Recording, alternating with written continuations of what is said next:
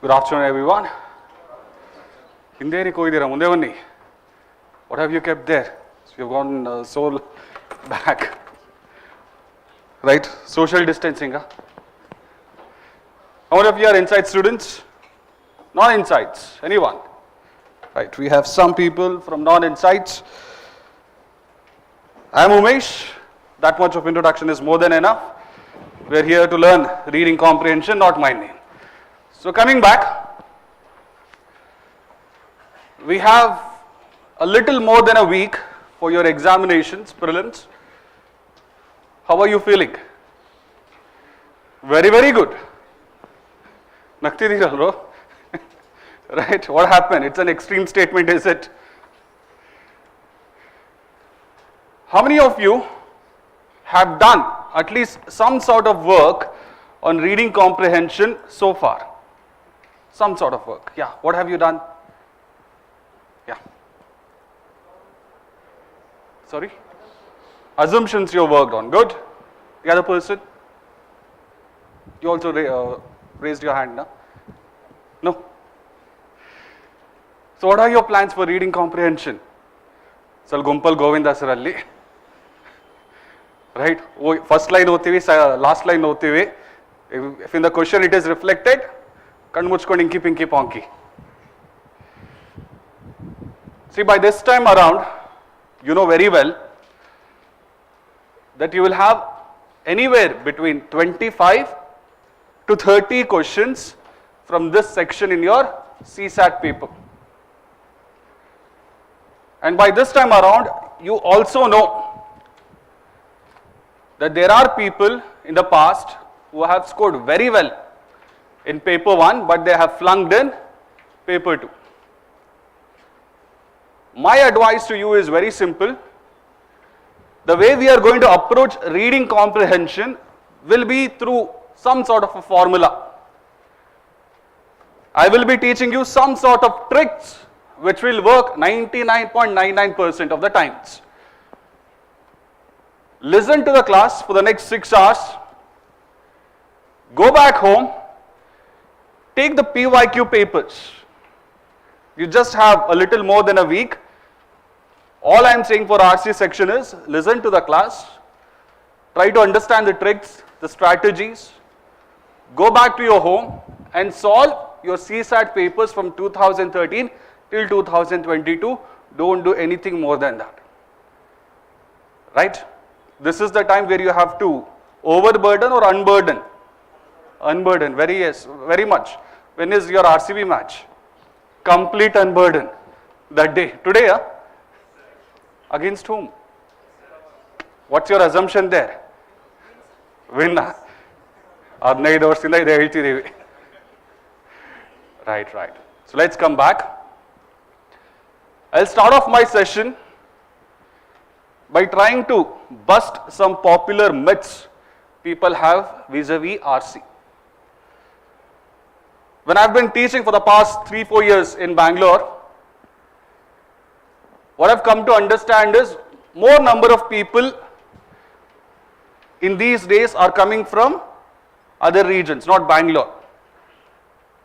People are coming from that background where their regional languages or mother tongues that they have been using for a long period of time.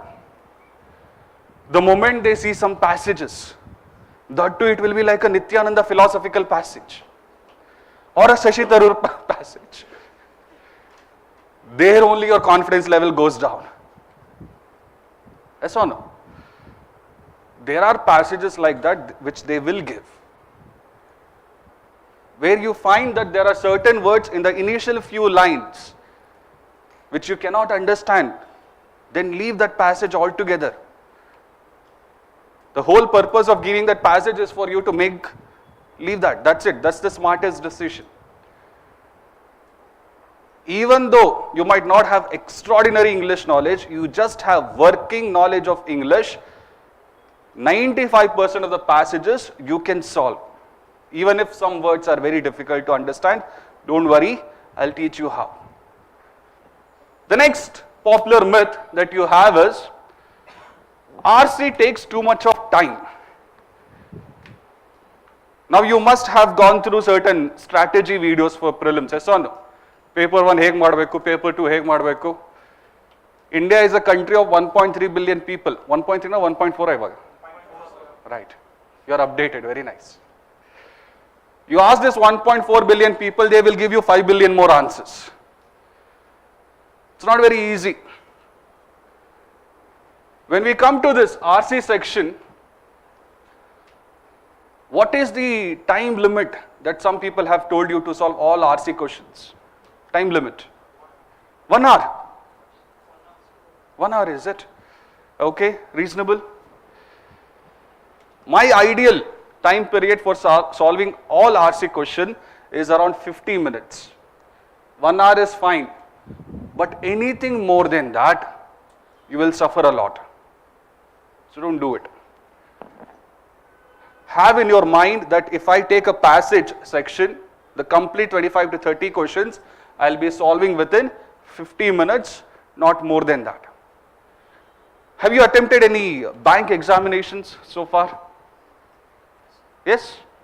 There they will have multiple sections. You remember? Quant irutte, English irutte, reasoning irutte. Bank examinations are computer based examinations. If you start solving quant now, there is a time period. 30 minutes you will solve quant, 31st minute the window for quant will close and you have to solve others. The same strategy I want you to adopt here. Don't spend 50 minutes of your time just solving 10 or 15 passages or questions. It has to be more than that. If there are 30 questions, 25 questions minimum you have to answer within this 50 minutes, and it is easily possible, nothing to worry about. I have seen some videos where they say that you have to solve RC passages within half an hour. Highly impossible. If you have been practicing since last 4-5 months, then it would have been easy, but I know my students very well, right? Last minute you all people are. So take 50 minutes, that should be the time period that you have in your mind. Few more myths. Very long passages. You must have seen almost the whole of question paper, that one side of the question paper will be passages only. What is the assumption of such a long passage? They are trying to irritate you, right? But if you look at that long passage and after that long passage, some of the questions that they would have given, invariably, most of the times, it will be relating to what is the main idea in that passage. And there is a very simple shortcut for solving such long passages. Usually in long passages, they don't give critical inference and all those kind of things. Whenever they give you long passages, associated with it, you will have at least 3 questions. Don't leave long passages. These are areas where you can score good amount of marks because they are quite easy. The shorter ones are a bit difficult. I'll tell you why. Options are vague. What does it mean? Confusing, very much. Life itself is confusing. RC is even more so. By this time around, you know that in an RC paper, you will have keywords like this. What is the main point? What is the crux? What are the best possible implication? Have you come across it? What are the critical inference? The place where our students go wrong is they don't understand these important keywords. Where they have to apply tricks related to implications, they end up applying assumptions. That is when your options become vague. I'll be teaching you tricks for each of these key terms. Go back home, I'll also solve some questions here. Go back home, look at all CSAT, RC papers in your PYQs, and these tricks will work for most of them. These important keywords, their demand, please try to understand it. Now, When we take an RC passage, be it a small one, be it a long one,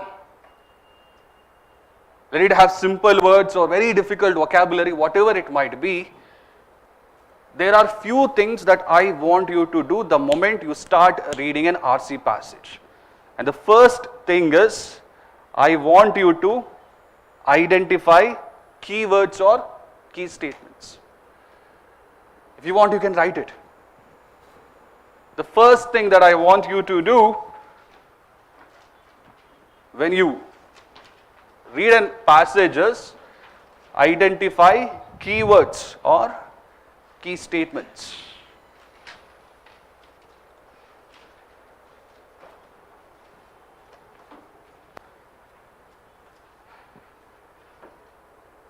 Right. I'll try to show you one example. Look at the board now. All of you have studied your standard books. Yes or no? For polity, which book have you studied? Lakshmikant. It's like the Bible for polity. Now when you are studying Lakshmikant, now you mark important points. Yes or no? What is important in Lakshmikant? Almost everything. Yes or no? So when I say identify important keywords and key statements, what I have seen students do is, they identify everything. They won't leave even a comma or a full stop. You should never do that. Read one statement together. Look at this. First one is, corporate governance is based on principles such as conducting the business with all integrity and fairness. What will you mark till here? What are the important keywords you will mark? Integrity, fairness. Adikinta munche. First one, what is the important idea in this? Corporate governance. That's the main idea.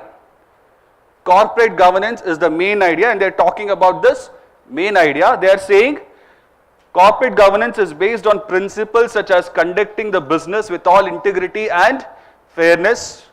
Okay, you will underline integrity and fairness. Being transparent, adunu underline martira. With regard to all transactions, making all the necessary disclosures and decisions, complying with all the laws of the land, accountability and responsibility towards the stakeholders, and commitment to conducting business in an ethical manner. They started this statement here. Where did they end it? Ethical manner. Madhyadalli enittalla. These are all details relating to corporate governance. So when I say identify important keywords or statements, underline corporate governance, underline ethical manner. Don't underline everything in the middle. You got my point? If you start underlining everything in the middle, almost everything, you have to underline. What's the point of it? From here till here, they're just talking about corporate governance needs to be ethical in nature. That's it. That idea is set in your mind, yes or no? Moving on. Look at this. Another point. After that full stop, they have given another point. Imagine you are an author and you have to convey something very important. Will you put that important point in this, or will you separately write it in a different way? Separately. So whenever they give you these terms, another, additionally, importantly, 90% of the times there will be a question on that. You got my point? So here they are saying another point which is highlighted on corporate governance is the need for those in control to be distinguished between what are personal and corporate funds while managing a company. What will you underline in this? What will you underline in this last part of this first paragraph? Personal and corporate funds, that's it. Don't do anything more than that. Come back, look at the second paragraph. Fundamentally. Now you must have studied some of the other literary work, yes or no? Whenever they are trying to emphasize on something, they will say at a foundational level. Foundation is something which is important or not important? Fundamentally, that is important. So this one, what follows after that, I want you to underline. Fundamentally, there is a level of confidence that is associated with corporate governance. All right? Confidence, corporate governance, you will underline. After that, if you look at the other part of the essay, what have they said? Company that is known to have good corporate governance. The presence of an active group of independent directors on the board contributes a great deal towards ensuring confidence in the market. Corporate governance is known to be one of the criteria that foreign institutional investors are increasingly depending on when deciding which companies to invest in. It is also known to have a positive influence on the share price of the company. Having a clean image on the corporate governance front could make it easier for companies to source capital at more reasonable cost. Full stop. Unfortunately, here what is the author trying to say? Negative pointer. He is concluding, right? That is why he has emphasized. He has used a special word. Unfortunately, corporate governance often becomes the center of discussion only after the exposure of a large scam. In the first paragraph, you have highlighted corporate governance and ethical manner, distinguishing between personal and professional funds. In the second one, you have identified, they are talking about what? How corporate governance boosts confidence. Will you underline each and everything? The presence of an active group of independent directors. Will you underline criteria of the foreign institution? All those things will you underline? Will you? Don't do that.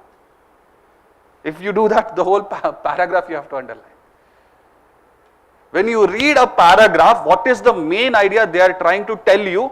That should stick in your mind in the first reading. You got my point? You must have observed when you are solving your mock test,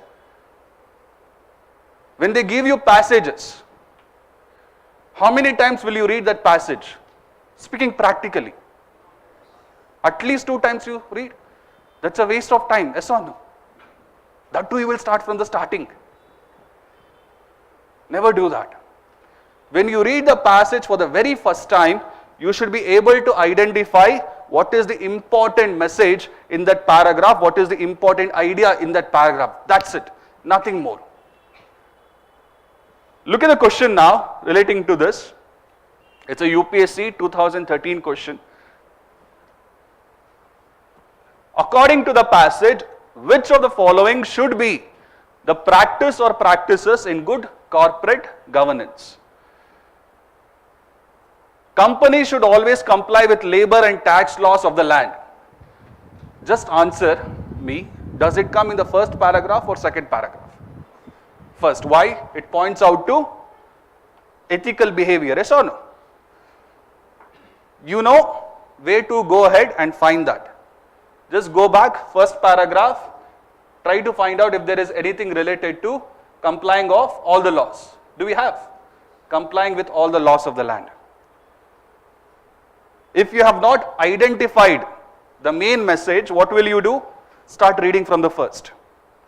You won't have any mind map. You got my point? Second, every company in the country should have a government representative as one of the independent directors on the board to ensure transparency. Where does it come? I don't care if you give me right answer. I want the thought process. Where does it come? First paragraph or second paragraph? Go back to the second paragraph and look what they have said. Active group of independent directors. Anywhere have they mentioned government? What is that statement now then? Incorrect. The third statement, the manager of a company should never invest his personal funds in the company. Where does it come? First or second? first, second part of the first paragraph. I told you, right? Usually when they pause and try to share the important idea, there might be question related to that. What have they said here? Another point which is highlighted is a manager should know how to distinguish between personal and professional funds. What have they given here? The manager should never invest. Should never invest his personal funds in the company. Is that a extreme statement or is that a logical statement that they have made? Extreme statement. What is the right answer? One only. Now if you are smart enough, if you want to use 30 seconds to solve an RC or within 1 minute, all you have to do is, I told you, this part is important. There might be questions. Just go to this third statement. The manager of a company should never invest his personal funds in the company. This is an extreme statement. Eliminate number 3. What are you left with? One only. You do not have to waste your time trying to find out whether the other 2 statements are correct or incorrect. Your UPSC does not hate you actually, right? They just want you to be a bit commonsensical, that's all. If you identify the important keywords and ideas and form a summary of these paragraphs in your mind, do you think it will help you or not?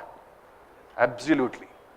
And this is what I want you to do the moment you read any RC passage. Any RC passage. Got my point? Come back, look at the second question. According to the passage, which of the following is or are the major benefits of good corporate governance? Where do you find this benefits of good corporate governance spoken more? First part or second part? Second part. Good corporate governance leads to the increase in share price of the company, right? You can find that here. A company with good corporate governance always increases its business turnover rapidly.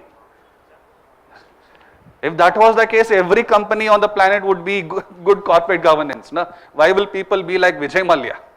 Right? Remove the second statement. Third, what does it say? Good corporate governance is the main criteria for foreign institutional investors when they decide to buy a company. Is that so? Always keep in mind, when in doubt, you should go back and just find out that specific part. Here, what have they said? Can anyone tell me? Is it the main criteria or one of the main criterias? One of the main criterias, right? To be one of the criteria. Now you will answer it correctly. But in the examination hall, after this passage question, there will be a speed, time and distance.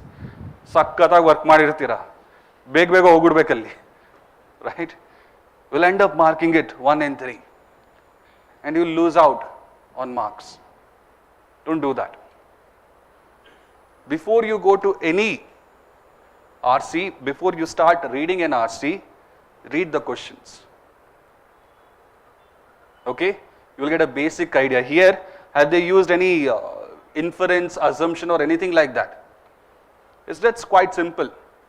What information is there in the passage, they're just checking whether you have an answer for it or not. And if you keep in mind the options, within a single minute you can solve this particular question. This passage is from 2013, when RC was very easy. But what is happening in the last few years? Is it easy or difficult? Extremely difficult. Huh? Very, very extreme this guy is. Coming back. What will you do now when you are reading this passage? Can you tell me? First, what's your first step? Identify the keywords, then the ideas, right?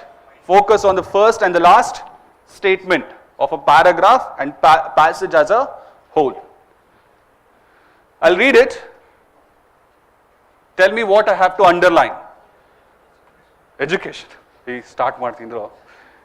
Education is what diminishes ego rather than what increases it. A paradigm that most have forgotten in society now. What will you underline? Society now. Education, ego. Present society. Ashte. Iren beda. The next. There is a mad rush to pursue a degree in domains such as engineering or medicine. What's the reason behind this mad rush? A need to be seen by an individual carrying out a respected and dignified profession, and more so because of huge monetary remuneration it provides. Till here, what all will you underline? Starting from there is a mad rush. They have put something within inverted commas, na? That you will underline, respected and dignified. And what have they said after and? More so. When they are using the term more so, what follows after that? Is it important or not important? It is important. So what will you underline here? Huge, not just monetary, huge monetary. When we were growing up, you remember we were taught adjectives and everything, right?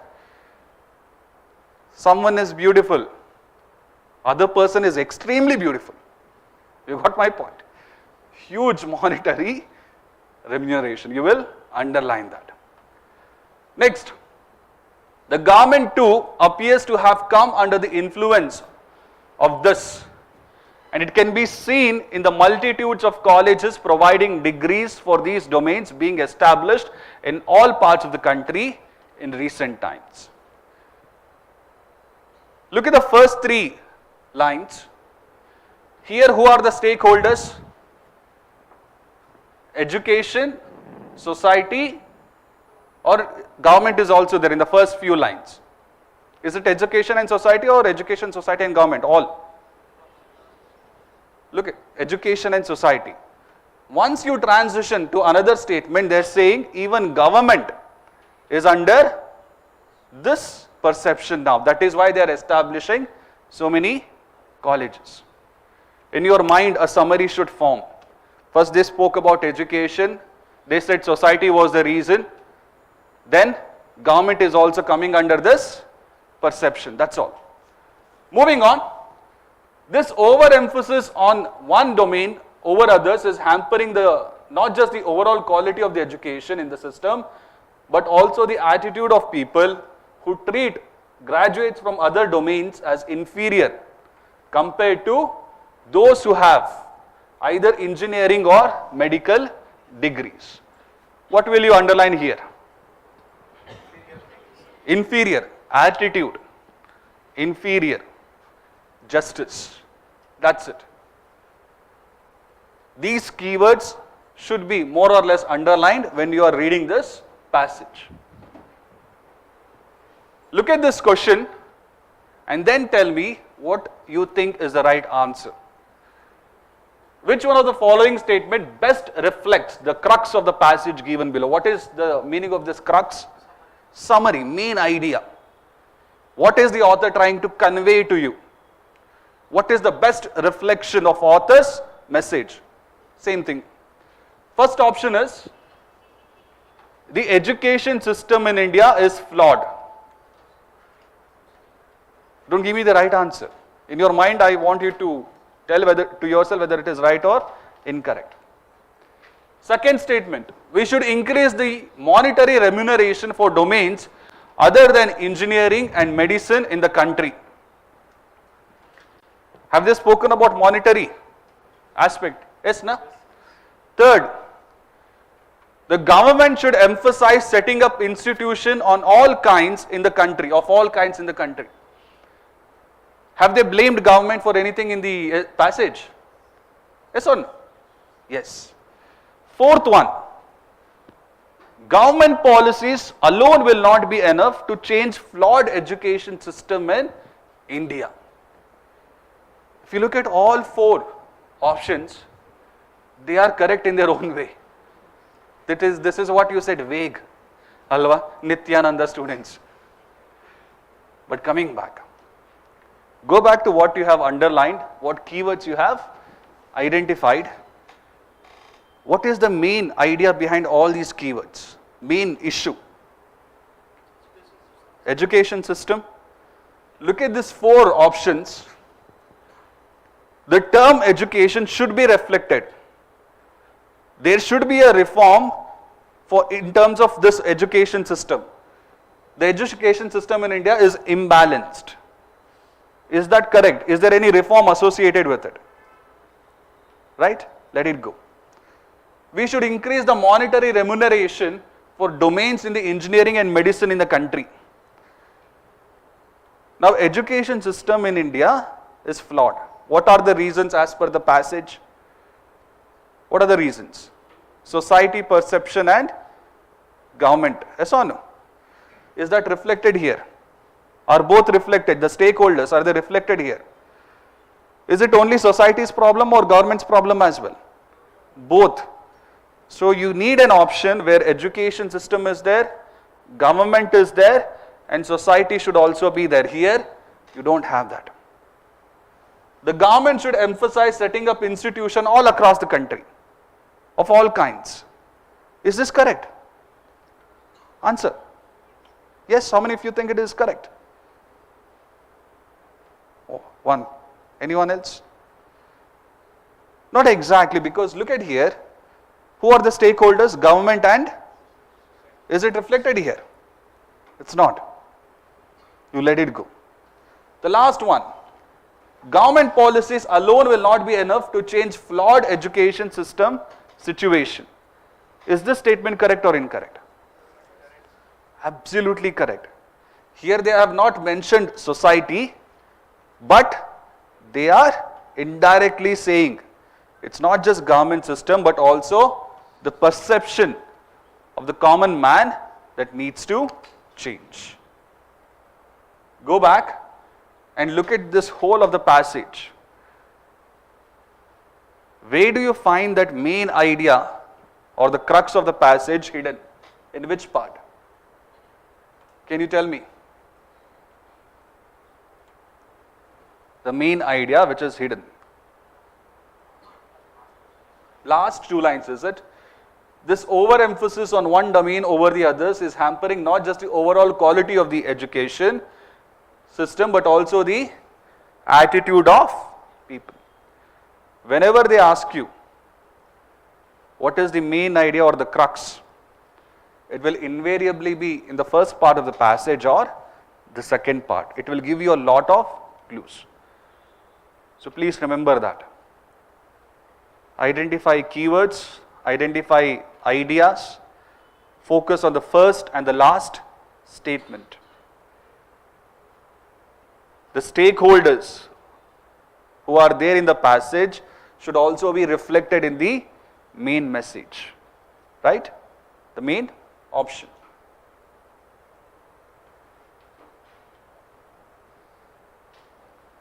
I will discuss even more questions based on that, but let me discuss another trick that people use not just in UPSC but even in GMAT examinations. Anyone who is planning to give GMAT?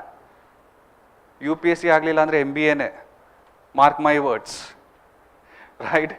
Coming back. So when you look at this passages, in some passages the tone means the attitude, the emotion of the author. The tone will be hopeful. Hopeful, is it positive or negative? Positive. In some passages the tone will be pessimistic. What is pessimistic? Extremely negative. Not just negative, extremely. In some passages it will be fearful. RCB versus what?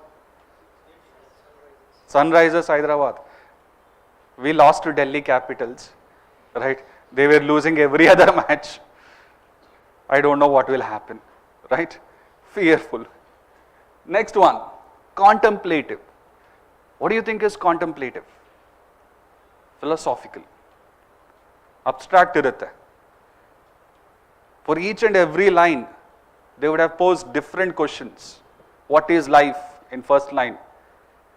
What is work in second line? Like that it will be. Very philosophical. Another important one is prescriptive. Based on this, few questions are asked in your UPSC, prescriptive. I'll give you some examples later on. You know what is prescriptive? Suggestions. You go to a doctor, he will give you a prescription. If you want to improve agriculture or increase productivity of farmers in India, there will be a long list of prescription that person would have given, the author. And questions will be based on such prescriptive passages. The next one is informative. Here there is no prescription. Here they will be talking about some issue. For example, India's exports in the last few years post-COVID has increased. In some months it has decreased. Recently again it has increased. There is no analysis or anything like that. What they are doing in this? They are just giving you some information. Based on this information, they will ask you to come to a conclusion. This will be difficult. I showed you that one term, you remember, inferences, right? Will be based on these informative based passages. And finally it is critical. What is critical? You tell me. The critical tone of the passage, what would it be? Critique of the government or anything, any process. The reason why I have told you all this, I'll justify it. Look at this passage. What will you do now when you are reading this passage? Keywords, ideas, you will write in your book. I don't want you to tell me, you will write it on your book as of now. The subject of democracy has become severely muddled. How many of you know the meaning of the term muddled? How many of you don't know? Right? Sai Kumar in your mind for the guy who made this passage. Forget if you don't know the meaning of the term muddled, but here what do you have? First three words, mud. Mud, is it positive or negative as such? Negative. That's it. The subject of democracy has become severely muddled because of the way the rhetoric surrounding it has been used in recent years. There is increasingly an oddly confused dichotomy. Will you underline all these things? Just underline dichotomy. What is dichotomy? Confusion. Confusion between various options. Dichotomy between those, here they are explaining. What are those two things? Between those who want to impose democracy on countries in the non-Western world, that's your one part, and those who are opposed to such imposition because of the respect for countries' own ways. Full stop. But the entire language of imposition used by both the sides is extraordinarily inappropriate, since it makes the implicit assumption that democracy belongs exclusively to the West, taking it to be a quintessentially Western idea which has originated and flourished only in the West. Pakka Shashi Tharoor must have written. Yes or no? Right. What will you underline in this? So very difficult. Yes or no? All I want you to underline is how your mind should work. What is the important idea or issue in this first paragraph? Democracy. Now after democracy, other thing that you have to underline is severely muddled. Just underline that. After that, dichotomy. Why is there a confusion? Here there are two groups. One is Western countries who want to impose democracy on non-Western countries. And the other group is non-Western countries who do not want to accept democracy. Why? Because they feel that it is not as per their culture. Mindally you are able to form a mind map, yes or no? Come back to the last part of this essay, this passage, sorry. Read it, but the entire language, forget those things, they are not important, belongs exclusively to the West, taking it to be a quintessentially Western idea which has originated and flourished in the West. Who are these people who are making this argument? Western countries or non-Western countries? Ivered line ideyalla, the end of the first paragraph, that one is important. Democracy muddled dichotomy in these last two lines. All these things you should do in your first reading in as simple way as possible. Look at the second passage, but the thesis and the pessimism it generates. What is the tone of this passage? Extremely negative. Pessimism it generates about the possibility of democratic practice in the world would be extremely hard to justify. Don't underline anything, just listen. There were several experiments in local democracy in ancient India.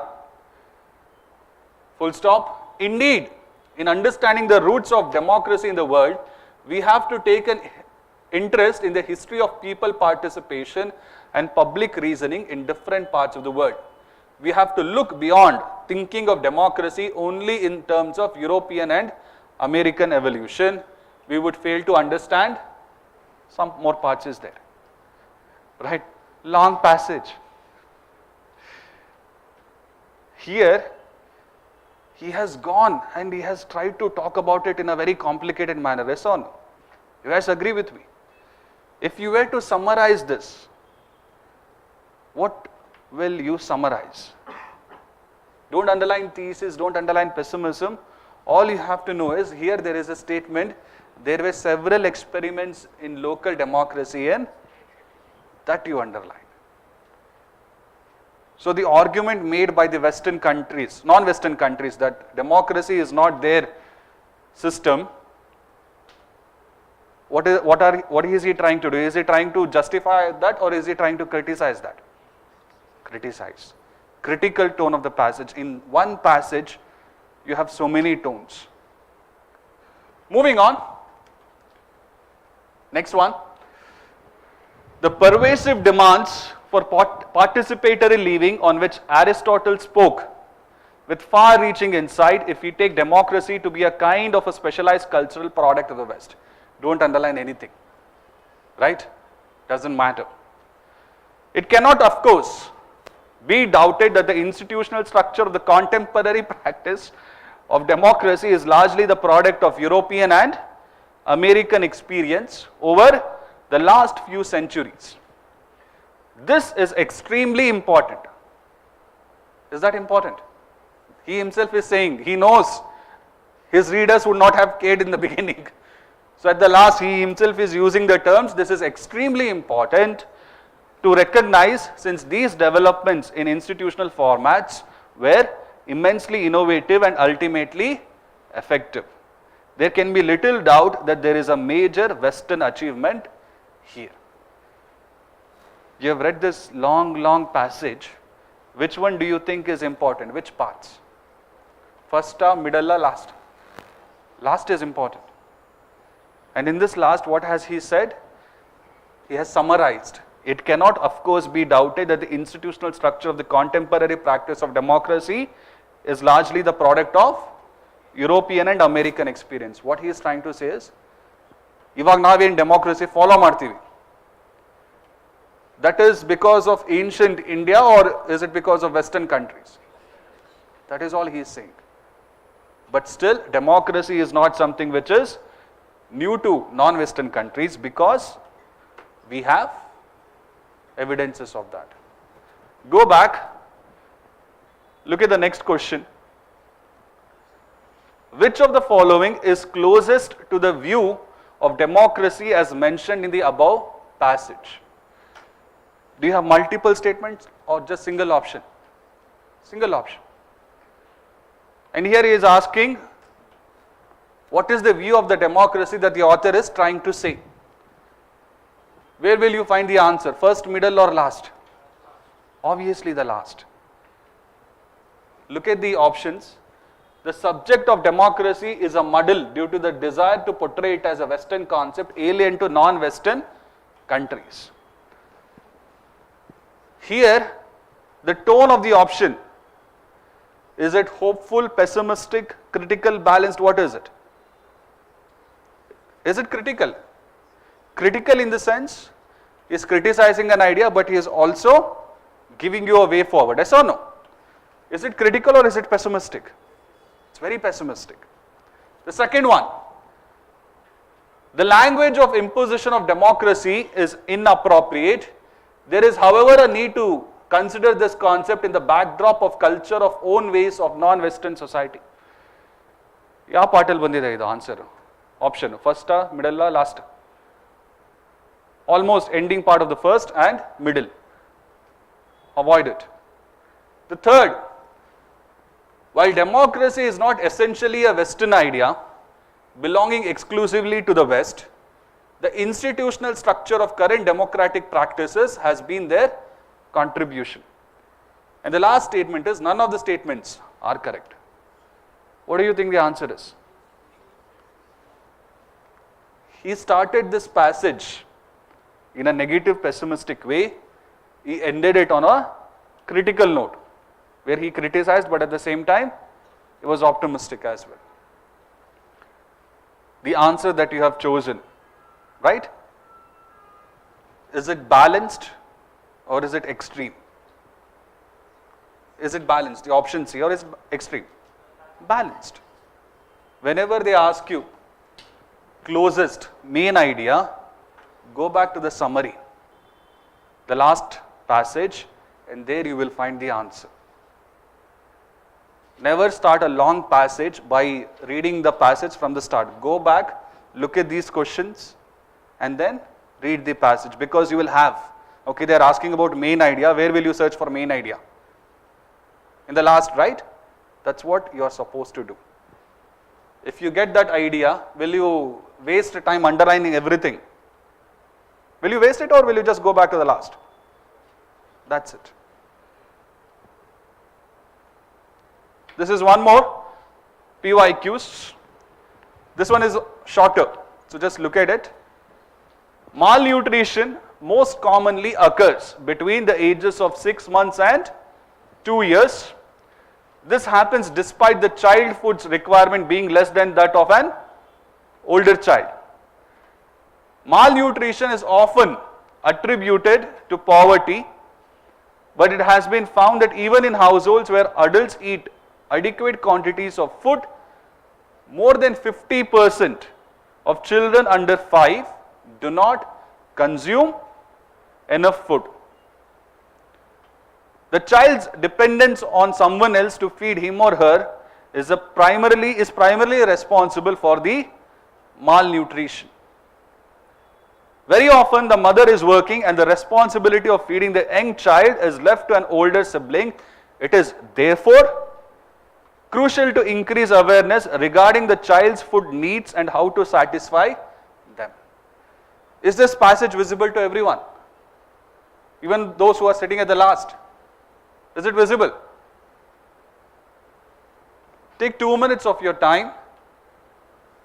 Do what I have told you. Main ideas, right? Keywords, and a summary for this passage as per your understanding. These 3 things I want. Come on.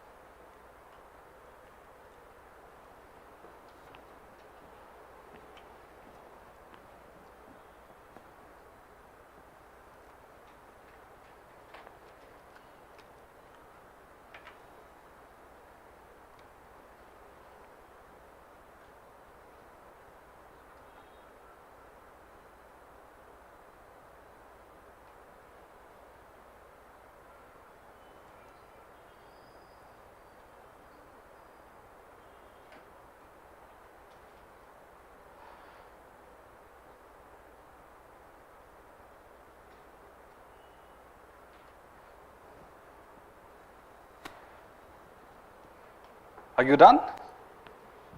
Yes? We will not look at the questions, but I want to quiz what you have understood. What is the reason for malnutrition usually as per people? They have written that. Yes or no?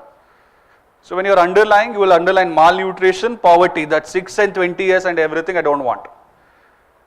After that, it is usually considered as poverty, but it is not. It is something other than that. What have they said? Feeding, right? Why are they not able to feed? Working parents are there. Now the ones who are feeding, do they have awareness? Where have they said that? In the last part of the essay. Look at the question. According to the passage, malnutrition in children can be reduced by if the children have regular intake of food. Second, after they cross the age of 5. Third, if the food needs of younger children are known. Fourth is, if the responsibility of feeding younger children is given to adults. What do you think is the right answer? Option? How many of you think it is option D? How many of you think it is option A? Anyone? One person. How many of you think it is option C? Quite a few. Why do you think it is option D? Tina, Yana? Yes. Why? Because food is highlighted in the passage. Where exactly have they highlighted? Adequate quantities of food. When you take a passage, what are the few things that I have told you to identify? Keywords and main ideas. This passage has various ideas in it. What's the most important idea? Nutritional awareness is the most important idea. And where have they said that? Last. So option A is not correct. Some of you said option D, if the responsibility of feeding younger children is given to adults. Now note this down. Whenever they give you, according to the passage, what is the main message, crux of the message, don't assume. Never assume. Anywhere in this passage have they told you that feeding should be taken by adults? Have they told you anything like that? Why are you assuming? Is the question asking you to assume? The main message of the passage will be communicated directly to you. So don't assume. This is what you will do in your exams as well. You remember I told you in the beginning, Yell assume ಮಾಡಬೇಕು ಅಲ್ಲಿ ಮಾಡಲ್ಲ. ಎಲ್ಲಿ ಮಾಡಬೇಕು ಅಲ್ಲಿ ಮಾಡಲ್ಲ. Upendra dialogue, you remember? Yes? Coming back to this, what is the right answer? Option C. All we have done so far is identified keywords, various ideas, most important idea, and at the last, what is the first and the last passage ka main message. And if you look at here, have they used any keywords? Have they used any keywords here? Extremely important or anything like that have they said? The child's dependence on someone else to feed him or her is primarily responsible for the malnutrition. Imagine if they had given one more statement here. Alright? Or just come back to this one itself. Here, who is responsible for feeding the child in this passage as of now? Their siblings, right? The primary responsibility of feeding the children is on the siblings, and they don't have adequate knowledge. That's what they're talking about. Just go with that. The next one. According to the author, poverty is not the main cause of malnutrition, but the fact that, what is the two options? Taking care of younger ones is not a priority for working mothers. Is he assuming this statement, or has he directly told this in any way? Assuming. So will you think it is correct or incorrect? Incorrect. Awareness of nutritional need is not propagated by the public health authorities. Sorry? Awareness of nutritional needs is not propagated by public health authorities. What do you think is the right answer? Neither. Here they have not said anything, right? It is therefore crucial to increase awareness regarding child's needs and how to satisfy them. But they have not blamed public health authorities for that. So neither one nor two. Just by identifying keywords, tones, ideas, the first and the last few lines of the passage, you can answer this question like this. That is why RCA passages from 2013 until 2018 were very easy. They were not that difficult. But as time passed, they started asking questions based on certain keywords. We'll look into that. Okay. Let me do this one passage, then we'll go back to that. Policy aim at tackling agricultural risk directly or indirectly, comma. Examples, sorry, I have to come from here. It's a very long essay. A number of empirical studies find that farmers are risk averse, though only moderately in many cases. What will you highlight here? Risk averse, high or moderate? Moderate. There is also evidence to show that farmers' risk aversion results in cropping pattern and input use designed to reduce risk rather than to maximize income. What will you write? What will you highlight? Reduce risk, then income. Farmers adopt a number of strategies to manage and cope with agricultural risk. These include practices like crop and field diversification, non-farm employment, storage of stocks and strategic migration of family members. Will you highlight all those things? Not required. There are also institutions ranging from share tenancy to kinship, extended family, informal credit agencies. One major obstacle to risk sharing by farmers is that same type of risk can affect a large number of farmers in the region. Will you highlight this? Will you highlight this statement? One major obstacle to risk is, you will highlight that, okay? What is that one major risk? Same type of risk can affect a large farmers in the geographical area. Empirical studies show that the traditional methods are not adequate. Will you highlight that? Traditional methods not adequate. Hence, there is a need for policy interventions, especially measures that cut across geographical areas. Is this important? Very much so. When you are doing the first reading, these important things needs to be underlined. Next one. Policies aim at tackling agricultural risk directly or indirectly. Here they are talking about policies of the farmers or the government. Good. Examples of risk-specific policies are crop insurance, price stabilization, development of varieties resistant to pests and diseases. Will you highlight anything? Not required. Policies which affect risk indirectly are irrigation, subsidized risk, credit and access to information.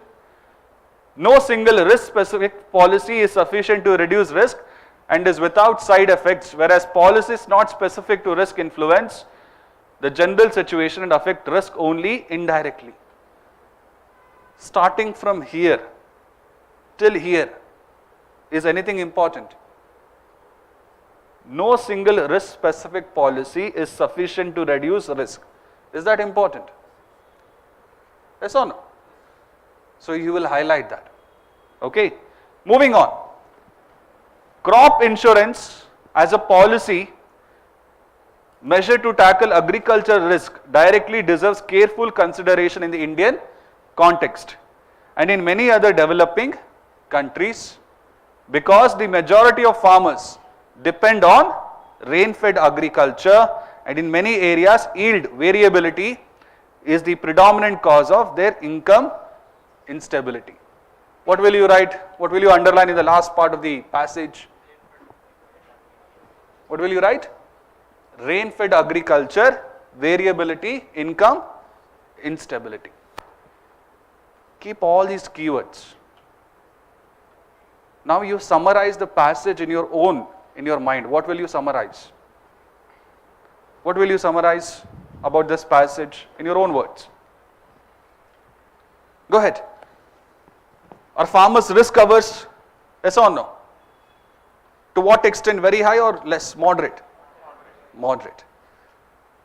So, when they are risk averse, who is taking measures for them? Only government or farmers themselves as well? Both. Can any one risk specific policy completely wash away all risk? Is it possible? They have highlighted that. Is there income instability because of these risks? Yes or no? Can I say rain-fed agriculture is a risk? These 5-6 important points that the author has made should stick in your mind. Look at the questions that they have asked. It's a long passage. Do they have multiple statements or just one option? One option. The need for policy intervention to mitigate risk in agriculture is because farmers are extremely risk averse. Farmers do not know how to mitigate risk. Right? The methods adopted by farmers and existing risk sharing institutions are not adequate. Third, majority of farmers depend on rain-fed agriculture. A and B is not correct. Pakka, right? C and D. Which one is the right answer here? Anyone who thinks it is option D? Anyone who thinks it is option D? Because in the last passage, they have spoken about rain-fed agriculture. Yes or no? Anyone who thinks option D is the right answer? No. Why is option C the right answer? I want the reasoning. Come on. Sorry? Here they have included all the stakeholders. Right? Is there vagueness between option C and option D? It's not. It's how we understand when we are reading the passage for the very first time. That is where we have to place that emphasis. Now I am making you read the passage and then go ahead and read the question. But in your examination, what will you do? First read the question and then go to the passage. So you will know what are the things that you need to keep in mind. First line itself, they have given moderate risk averse. Look at here, they have said extremely. If you mindlessly read the passage from the beginning, you will go back and read it more than 2 times. How much time will you spend answering this passage? 3 minutes. Max 1 minute, can I say that? Yes. Next one. Which one of the following observation emerges from the above passage? One can identify a single policy that can reduce risk without any side effect. Second one, no single risk specific policy is sufficient to reduce agricultural risk. Policies which affect risk indirectly can eliminate it. Option D, government's policy intervention can mitigate agriculture risk completely. What is the right answer? All three, A, C and D are balanced or extreme? And have they said this directly in the passage? Right. One more example. I want you to read, then I want you to tell me to move to the next slide and finally answer. Okay. Let me show you the questions. According to the passages, financial markets in the emerging market economies, including India, had the adverse impact in recent years due to? Just write this 4 options: global economic, international financial, sovereign risk concern, and pattern, rainfall pattern, I guess.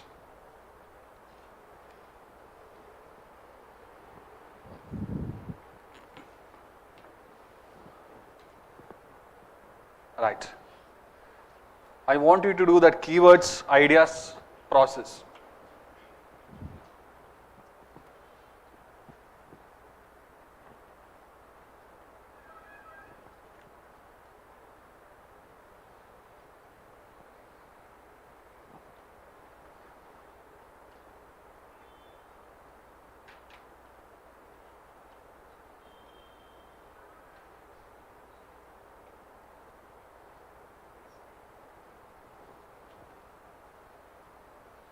Are you done?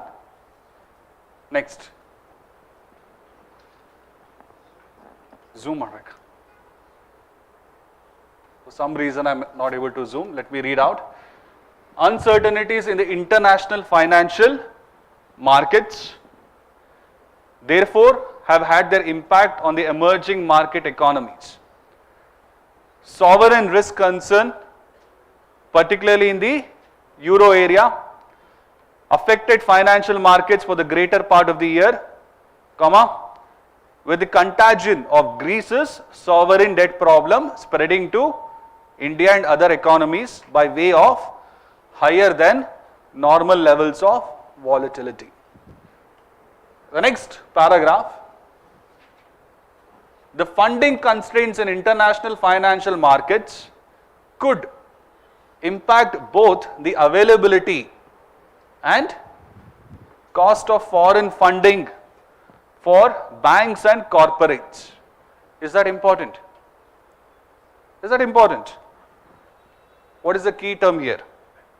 Impact. Impact on whom? Just banks or corporates as well? Both. Since the Indian financial system is bank dominated, banks' ability to withstand stress is critical to the overall financial stability. This part, is it important? What will you underline? Dominated by banks.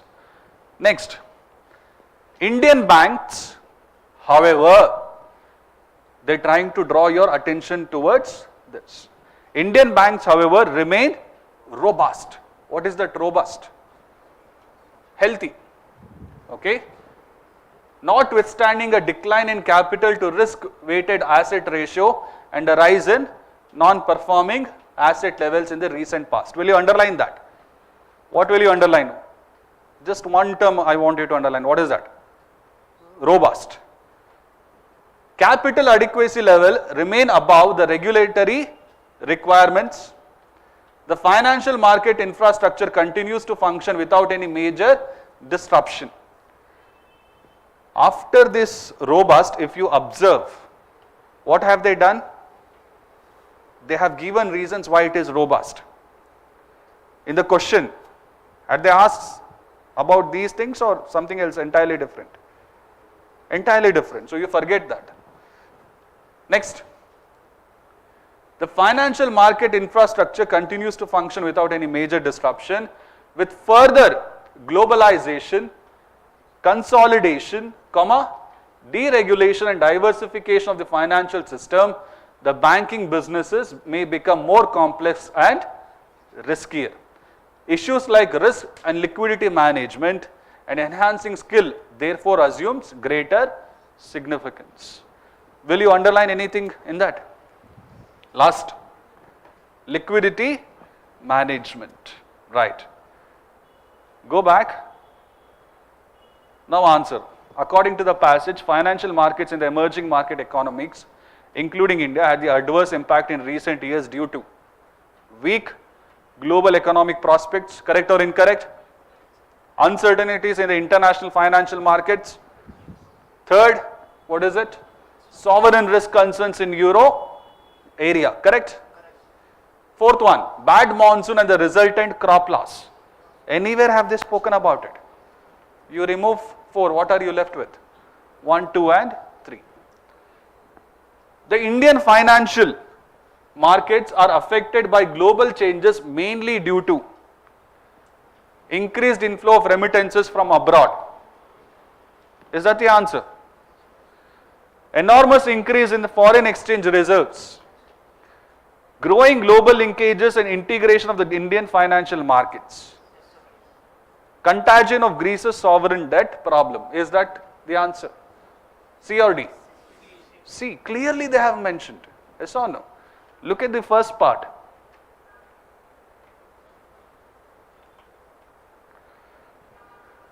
Greater depth and liquidity over the years, which is nothing but growing global linkages. Next one. According to the passage, in the Indian financial system, the bank's ability to withstand stress is critical to ensure overall financial stability, because Indian financial system, what is the right answer? Option A, B, C or D? Controlled by government, less integrated with banks, controlled by Reserve Bank of India or dominated by banks. They have clearly mentioned that in the passage. Yes or no? That's it. The last question, risk and liquidity management assumes more importance to Indian banking system in future due to which part of the passage have they spoken about this? First one is further globalization. Have they spoken about this? Consolidation and regulation, sorry. Is it there here? Further diversification of the financial system. More financial inclusion in the economy. Have they mentioned it? What is the answer? 1, 2 and even though it is a long passage, they have asked around 4 questions. 2.5 into 4. A very easy thing for you to do. In the last few years, what they are doing is, just a second, they are giving you this key term, crux of the passage. Crux, main idea, what is the author trying to convey? That is what we discussed in the last few minutes.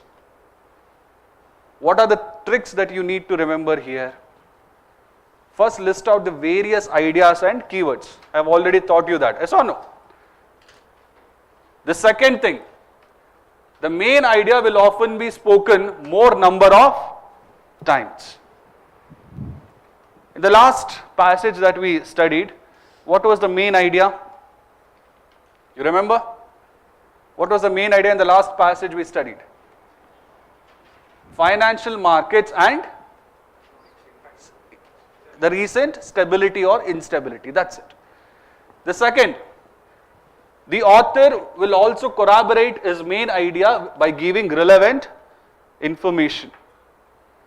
In the last passage that we studied, financial markets, did you find any information? Yes or no? Eurozone crisis, Greece example, so many things he had given. Na? Focus on the first and the last line of the passage. That is sometimes more than enough. The ideas of an author will usually be balanced. It won't be extreme in nature. Whenever they ask you about crux, list out the various ideas and keywords. Alright? Focus on the main idea and any information that he has given. What he has spoken about the main idea in the first and the last paragraphs. And in the option, choose the most balanced option. That's it. Okay? This is your formula kind of thing for your main message or crux.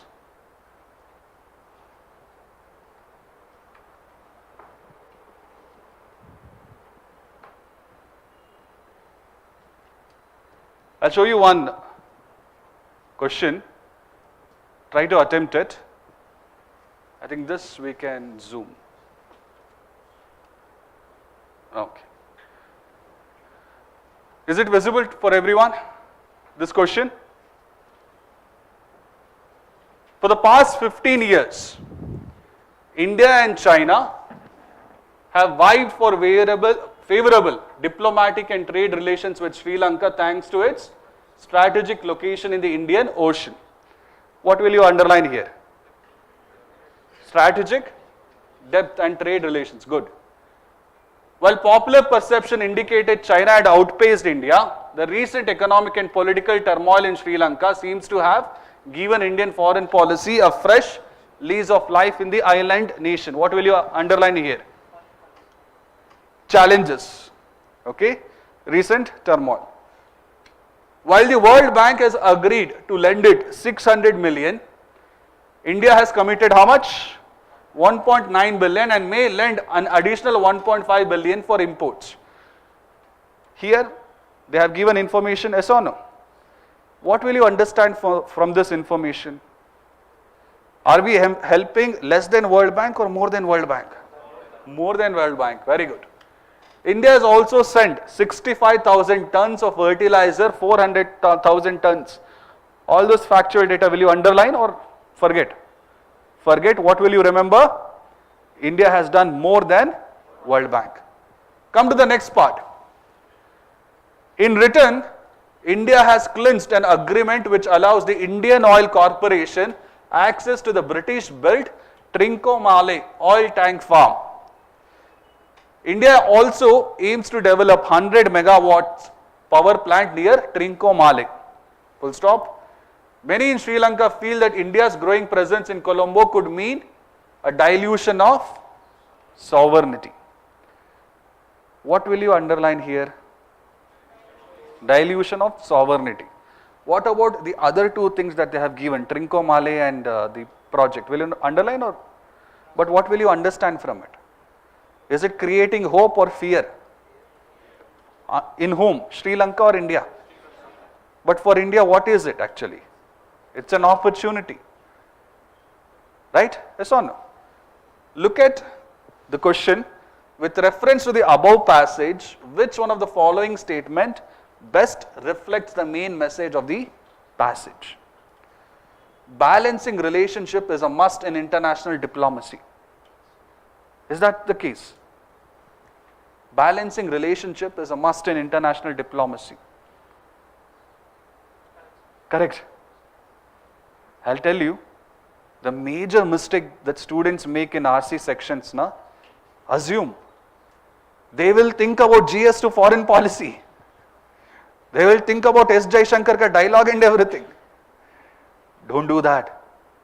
Whenever they are asking you about main message, crux of the passage, you will have evidences supporting these options directly. Do you have any evidence where they have said specifically that you have to balance relationship? No, right? So you will forget that. The second statement, country's diplomacy should be driven by its own self-interest. No. Okay. India should be cautious in its aid that it should not be interpreted as its interference in Sri Lanka's internal matters. Have they directly spoken about it? Where? First, middle, last? Last. Very good. Sri Lanka has fallen prey to China's debt trap and therefore other countries should take a lesson from it. They have not spoken about that.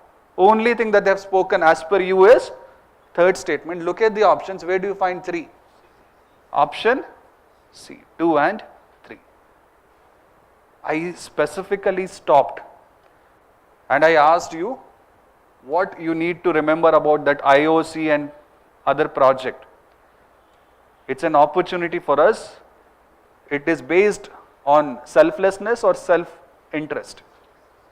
You go back to the first one, 65,000 tons fertilizers and everything, selflessness or self-interest? Selflessness or self-interest? What do you think? Depends on which side you are. Right? Main message will always have an evidence. Keep that in mind. What assume you have done with option statement 1, don't do it. Are you able to understand? All of you? Give me a big shout. Yes, sir. Hey, RCB fans. One more. Right. Good people. Come back. One more. This is again on main message. Look at the question. Urban India generates 62 million tons of waste. Barkantira? Underline ಮಾಡ್ತೀರಾ? ಮಾಡಬೇಡಿ. Right? You are not writing an exam to be municipal commissioner after some time. 62 million tons of waste annually, and it has been predicted that this will reach 165 million tons in 2030. What is the understanding? Waste will increase. Ashte. 43 million tons of municipal solid waste is collected annually, out of which 31 million are dumped in landfill, 11.9 are treated. What will you understand? More? We are treating municipal waste in a proper manner, in a very high or a less manner. The ratio is very less. Moving on. There are not enough public bins, and the available bins are not even covered, and in many cases waste overflows out of those bins and ends up going all over the streets.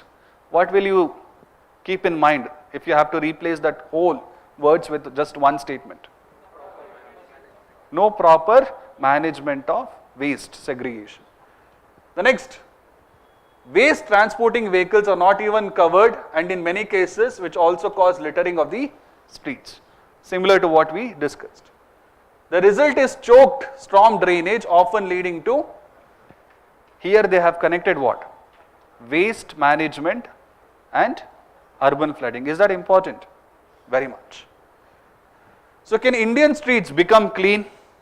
Yes, it is possible if Indians start to segregate waste at its source and adopt a decentralized system of composting their biodegradable waste. What will you write?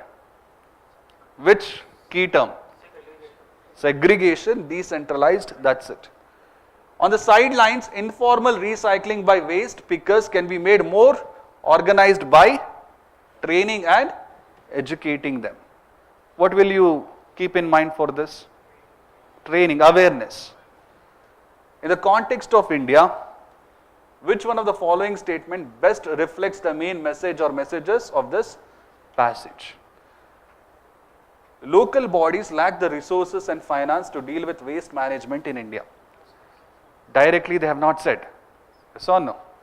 In reality it is true. But passage may they have not spoken. So you forget that. Decentralized system of waste management can help India with urban waste. Yes or no? Clearly they have said. Maintenance and cleaning of drainage should be made integral to solid waste management. Yes. Waste pickers should be part of formal waste management system. Have they used any term related to formal? Informal anta madidare. You have some opposite, but still it is there, na? So what is the right answer? 2, 3 and 4. Option D. You are getting how to answer main idea, crux and everything, right? No issues with it? One more question then. Ecological research over the last quarter of the century has established deleterious effects of the habitat fragmentation due to mining, highways and such other intrusion on forest. What will you underline here? Ecological research, then what will you next underline? Habitat fragmentation. What are the reasons? Don't. When a large block of forest gets fragmented into smaller bits, the edges of all these bits come into contact with human activities, resulting in the degradation of the entire forest. What will you underline? Entire forest will get degraded, that's it. In the middle, whatever else he has told, forget it. Continuity of forested landscape and corridor gets disrupted, affecting several extinction prone species of wildlife. What will you understand? Habit fragmentation will affect species. Habitat fragmentation is therefore considered as the most serious threat to biodiversity conservation. Will you underline anything? Most serious threat. Ad hoc grants of forested lands to mining companies coupled with rampant illegal mining is aggravating this threat. Look at this question. I hope you answer all of this question correctly. What is the central focus of this passage? Is it illegal mining in forest? Is it extinction of wildlife? Is it conservation of nature? Or is it disruption of habitat? It is disruption of habitat, because what they have said, what is the most serious threat? Habitat fragmentation. Instead of giving habitat fragmentation, they have just used different words. Alright. Here, this idea, illegal mining in forest, is it there? Is it mentioned? Is it a main idea or a peripheral idea? Whenever they ask you central focus, always focus on main, the most important idea. Next one. This, I think, again was your UPSC PYQ. The depletion of organic nutrients in the soil has reached alarming proportion thanks to the indiscriminate use of chemical fertilizer in green revolution areas. What will you underline? Discriminate fertilizers, green revolution.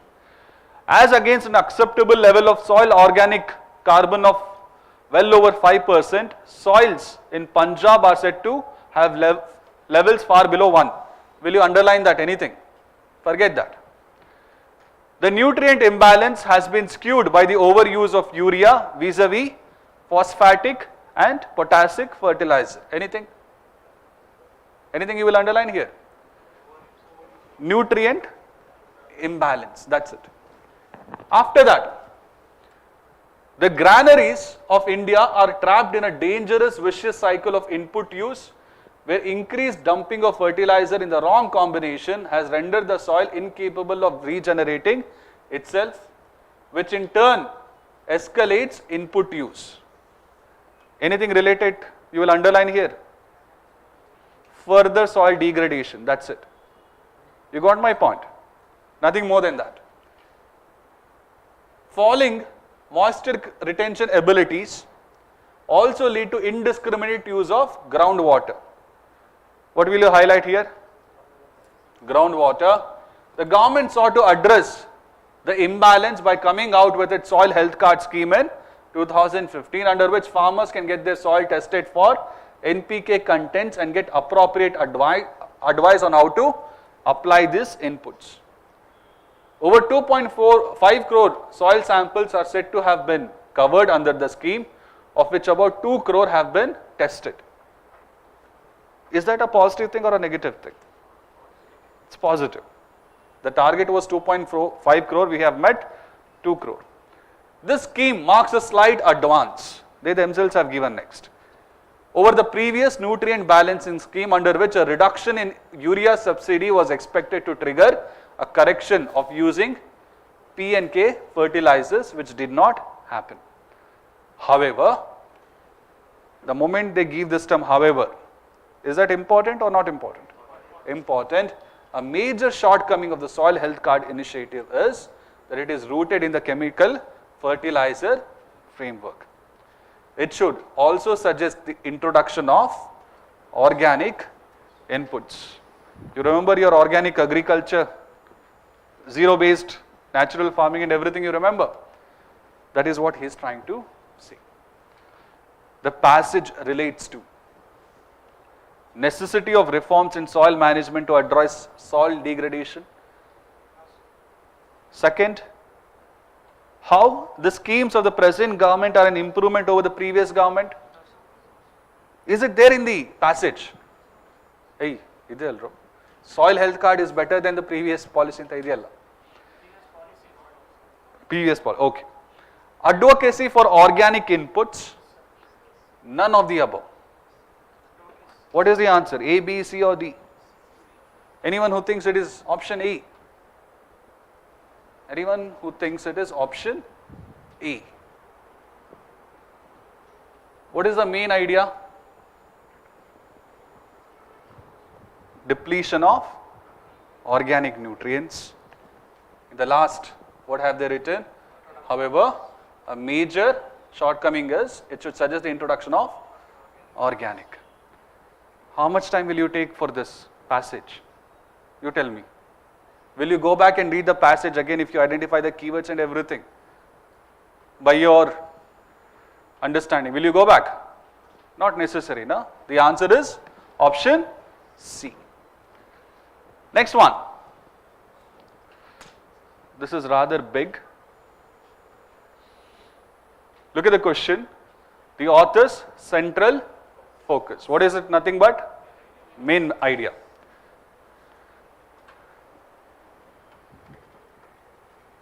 Read this and let me know if it is correct. In recent times, India has grown fast, not only compared to its own past, but also in comparison with other nations.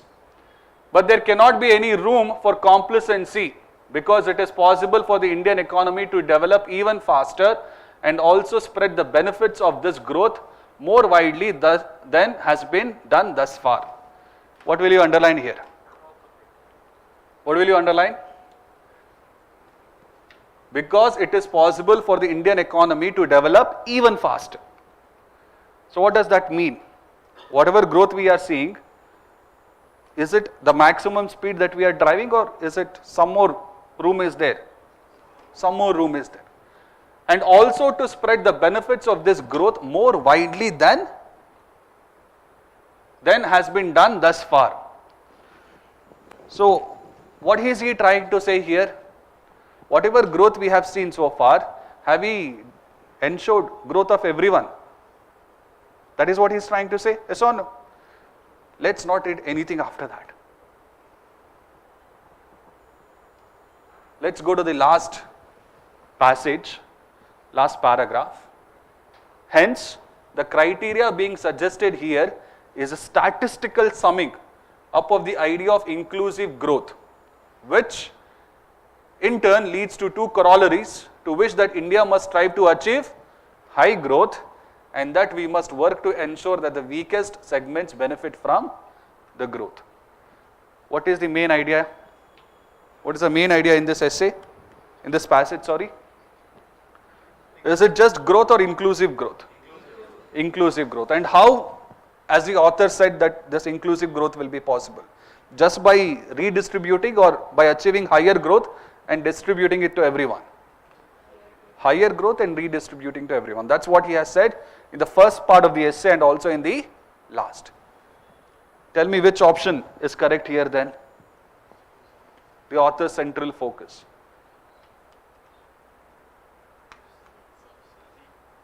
Is it option C? Emphasizing inclusive growth where gains of growth are shared widely by the population. Yes, that's it. Did you read anything which was in the middle? There was no necessity. But don't apply this trick in your exam. 99% it will work, but once you can read the passage very well, no? There is no problem with that. Come back. The author supports policies which will help. Option A, develop economic growth. Option B, better distribution of incomes irrespective of rate of growth. Option C, develop economic growth and redistribute economic gains to those getting left behind. Option D, put an emphasis on the development of the poorest segments of the society. Right? Just by reading the first paragraph, that to few lines, and the last few lines of the last paragraph, you are able to answer these two questions. The next one. Consider the following statements. According to author, India's economy has grown, but there is no room for complacency. Why? First statement, growth eradicates poverty. Growth eradicates poverty, is it? What kind of growth is he talking about? Inclusive growth. Very good. Second one, growth has resulted in prosperity for all. Growth has resulted in prosperity for all or just for few? What is the right answer? Neither one nor two. You have not even read complete passage. Just by highlighting or knowing what is important, you have been able to answer 3 questions. 2.5 into 3. How much marks is that? And how much time will you take to do this? 3 questions within a minute, yes or no? Maximum 2 minutes. So much time for you to spend with your cont. Right? Moving on. To summarize, what will the main ideas or main crux of the passage, what will you remember? Identify keywords, identify the most important idea, look for any relevant information given vis-a-vis main idea, focus on the first and the last paragraph. And your options that you pick now, if there are 2 vague options, which one will you pick? The most balanced one you will pick.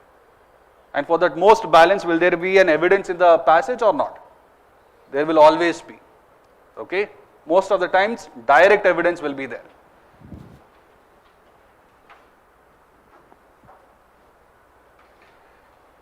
Moving on.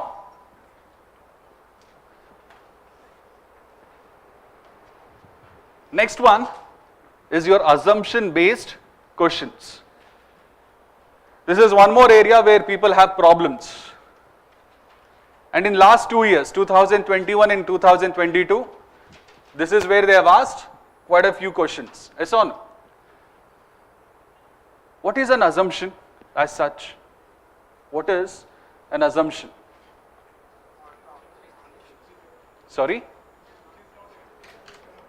It is not explicitly given in the passage, yes.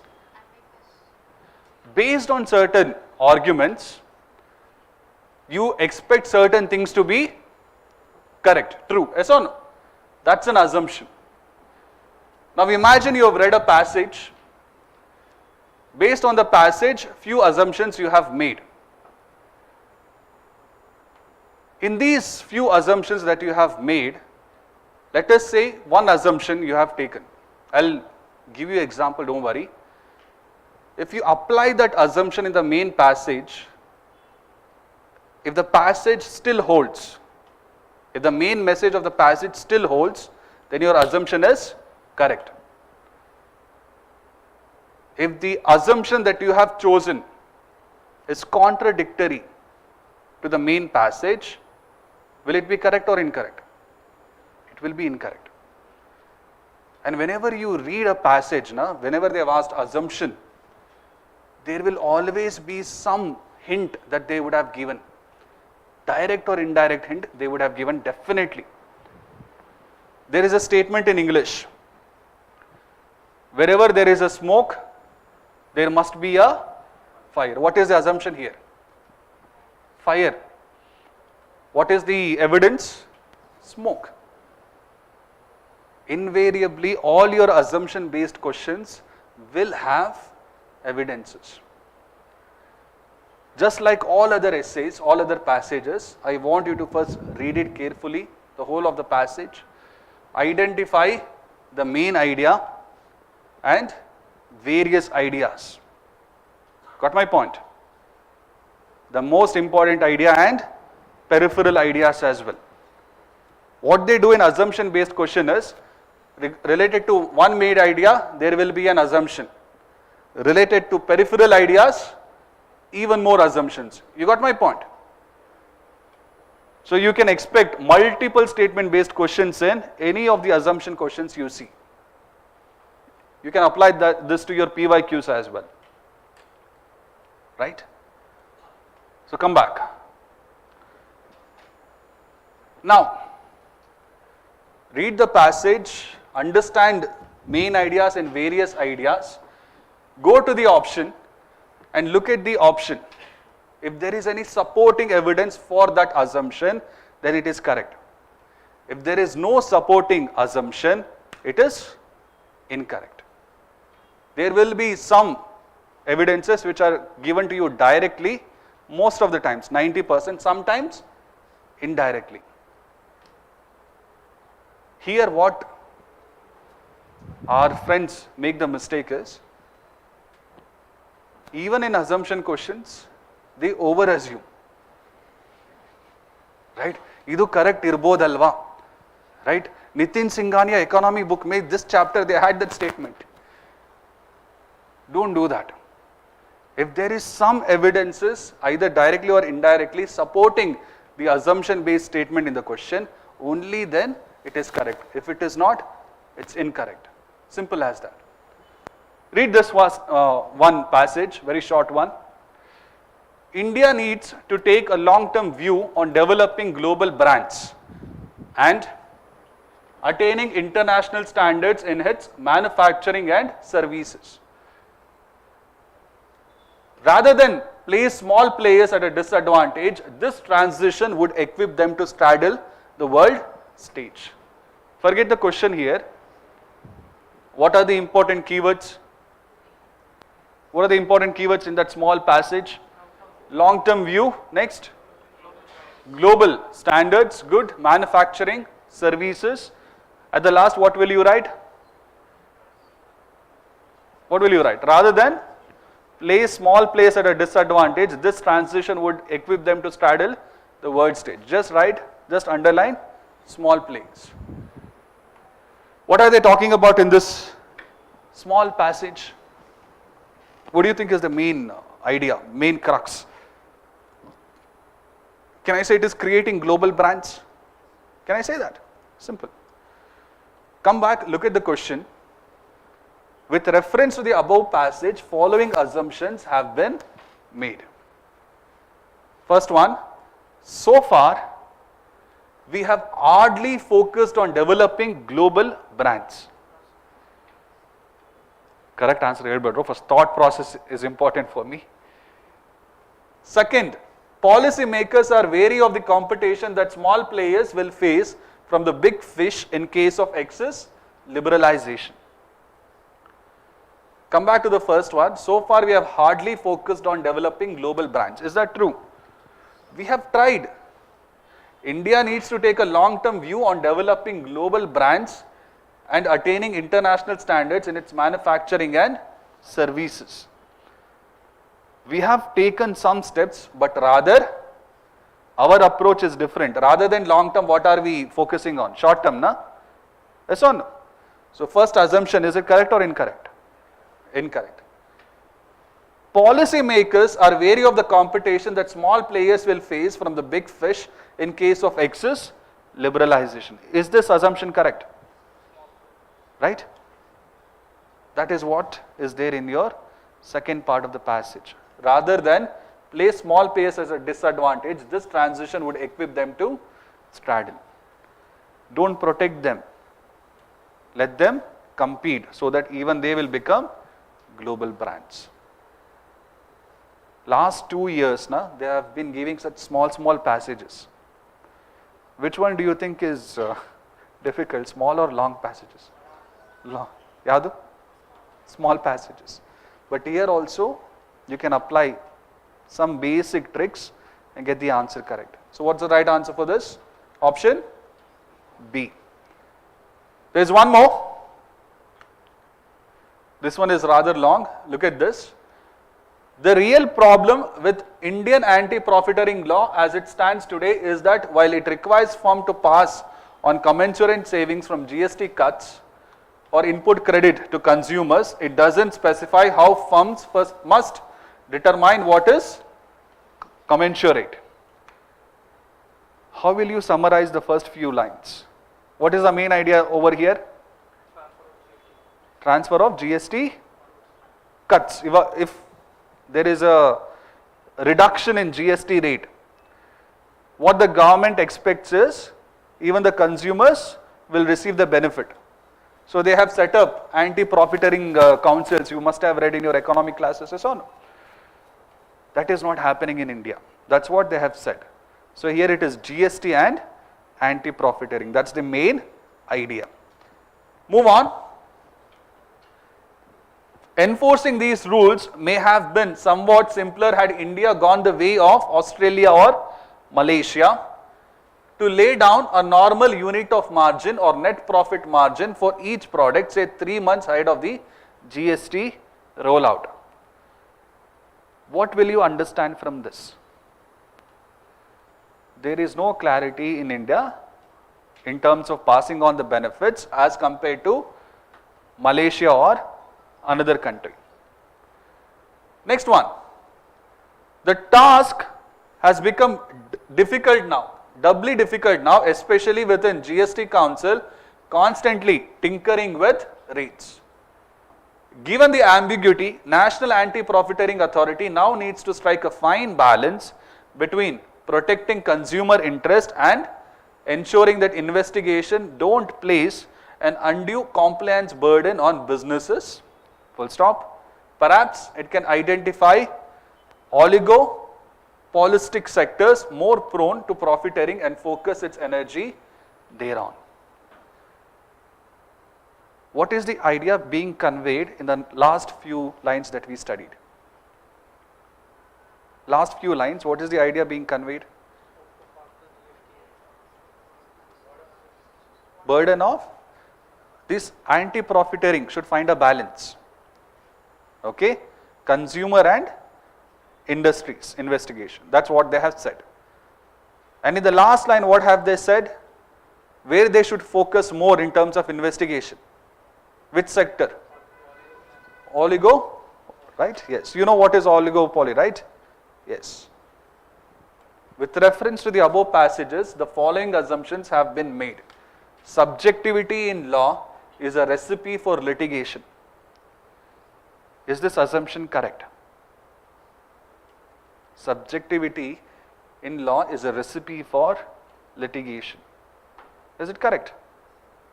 Is it happening? Is there any evidence here? Where? There is no clear, and there is this one term called as tinkering. The task has become doubly difficult now. You have one particular evidence, and as your friend also told, like Malaysia, we don't have a formula. Formula is objective or subjective? Objective. Right? So subjectivity does exist. Oligopolistic sectors are the ones who indulge in profiteering. Is this what this passage is trying to tell you? Oligopolistic sectors are the ones indulging in profiteering. Is this what they are trying to say? This assumption, is it balanced or is it extreme? Is it balanced or extreme? Come on. Extreme. And what have I told you? It has to be balanced. And here what they have told is, perhaps it can identify oligopolistic sectors more prone. They are not saying that all oligopolistic sectors are prone. Right? Identify those who are more prone and focus its energy there. Not all sectors, oligopolistic sectors, will be bad. So what's the right answer? Option A. What will you do when they ask you an assumption based question? Read the passage, identify first the main idea, next various peripheral ideas, second thing, next go to the question, read the assumption. If you find an evidence for that assumption in various ideas and keywords you have, then it is correct. If you find no evidence at all, directly or indirectly, then it is incorrect. If any assumption is very extreme in nature, it would be incorrect all the time around. You got my point? Moving on. Look at this. In our approach to life, be it pragmatic or otherwise, a basic fact that confronts us squarely and unmistakable is the desire for peace, security and happiness. Different forms of life at different levels of existence can make up the teeming denizens of this earth of ours. What do you think this essay is all about? Philosophy, all right. And no matter whether they belong to the higher groups such as human beings or to the lower groups such as animals, all beings primarily seek peace, comfort and security. Life is as dear to a mute creature as it is to man. Even the lowliest insect strive protection for against the dangers that threaten its life, just as each one of us wants to live and not die, so do all the creatures. What is the main idea here? What is the main idea here? You take life, be it a human life, insect, animal, whatever it is. What are the goals? Peace, security, and happiness. That's the main idea. The other peripheral idea, what could be the other thing? All beings primarily seek what? Peace, comfort, security. Just these ideas. Look at the question. Which one of the following assumption is essentially in developing the author's position? All forms of life have a single overriding goal. Single or multiple? Multiple. The will to survive of a creature is identified with the desire for peace. Option C. All beings are divided into higher and lower groups. Is that what the main idea is? Or even the peripheral idea? Is that it? No, right? Fourth one. A parallel is drawn between happiness and life and pain and death. Anywhere, do you find a parallel where they have made comparison between happiness and life, pain and death? Have they? No, right? What do you think is the right answer for this? Option B. The will to survive of a creature is identified with a desire for peace. Can you find evidence for this option B statement here in the passage? There are multiple evidences. Where will you find? Sorry?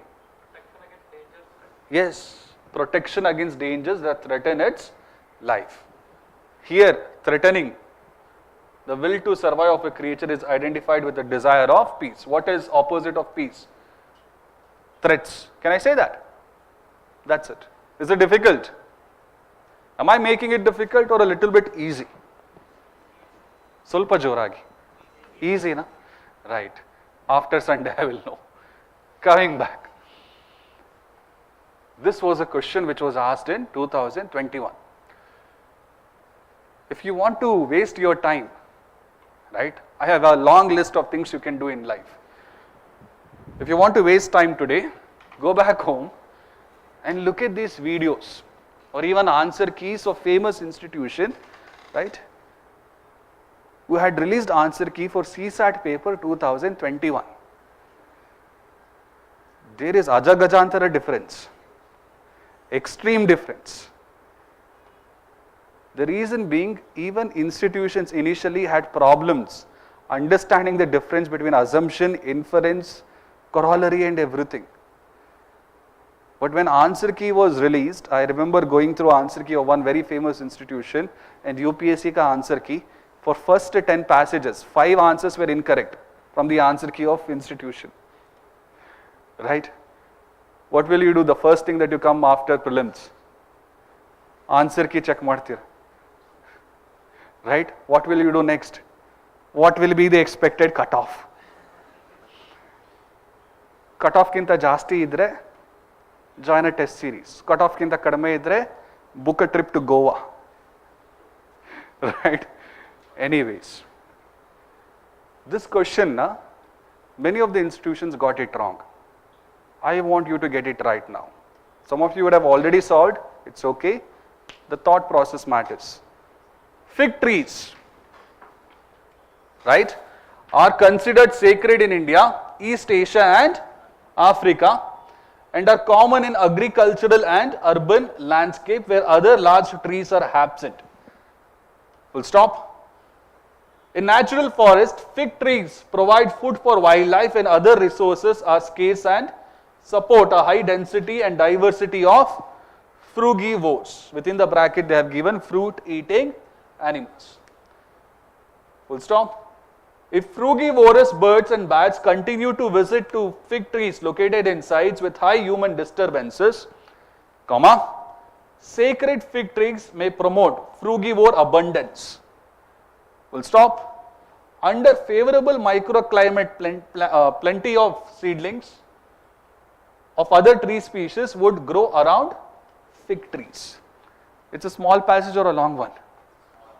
And look at those. Beep, beep, beep. How many options they have given? Assumptions. 4 assumptions they have given. You do want to scold them, yes or no? Right, Sai Kumar? How many ideas here? Do you think there is one idea or so many ideas? So many ideas, and with each idea they have given a assumption. Look at the first statement. Fig trees can often be keystone species in natural forest. Anywhere have they used the term keystone? But do you have evidence indirectly pointing that it is a keystone species? You know what is a keystone species now? Economy madirtare. What is it?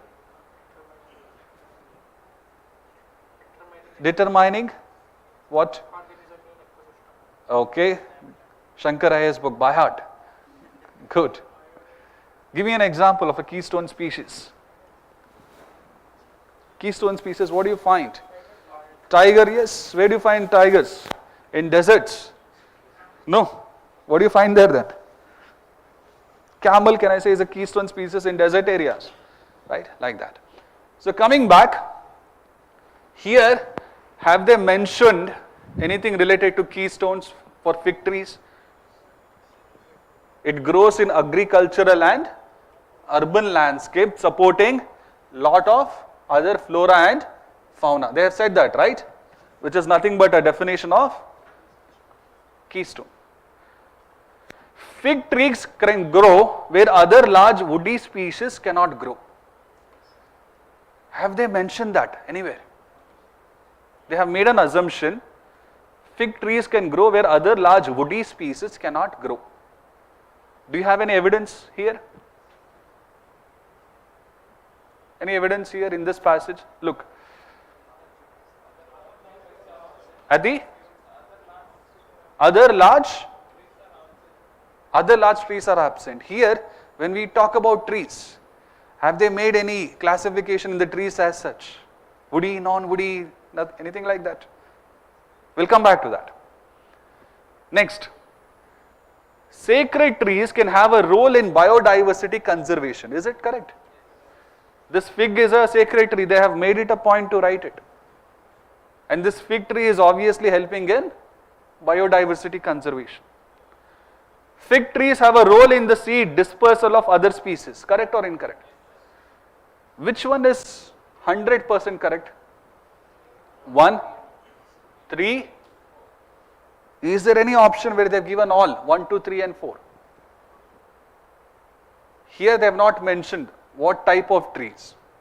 Okay. So you just avoid that assumption and go for 1, 3 and 4. When I am discussing passages now, I am not telling you to underline keywords, main ideas and everything. I am assuming that you are doing. Right? Am I correct or incorrect?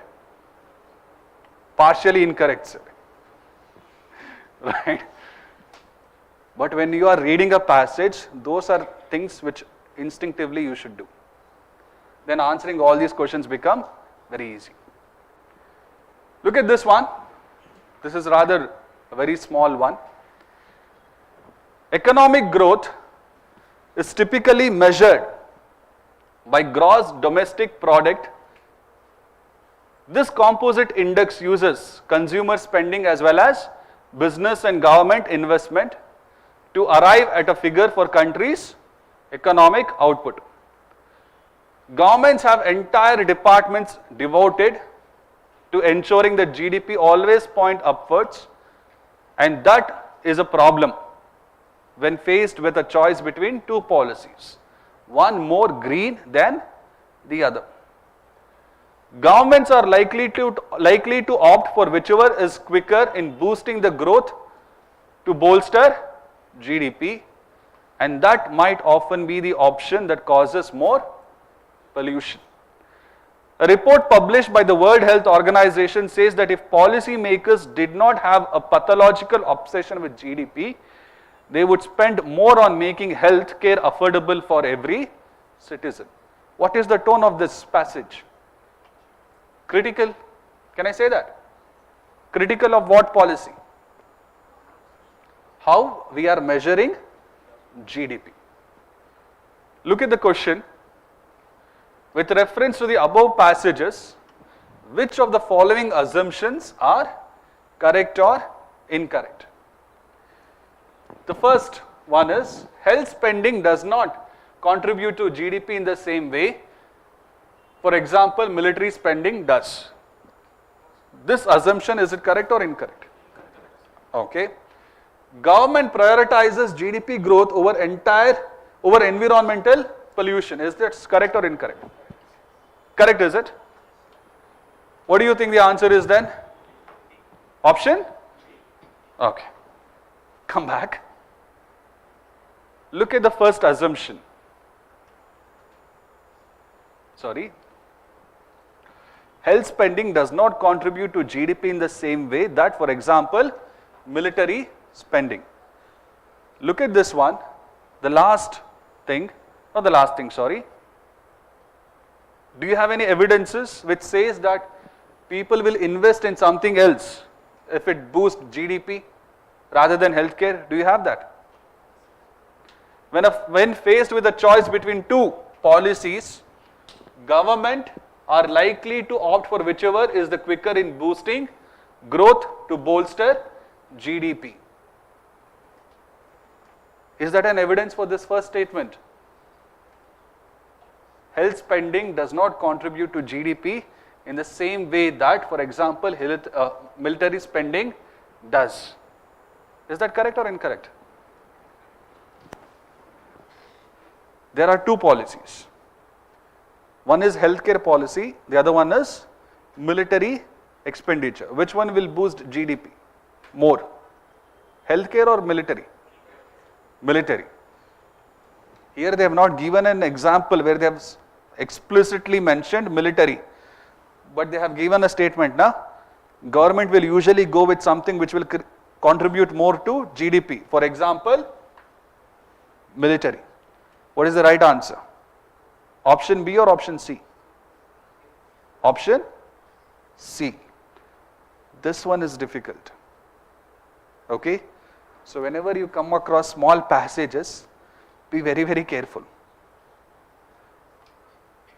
The other thing is, when you are assuming, and when I told you that you have to look for direct evidences, your mind instinctively thinks that key terms should be present.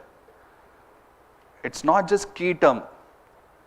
The spirit of the passage, is it not captured in the first statement? Yes or no? So option C is correct, both 1 and 2.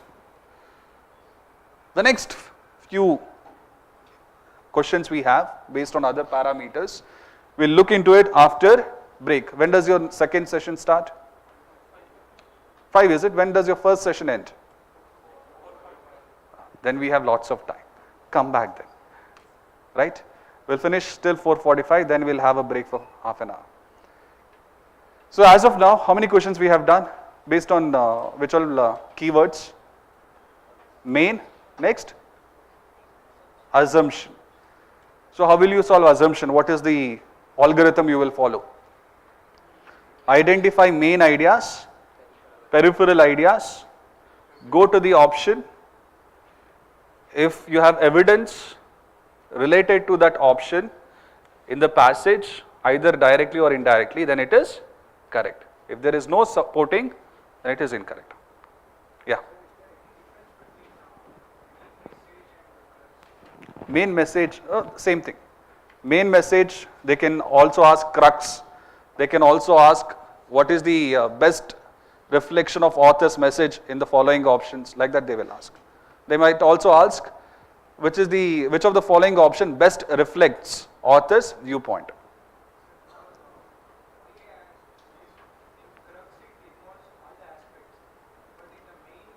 Inference. In main? Right. Even when you are talking about crux, listen, even when you are talking about crux, will you talk about main ideas or peripheral ideas? You got my point. So coming back, we have one more type of questions which your UPSC asks. This is the most simplest one. Information based questions. Here they will give you a long passage, and in this passage you will have clear cut information to solve certain things.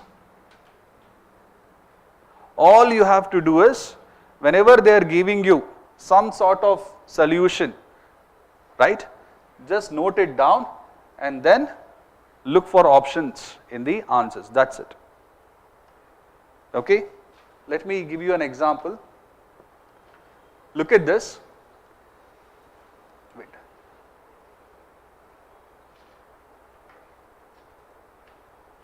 I just have one question with respect to this. Okay. Look at this passage. It is essential that we mitigate the emission of greenhouse gases and thus avoid some of the worst impacts of climate change that would take place in coming years and decades. What is the keyword here? Climate change and impact. That's it. Mitigation would require a major shift in the way we produce and consume energy. A shift away from the overwhelming dependence on fossil fuel is now long overdue. But unfortunately, technological development has been so slow and inadequate, largely because the government policies have not promoted investment in research and development. What all things will you highlight here? What information are you getting here? Technological mitigation would require a shift away from dependency on what? Will you highlight that? It's an important information, na? You will do that. But unfortunately, technological development has been slow and inadequate, largely because government policies have not promoted investment in research and development. Which information will you highlight here?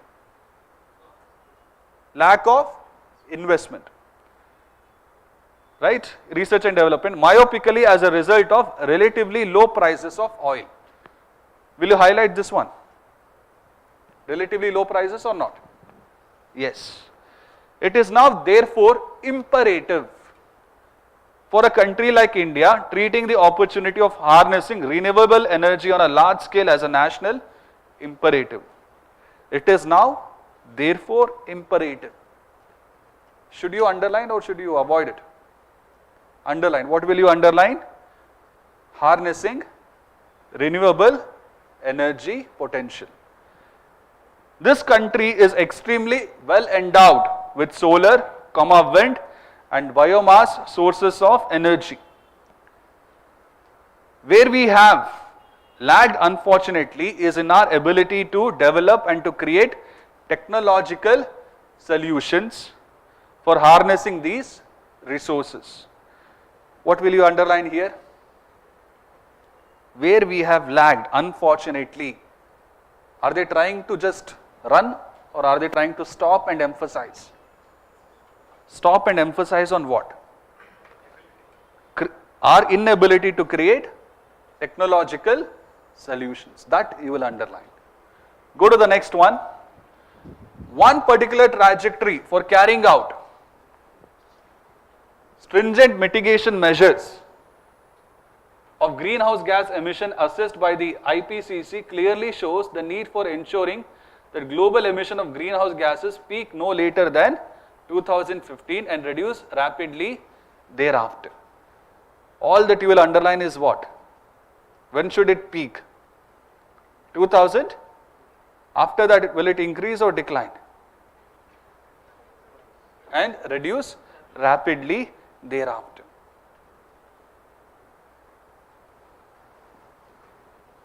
Cost associated with such a trajectory is truly modest and would amount in the estimation of IPCC to not more than 3% of the global GDP in 2030.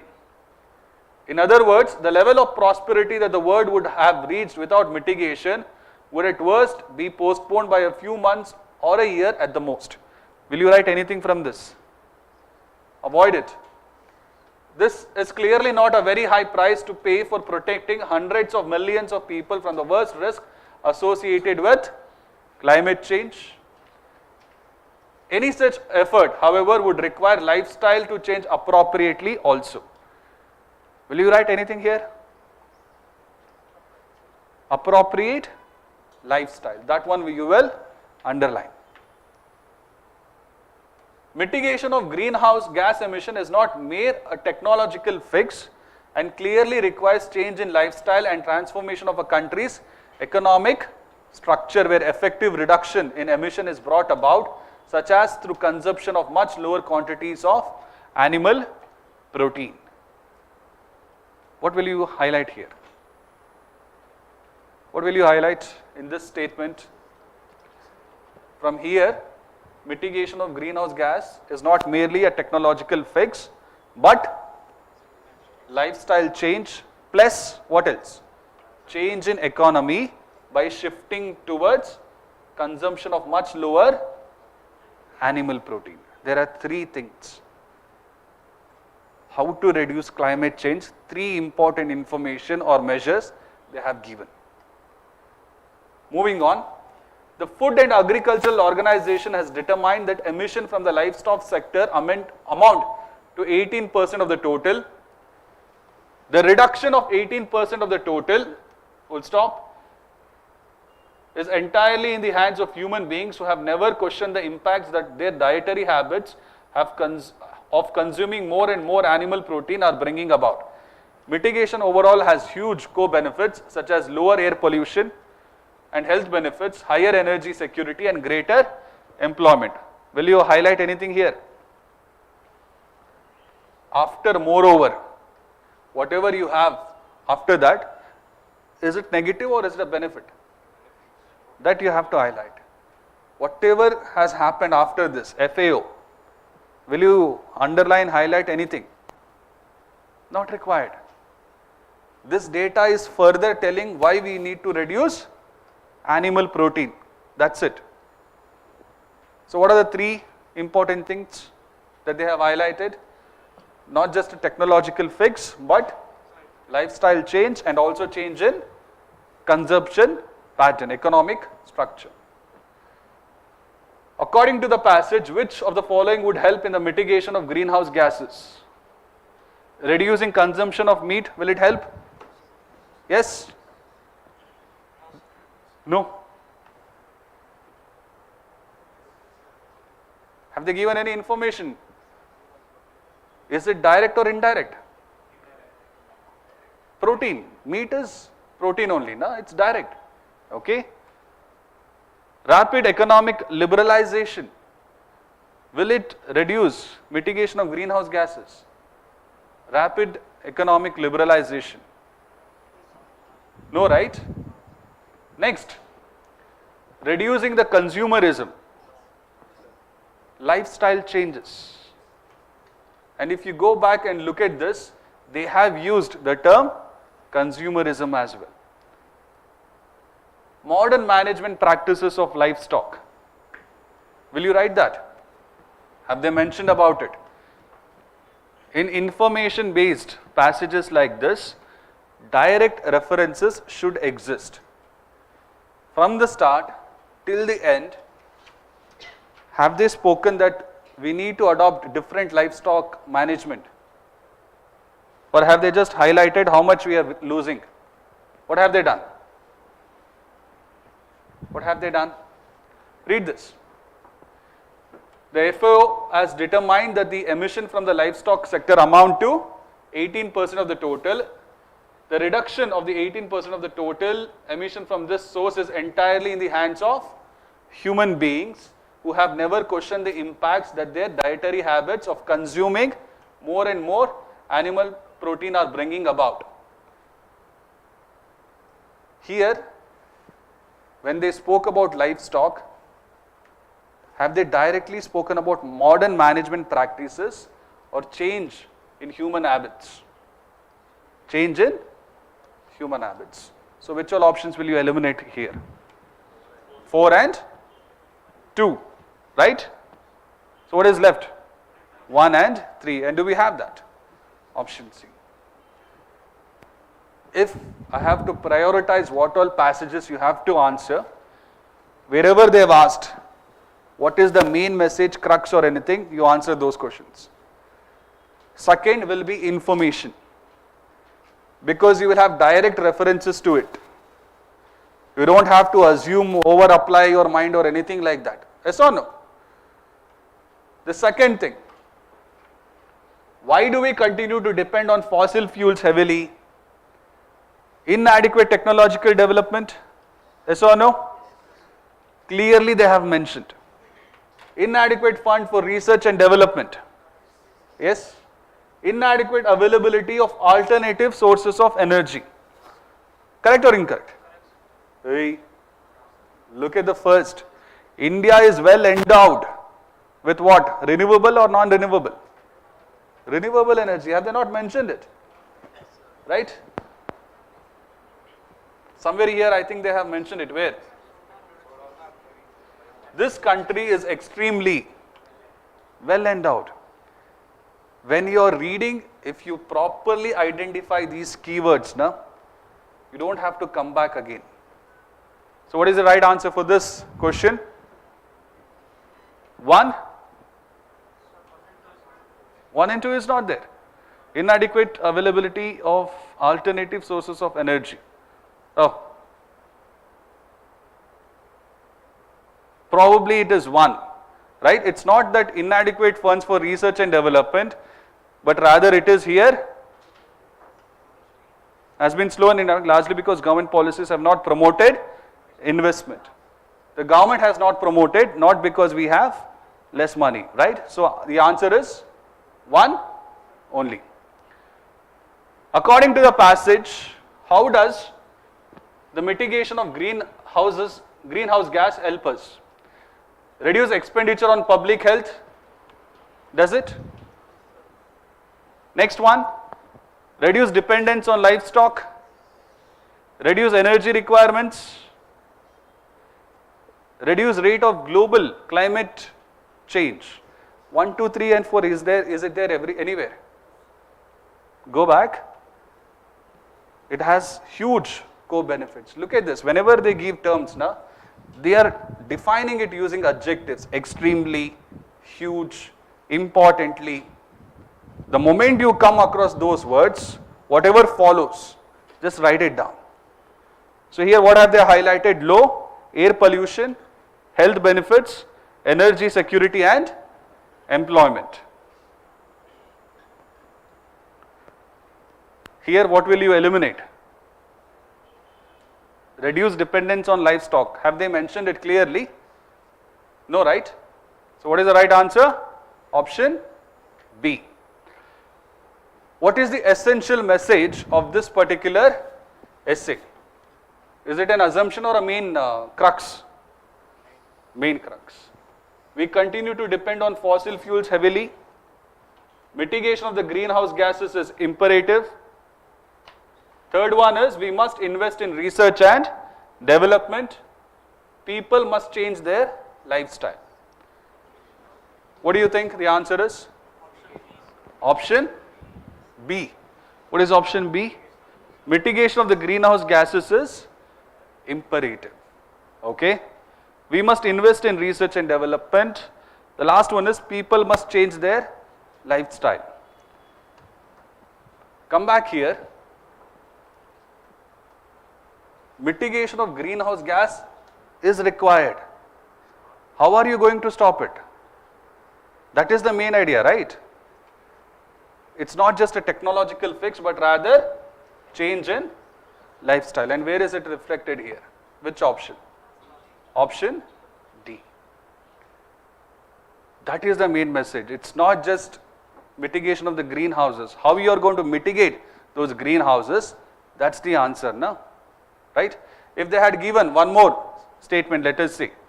Mitigation of greenhouse gases by reducing our dietary or changing our dietary habits by preferring less proteins. Would it be correct or incorrect?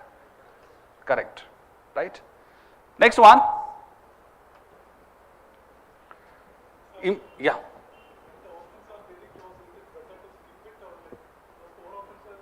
Which one?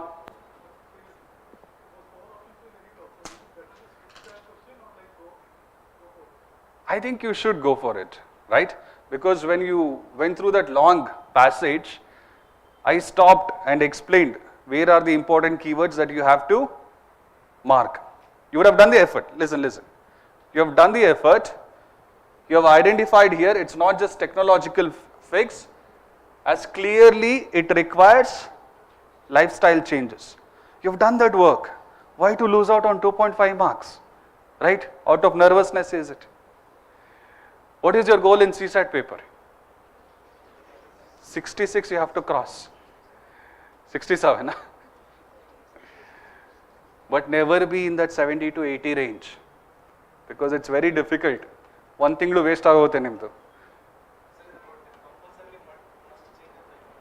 Compulsorily? Compulsory, they have not said anything, right? Don't over assume. Here what they have said clearly requires changes, right?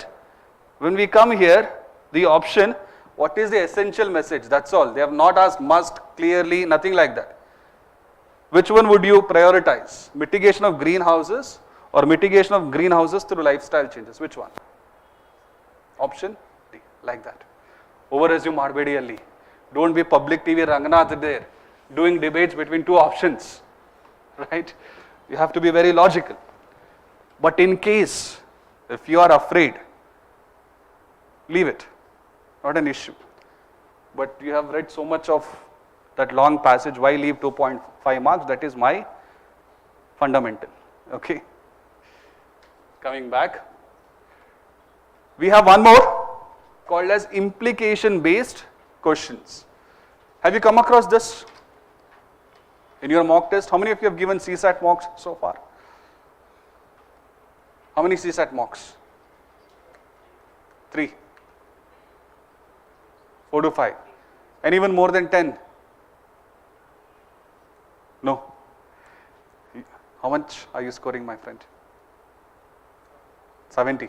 So, range alli idira. Anyone who is scoring more than 100? I don't think so. If you were scoring more than 100, you would not be sitting here, right? That is my assumption. I'm being very genuinely careful here. Whenever I see students now, when it comes to CSAT paper, I tell them from January, start preparing CSAT 1 hour. But nam there satya namigottu. Last 15 days they will start doing everything, right? They will watch all the YouTube videos available and they will think, go to the exam hall, answers will come. Pen stuck ಆಗೋಗುತ್ತೆ ನಿಮ್ಮದಲ್ಲಿ if you don't practice. How much time will you give for comprehension? Maximum 50 minutes. In 50 minutes, how many questions will you solve? 25. Out of, if they have given 25, he will solve 25. At least 75% of comprehension questions, please solve. And don't avoid your reasoning and quant. I remember in 2021, there were these urban students. Sakkada English ಬರ್ತಿರುತ್ತೆ, right? ಬೆಳಗ್ಗೆ ಎದ್ದ ತಕ್ಷಣ ಸುಪ್ರಭಾತ ಕೇಳ್ತಿರೋದಿಲ್ಲ, ಬಾನ್ ಜೋವಿ ಈ ಥರ ಕೇಳ್ತಿರ್ತವೆ. Very arrogant people. They went to 2021 prelims. Paper 1, somehow they knew that they will cross 100. Paper 2, they are going and starting and looking at these passages and they are dumb stuck. Because that was the year where passage was very difficult. They have spent 1.5 hours and they have not even answered around 15 comprehension questions. And even in this 15 comprehension questions, there is a lot of lacking clarity, confusion ಜಾಸ್ತಿ ಇದೆ. The remaining 30 minutes, they started solving quant. These are not Srinivasa Ramanujan or Shakuntala Devi, right? These are people who will use calculator on their watch. What do you think will happen? They flunked in their paper 2. If you look at some of your rank holders, even they have flunked. I'm not scaring you. In a way I am. What I'm telling you is, these tricks that I've told you, you apply this in UPSC, you apply this even in GMAT exams. CAT exams will also happen. Baritira yararu CAT? Saku bidi sir UPSC ne. You apply anywhere, these tricks will work. But you have to practice. Go back home after today's session and solve at least 5 papers of CSAT applying these tricks, and I'm very sure you will be able to get a good amount of accuracy in your answers. Alright? Coming back, implication. We have studied about main crux, we have studied assumption, we have studied information, and then there is implication. Can anyone tell me what is implication? What is implication? Sorry? Consequence. Very good. Any other terms for implication? What will follow? Right? Another way of putting consequence. Now these implications, right, when you look at them, how should you go about answering these questions? Again, any passage they give, identify the keywords. Alright? Along with keywords, what will you identify? Main ideas and peripheral ideas. Regarding the implication, some hints will be given.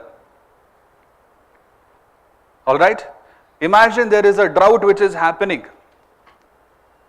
Now what they would say in the passage is, government should step in to reduce the vagaries of drought. Just one statement they would have given. You got my point? And then they would have given a question, which of the following is the most plausible, practical implication of this passage? First one, regeneration of lakes. Second one, Manrega activities to build tanks and wells. Do you think this is correct? Both of these two things, do you think it is correct? Yes? Implication, they don't have to mention directly. They will give you a hint. Government should step in to reduce drought conditions. That's the hint that they have given. Based on this hint, you have to identify the implications. You got my point? I'll give you an example. You'll understand it very well then. Look at this. This was your UPSC question. Again, I think it was in 2021. At the heart of agroecology is the idea that agro systems should minimize the biodiversity levels and functioning of natural ecosystem. What have they said? Agro system should mimic the biodiversity levels and functioning of natural ecosystem. Such agricultural mimic, what is mimic? Acting like. Copying. Ashte. He is going to Jaggesh now. Imitating, good. Such agricultural mimics, like the natural models, can be productive, pest resistant, nutrient conserving, resilient to shocks and stress. So when you mimic biodiversity, will it have positive benefit or negative benefit? Positive or negative? I heard some negative, that's why. Positive, right? In ecosystem, there is no waste. Nutrients are recycled indefinitely. Agroecology aims at closing nutrient loops, that is, returning all nutrients that come out of the soil back to the soil, such as through application of farm yard manure. It also harnesses natural processes to control pest and build soil fertility. Through intercropping, agroecological practices include integrating trees with livestock and crops. Keep this passage in mind.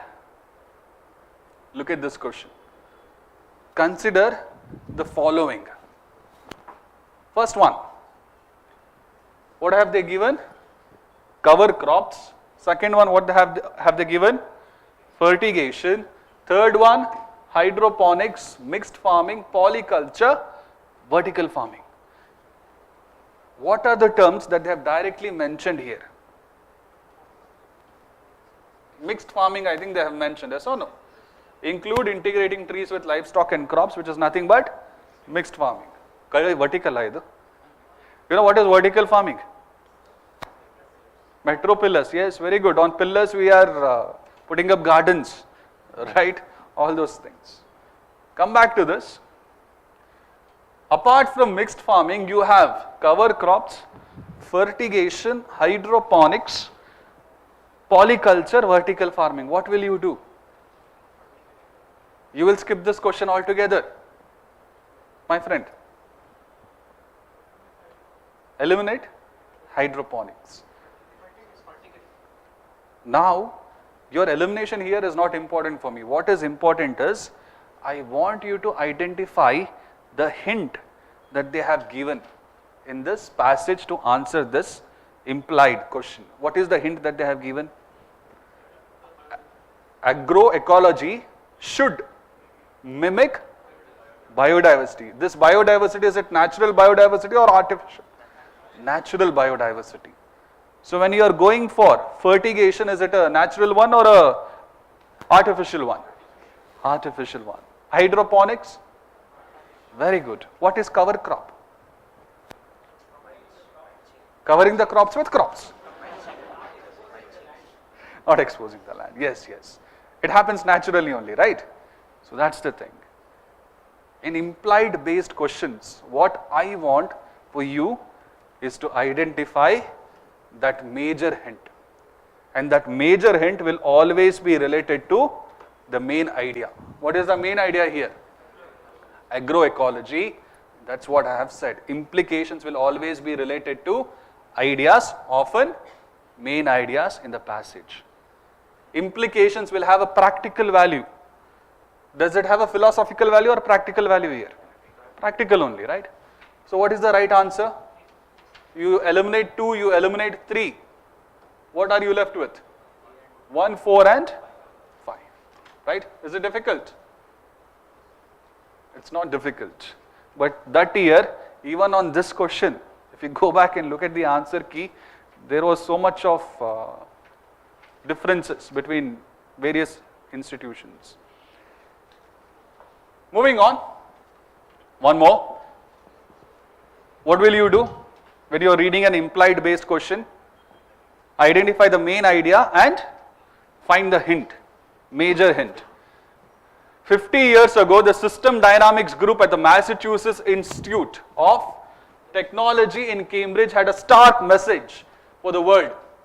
Continued economic and population growth would deplete Earth's resources and lead to global economic collapse by 2070. The finding was from their 200-page book, The Limits to Growth, one of the first modeling studies to forecast the environmental and social impact of industrialization. For its time, this was a shocking forecast and it did not go down well. Nature called the study another whiff of doomsday. Although there is now a consensus that human activities have irreversible environmental effect, researchers disagree on the solutions, especially if that involves curbing economic growth. Which of the following statement best reflects the rational, plausible and practical implication? 2022 trend, right? In your 13, 14, 15 and 16, it was main message based passages or information related passages. That is why none of them were looking at quant. And engineers, those who were good with English, they used to pass CSAT very well. UPSC is always 100 steps ahead of you. 2021, what happened? Comprehension, was it easy or difficult? Difficult, na? So there was this YouTube sessions and everything. Tom, Dick and Harry, every Tom, Dick and Harry will do a YouTube now. So they told, first you answer quant, right? Don't come to comprehension. And in 2022, Kant was the most difficult part. What will happen? And they have spent 1 hour, 1 and 15 minutes solving Kant. Last 30-40 minutes they have done comprehension and they have flunked because of that as well. So don't have any preconceived notion that you will go to the examination hall and you will solve first comprehension, come what may. Don't do that. Try to solve few Kant questions. If they are easy for you, you will easily know. If you are solving few comprehension questions initially and they have given very philosophical ones, very long or short, you will know that it is difficult. What will you do then? Come back at it at the later part. Which one is the most easiest that you feel that section, keep solving it. Which of the following statement best reflects the rational, plausible and practical implication? Humanity has failed to learn from the past failures and is still focusing on growth. Is there any hint given related to this? What is the major hint in this particular passage? Can you tell me? In that agroecology, what was the hint? Mimicking biodiversity. When we talk about this, in this passage, what is the major hint? Sorry? Oh, sorry. Yeah. What is the major hint that they have given? Need to do what?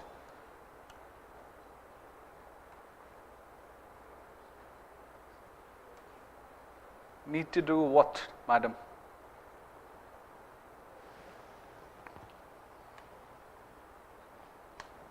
Look at the last one. Although there is now a consensus that human activities have irreversible environmental effects, researchers disagree on the solutions. Is this a hint? What did I tell you? Implication will have. Last point, implications will have a practical value. The last statement, will it help you? Is it a hint? Yes or no? Humanity has failed to learn from the past failures and is still focusing on growth. The hint that we have identified, is it justifying that? Is it justifying also although there is now a consensus that human activities have irreversible environmental effects, researchers disagree on the solution, especially if that involves curbing economic growth. Environmental and social impact of industrialization are now documented. Is this correct? There is now a consensus, right? Second statement, there is justification for that, yes or no? Geopolitics will have to reconcile to come to a common solution. Where is the hint for that? First or the last? Where is the hint where we are talking about coming to a consensus, arriving at a common solution? Last, very good. Environmental conservation is now being prioritized to overcome economic growth. What is the hint? Does it talk about that? Environmental conservation is now being prioritized over economic growth. The hint, is it suggesting that or is it suggesting opposite of that? Opposite of that. Remove 4. What are you left with? Option A, option B. Humanity has failed to learn from the past failures and is still focusing on growth. This one, is it hinting that? What do you think is the right answer? Option A. Which one is difficult? Main crux based questions, or is it implication, or is it assumption or information? Assumption, is it? Okay. Look at this question. Driven by good performance compared to other sectors during the pandemic. This is one of those questions which was asked even in your GMAT exams as far as I remember. Look at this. Driven by good performance compared to other sectors during the pandemic, agriculture has absorbed an additional 11 million workers over the last 3 years, while the rest of the economy lost 15 million jobs, the Center for Monitoring Indian Economy has said. What is the important thing you will note down in this first statement? Agriculture is performing good or bad? Good, right. This has been possible because of good monsoon, bumper production and higher prices. Also, agricultural prices have remained elevated as well. Farmers have therefore seen the benefits of rising prices for their bumper crops and have also benefited from the favorable terms of trade. This prompted the migration of labor to agriculture. The next one, going forward, it is anticipated that India will record the 5th consecutive year of bumper wheat crop supported by increased procurement by the government and the increase in minimum support price. So what do you think? Going forward, Indian agriculture, will it be positive or negative? Positive. The Russia-Ukraine war has raised global prices to a point where they stand at twice their year ago level. As the war threatens to be prolonged, the price is expected to remain elevated. Farmer sentiments have several good reasons to continue to remain upbeat. From the start till the end, what is the hint that they are giving you? Agriculture is performing good or bad? Good. Compared to other sectors? Good. Now, is there any migration from agriculture to other sectors or reverse? Reverse. That hint also directly they have given.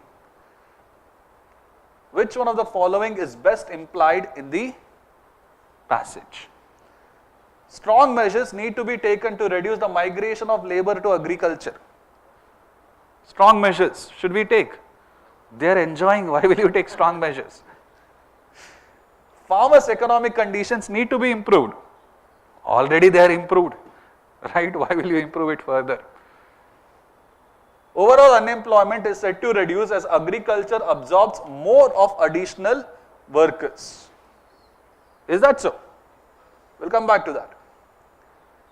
Russia-Ukraine war has provided a unique opportunity for India to increase its wheat exports.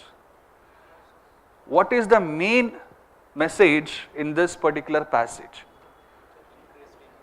Agricultural income. Okay, that's the main message. Russia-Ukraine is a peripheral idea, yes or no?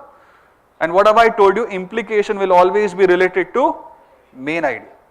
Remove 4, right? Farmers' income condition need to be improved. Remove that. Overall unemployment is said to reduce as agriculture absorbs more of additional workers. Look at this. The whole of the economy lost how many? As agriculture absorbed all of them.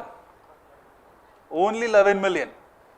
Overall unemployment is said to reduce as agriculture absorbs more of additional workers.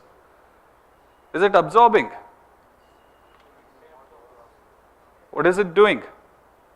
Here you have an end in terms of information. Is agricultural, overall unemployment is said to reduce as agriculture absorbs more of additional workers. In 15 million, what is half of it? What is agricultural absorbing? What is the answer? Option C, right? 3 only. What was the major hint? The only hint that mattered here.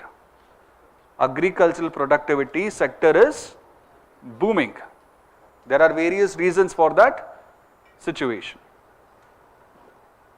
This one is my favorite. It's a philosophical one. Okay.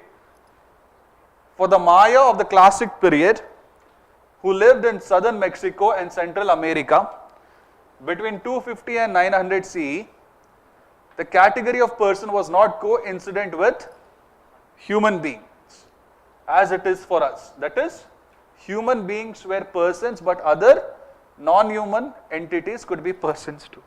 What does it mean? Will you attempt this? Devrige.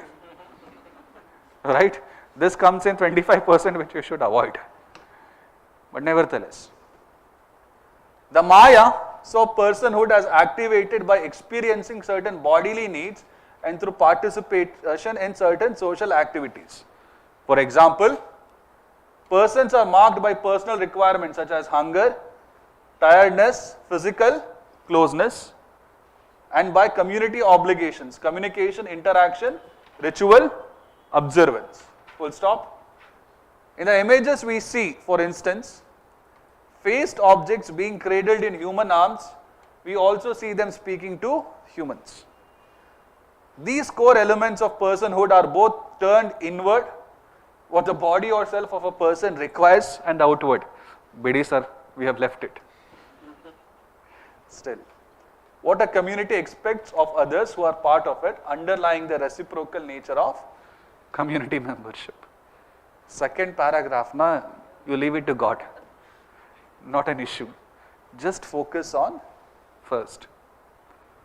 In the first paragraph, what have they said? Their definition of human beings is not as same as ours. They will also include other non-human entities as person as well. Okay, that's the major hint that they are giving to you. Look at this one.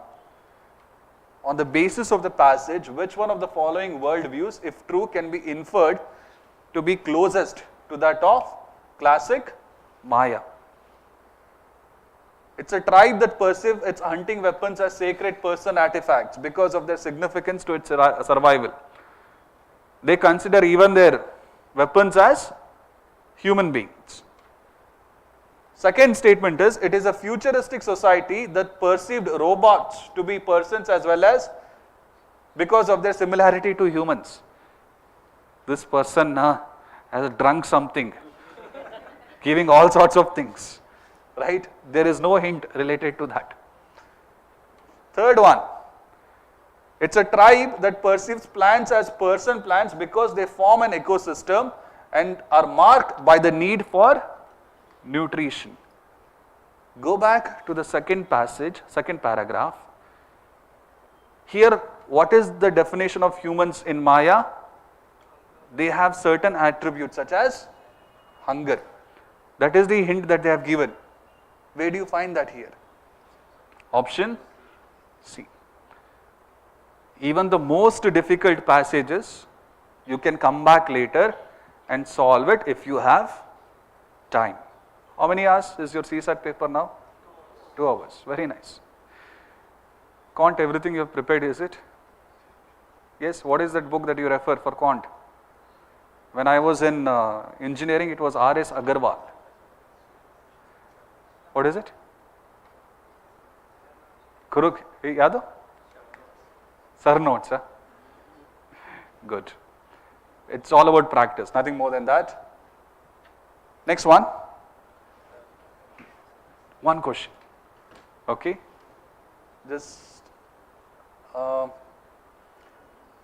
answer this.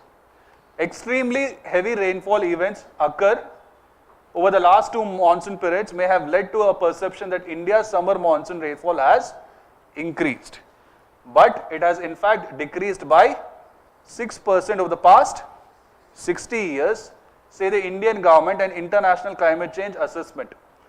The summer monsoon in 2021, though normal, was marked by a number of such localized extreme rainfall events and displayed variability in patterns of rainfall dispersal, both of which will only increase in the future. These assessments warn. Looking at the past 10 years of data, September has become like a new August. October has also becoming unreasonably active, but a clear pattern is not emerging. So it is very, very hard to advise the farmer on what to do. And you have to answer a question on this passage. They themselves are finding it very hard.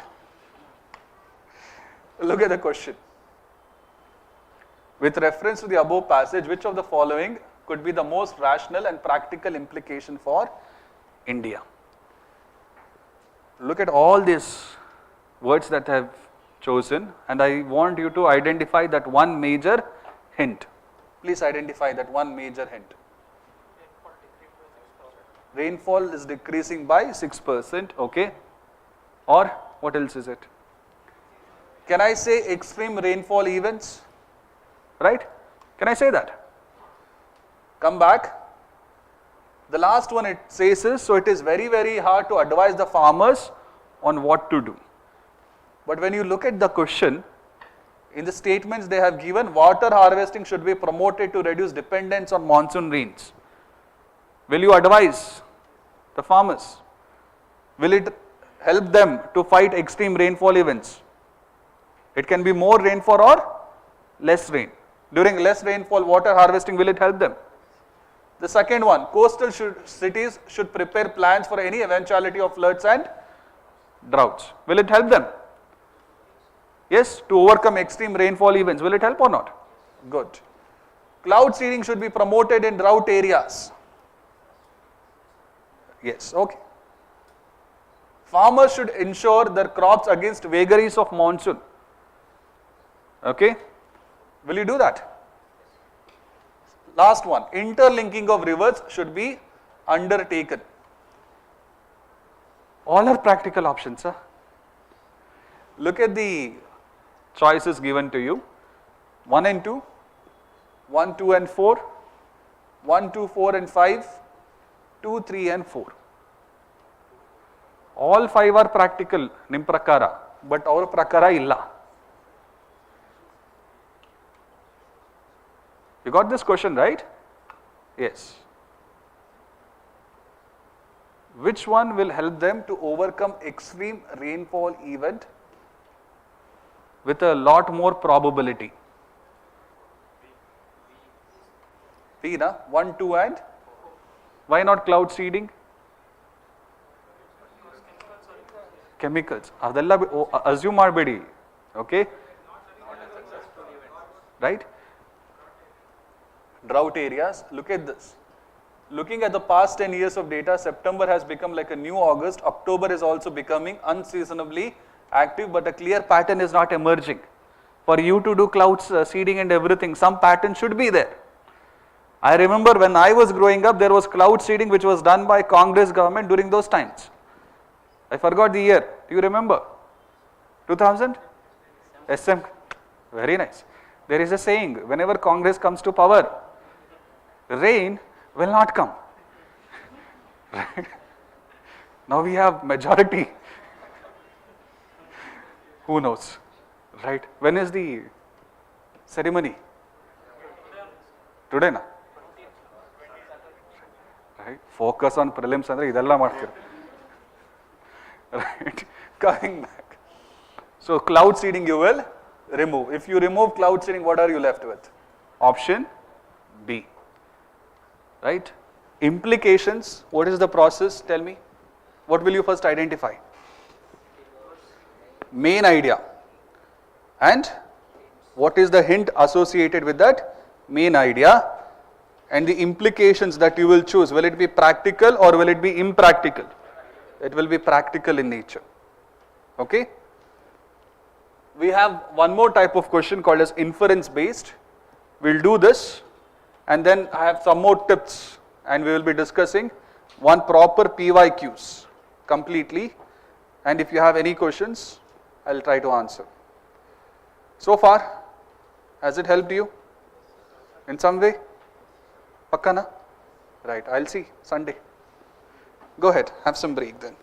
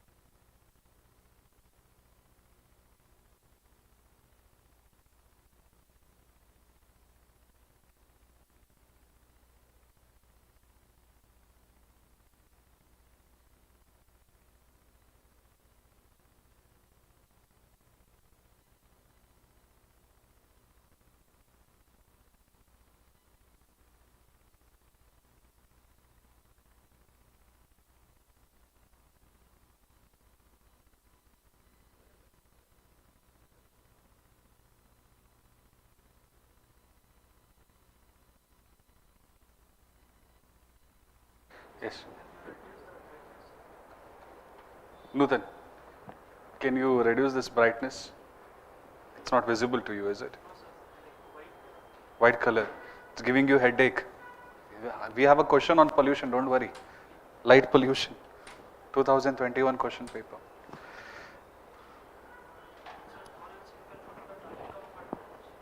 High comfort. What is that?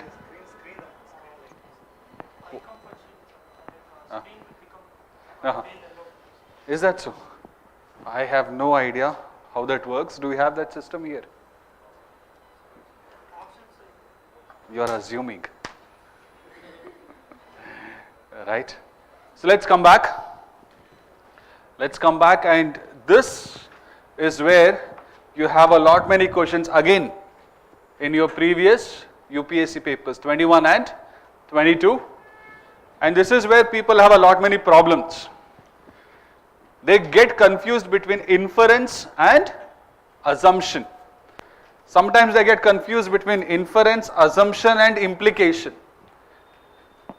Now assumption will come first or implication will come first in the overall passage.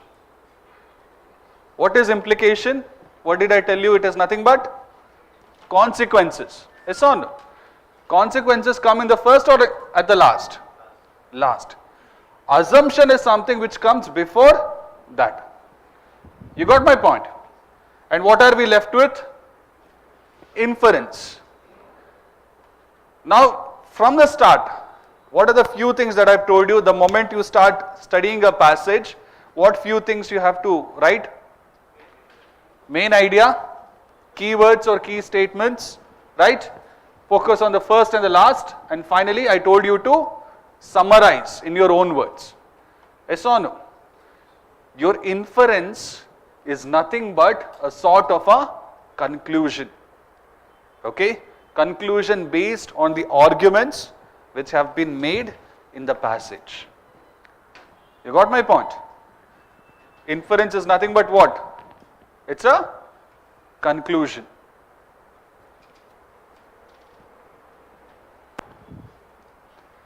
Now when you are concluding, alright, here also, what is the first thing that you have to do? Figure out the most important idea. Just like in implication, here also, what will you do? Identify the most important idea. The next one. You remember I told you that each passage will have a tone of its own. Pessimistic, right? Hopeful, fearful, like that. Observe the tone of that passage. If there is fearful tone in that passage, in the given inferences, the correct passage, the correct option will also have fearful tone only. If it is optimistic, the tone of the passage is optimistic, the tone of the answer will also be optimistic. Alright? Now when you are concluding, how will you conclude? Here again, will you conclude in a very aggressive manner as such, or will you try to be balanced, logical in your sense? Balanced and logical, that's all.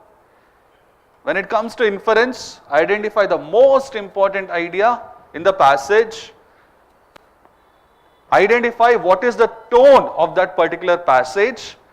Look at the options. Where you find a similar tone on that main idea, that is your right answer. Come back. Look at this passage. Under the National Solar Mission, which commenced in Jan 2010, the total installed capacity target was set as 20 gigawatts by 2022. In 2015, the target was revised to 100.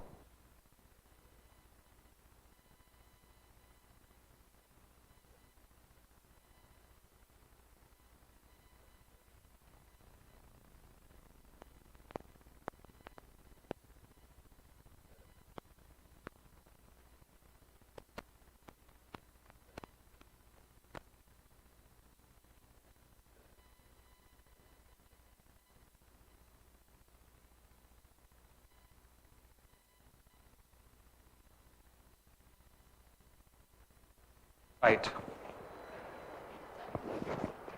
So in 2015 the target was revised to 100 gigawatts, and in August 2021 the government set a solar target of 300 gigawatts by 2030. As of April 2022, only about 50% of the 100 gigawatt target, consisting of 60 gigawatts of utility scale, 40 gigawatts of rooftop solar scale capacity has been met. A recent report says India will likely miss its 2022 target of installing 100 gigawatts of solar power capacity. This is because of rooftop solar lagging behind. What is the main idea in this passage? What is it? National Solar Mission. Is it just that, or is there any extension of that? And its targets. Have we met the targets that we have fixed for ourselves? We have not met. That is one more thing that he has said related to the main idea. India's rooftop solar market has struggled to grow, held back by lack of consumer awareness, inconsistent policy framework of the center or state government, and financing. However, thanks to falling technology cost, increasing grid tariffs, rising consumer awareness, and the growing need for cutting energy cost, the solar market is gradually coming up. What is the main idea? National Solar Mission and its targets. The second thing, what did I tell you to identify? When you're dealing with inference based questions, what is the second thing you have to identify? Tone of the passage. What is the tone of this passage? Initially it is, however, thanks to falling technology. Is it still negative or it is becoming hopeful? Right? Very good. Come back and look at the options. Which of the following is the most logical and rational inference that can be made from the above passage? I am going to warn you, tomorrow in the examination, if you go and they give something else different, instead of most logical they give XYZ terms, don't care. As long as inference is there, follow this process. Come back. India's commitment at COP26 for net zero carbon emission by 2070 is unlikely to be achieved. Is that so? That's not the main idea. Government should incentivize wider rooftop solar adoption. Is this a main idea or a peripheral idea? Very good. Despite initial hiccups, India's solar energy market has huge potential. India should concentrate on the other forms of renewable energy to meet its targets. Is that so? This option, is it optimistic or is it pessimistic? Option D. India should concentrate on other forms of renewable energy as compared to solar and wind. Is it optimistic or pessimistic? But what have we said? It has ended with a positive note. Where do you find an option which has ended with a positive note? Despite initial hiccups, pessimism, India's solar energy market has huge potential. Here you find that hope. What is the right answer? Option C. Right? Is it difficult? Now it is not difficult. Right? But after some time, what did sir say? Let me go back and look at the YouTube video. Do you want the slides? You spoon feeding people. Come back. We'll decide on that later. 2 years back, at an international judicial conference, 2020, the former Chief Justice of India, S.A. Bobde, drew attention to the Constitution's fundamental duties chapter. He then went further and, citing Gandhi's Hind Swaraj, observed that the real rights are a result of the performance of duty. What is the main idea here? What is the main idea? Fundamental duties. Very good. Look at the second paragraph. There exists a wide range of duties that bind us in everyday life. These duties are owed both to the state and other individuals. If you look at the last part of this passage, first paragraph, he has tried to define what is a duty. And in the second paragraph also he is trying to define what is a duty. Are owed both to the state and to the other individuals. We have a legal duty to pay our taxes, to refrain from committing violence against our fellow citizens, and to follow other laws that Parliament has enacted. Breach of these legal duties triggers financial consequences or even time in jail. Full stop. At any given time, therefore, we are already following a host of our duties which guide and constrain how we may behave. This is the price that must be paid for living in a society, and it is a price that nobody, at least in principle, objects to paying. What is the main idea here? Fundamental duties. Ashtena? Atho innena idea extension. Fundamental duties you are trying to define. That's the main idea. What is the tone of this particular passage? What is the tone of this passage? Is it pessimistic? Pessimistic ಏನಾದ್ರು ಇದೆಯಾ? Or optimistic ಏನಾದ್ರು ಇದೆಯಾ? What is it? Tell me. Fearful ಇದೆಯಾ? It is a mix. It is optimistic in saying that you owe fundamental rights to the state and also to other citizens. And if you break this bond of fundamental duties, what will you have? You will have consequences. Look at the options. What is the most logical inference from the above passage? State has the authority to impose duties on citizens. Breach of such duties trigger consequences. Don't give me the right answer, just read. Peaceful coexistence requires a degree of self-sacrifice, and that if necessary, this must be enforced through a set of sanctions. Third, state should not interfere with duties of the citizens. Fourth, real duties are a result of the fulfillment of individual rights. What do you think is the answer? Here it is real rights as a result. Here they have changed it. Option A. State has the authority to impose duties on citizens. Breach of such duties trigger consequences. The tone of that particular option, is it positive or is it negative, fearful? What is it? Positive. So punishing someone is positive, is it? It is fearful. Okay? Sorry? Just give me a second. Look at the second statement. Peaceful coexistence requires a degree of self-sacrifice, and that if necessary must be enforced through a set of sanctions. Go back, look at this essay. At any given time, therefore, we are already following a host of duties which guide and constrain how we may behave.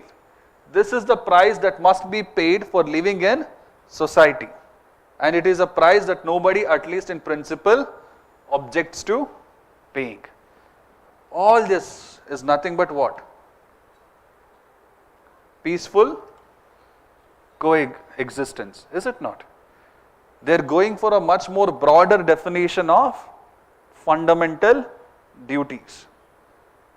Once they are defining what is broader definition of fundamental duties, if that is not followed, only then you have to enforce it through set of sanctions. You have evidence of this in the beginning as well. Can you tell me about it? Peaceful coexistence requires a degree of self-sacrifice. Can you tell me? Look at this main idea, right? Tone of defining fundamental duties. Is it very narrow or is it broad when you look at the first few definitions? Real rights are as a result of the performance of duty. Next, what is it? There exists a wide range of duties that bind us in everyday life. Wide range of duties. Is it very broad or very narrow? Broad. These duties are owed both to the state and to other individuals. Again, narrow in terms of stakeholders or broad? What is it? Broad. Good. Look at the inferences. Your inferences should be narrow or should be broad? Broad. You're understanding my point? Identify the main message, main idea. Look at the tone. Look at the stakeholders, whether it is narrow or whether it is broad. And the inferences that you go for should reflect what you have identified. Look at this one. This one you have to give me the right answer.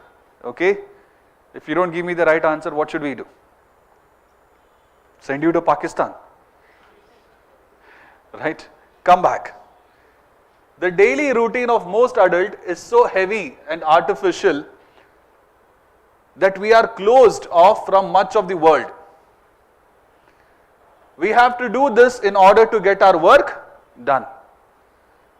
I think one purpose of art is to get us out of those routines.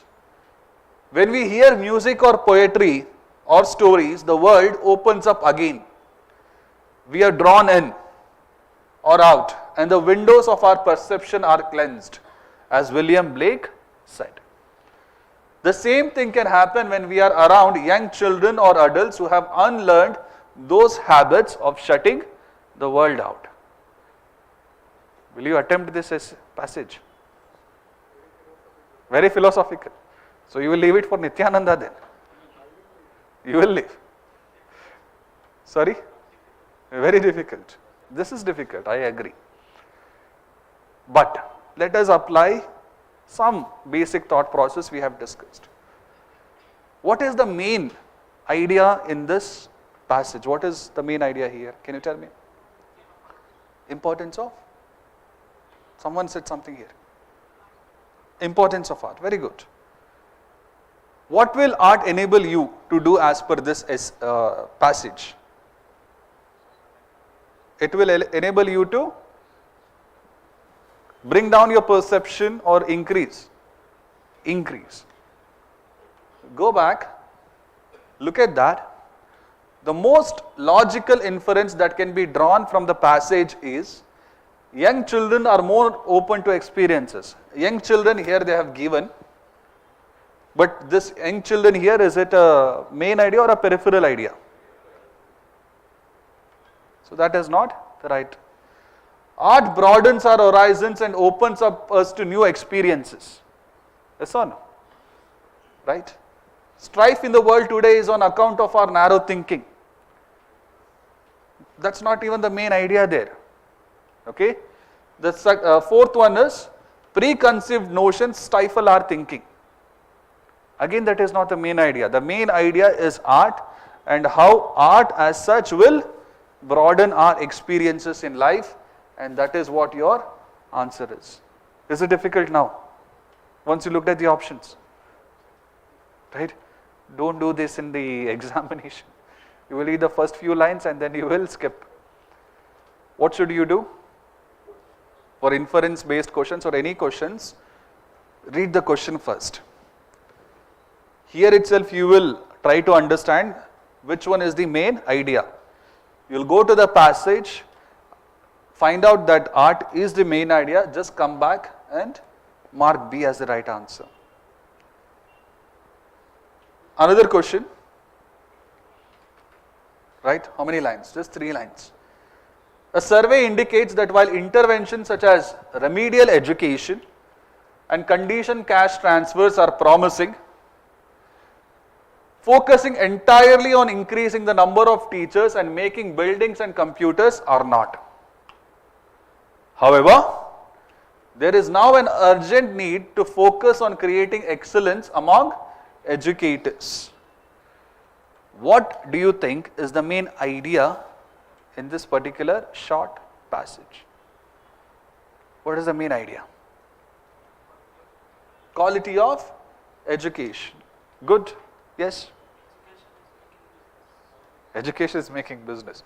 I think I have heard you making this argument once before as well. In ethics classes. Yes. No. First let's discuss main idea. What is the main idea here? Quality of education and what are the various ways of increasing quality. Right? That is what they have spoken, na? In the beginning, infrastructure, and at the last they have said what should you focus, infrastructure or excellence of teachers? Excellence of teachers, very good.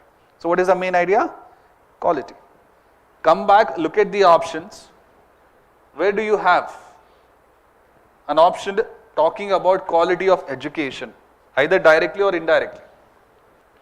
First one is, infrastructural improvement is necessary but not a sufficient condition for improving the status of education. Is it talking about quality of education? Hey, last note was status of education. Same only, na? They just change the words. Come back, the second, improving the quality of teachers and infrastructure is a sufficient condition for improving the status of education. Here do you find mention of that main idea? Yes, we'll keep it, we'll consider it. Third, conditional cash transfer is the most efficient means of bringing kids to school. Will you write this as your conclusion, inference for this short passage? They have said there is now an urgent need to creating excellence among educators. Conditional cash transfer is not the best. They have established that, and it's not even the main idea. The main idea is status of education or quality of education. Read the passage here. In the initial part, what is their intervention based on? Based on what? In the initial part of the passage, entirely on number of teachers and making buildings and computers. Yes or no? Can I say these are nothing but infrastructural improvement? Both physical as well as human. Infrastructural improvement is necessary but not sufficient enough condition for improving the status of education. What is the tone here? Criticism, then a solution. Criticism, then a solution. Here what is it? There is no criticism. Here there is jai, improving quality and everything. Here, do you have any criticism and suggestion? Nothing of that sort. Where do you find that? Option A. You are getting my point? Inference based questions. This one, I think this is one of your PYQs, so pay attention. Civil society is an essential building block of development and national cohesion. In a country blessed with peace and stability, civil society fills the space untouched by the government and the private sector. Where do you think main idea will be? In the starting or in the ending? Starting only, right? What's the main idea here? Role of civil society. In a fragile and conflict-ridden country, it plays an even more important role in providing services, normally the responsibility of state and business, and can lay the foundation for reconciliation. They are an important source of information for both citizens and the government. They monitor government policies and actions and hold the government accountable. They defend citizens' rights and work to change and uphold social norms and behaviors. What all will you underline? Complete. Don't. These are nothing but elaboration of what is the role of civil society, right? All that you have to notice, civil society, state and business, they work together or in a different way? They work together. Civil society fills the space untouched by government and private sector. Come to the second part. If there is uncertainty as to the importance of civil society, that should be put to rest by the challenge posed by coronavirus to the community, national and global health, economic well-being, stability and cohesion. Civil society acting on its own and in collaboration with governments and business is facing a Herculean task of stemming the impact of society and economies, not just in developing but also in developed countries. In the second part of the passage, what is the tone? Is it optimistic, or in a way are they fearful of certain things? Fearful of certain things? Yes or no? In the first part of the passage, the tone, they're talking about civil society in a negative way or in a positive way? Positive way, right? Come back, look at this. What is the most logical and crucial inference that can be made from the passage? Government must safeguard and promote civil society. That's your first. Second is, government cannot act too quickly without civil society input. The third is, civil society is crucial for the governance of the country, especially to stem coronavirus pandemic. Fourth, civil society steps in where the government fails to deliver. What do you think is the most logical and crucial inference? Option? Is it? Why not option C, where they are talking about coronavirus pandemic? It is a peripheral idea. Why not option B, government cannot act too quickly without civil society input? That's a very extreme statement to make, yes or no? And there is no way that they have written that in any manner whatsoever. Government must safeguard and promote civil society, option A. Yes, this is one inference that you can make. Second, the last one is, civil society steps in where government fails to deliver. This inference, is it valid? Yes or no? Both are valid. Which one is the most logical and crucial inference? Option A or option D? D. How many of you say option D? Raise your hands. Anyone who says option A? What about others? Devrege sir. Why option D? Can you tell me? Civil society steps in where government fails to deliver. Civil society filling the gaps of the government. In the first part of the passage, what was the tone? They were talking positively about civil society or negatively? Positively. And you also have a direct reference, right? Where is it? Fills the space, right? The answer is option D. Government must safeguard and promote civil society. That is what they have said. Yes or no?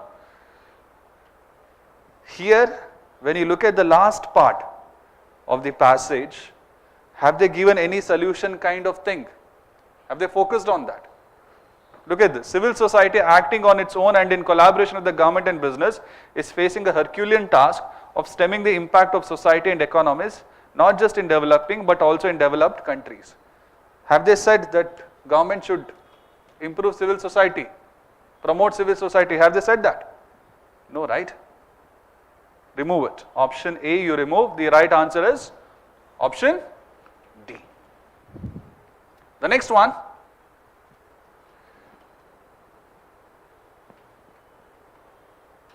When a man finds that it is his destiny to suffer, philosophy again, right? You remove that man and you put UPSC aspirants. It works out. When a UPSC aspirant finds out that it is his destiny to suffer, he will have to accept his suffering as his task. His single and unique task. He will have to acknowledge that the fact that even in suffering he is unique and alone in the universe. So true. No one can relieve him of his suffering or suffer in his place. Absolutely true. Your parents can't go and write prelims exam. His unique opportunities lies in the way in which he bears his burden. So correct, right? Which one of the following is the most logical and rational inference? What is the main idea in this passage? Sorry? There is opportunity in suffering. Okay. Fine. Can I say the idea in this is suffering? That's it.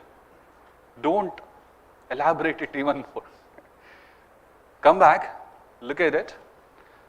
The meaning of life contains within itself the wider cycles of suffering and dying.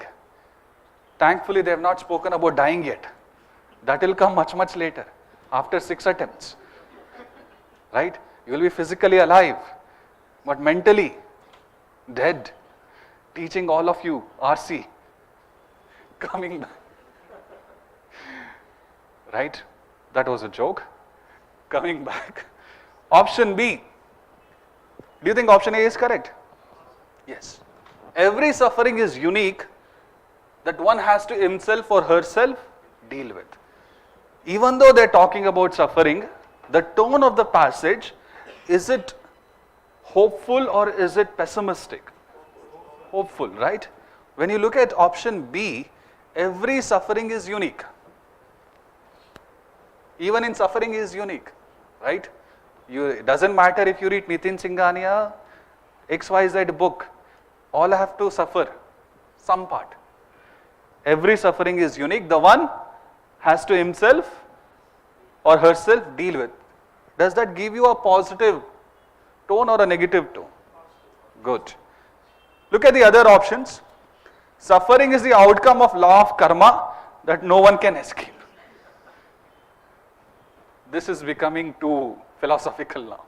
They have not spoken about karma or anything like that. You just let it go. Option D.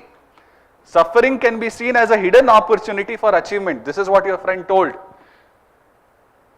Do you think he is correct? Here you have main idea, which is suffering can be seen as a hidden opportunity for achievement. Where have they spoken about achievement as such? His unique opportunity lies in the way in which he bears his burden. Anyway, have they spoken about achievement or anything like that? Right? Don't go for it. You have a passage, main idea you have, the tone of that particular option is matching with this passage. Go ahead with that answer. In case if you forget everything, which one is the most commonsensical one here? Between option A, B, C and D. B. Now you know the answer, you will say B. If not, you would say D. Right? This is where most of the people in your UPSC exams end up marking incorrect. Right? The same question, if I had asked, okay, what is the assumption, most crucial assumption in this passage, and I had kept the 4 options, what would the answer be? The meaning of life contains within its wider cycles of suffering and dying. Every suffering is unique that one has to himself or herself deal with. Suffering is the outcome of law of karma that no one can accept, that no one can escape. Suffering can be seen as a hidden opportunity for achievement. Forget assumption. If I had put what is the crux of the message, what would you say? Crux of the passage or the main message of the passage? That's it. You got my point? Yes, sir. Then also be, yes. That's why I changed it. Right? Very quickly. Come back. The next passage is, while the rush of tourists is good news, this is also an opportune moment to be cautious about the way we expand the sector's footprint.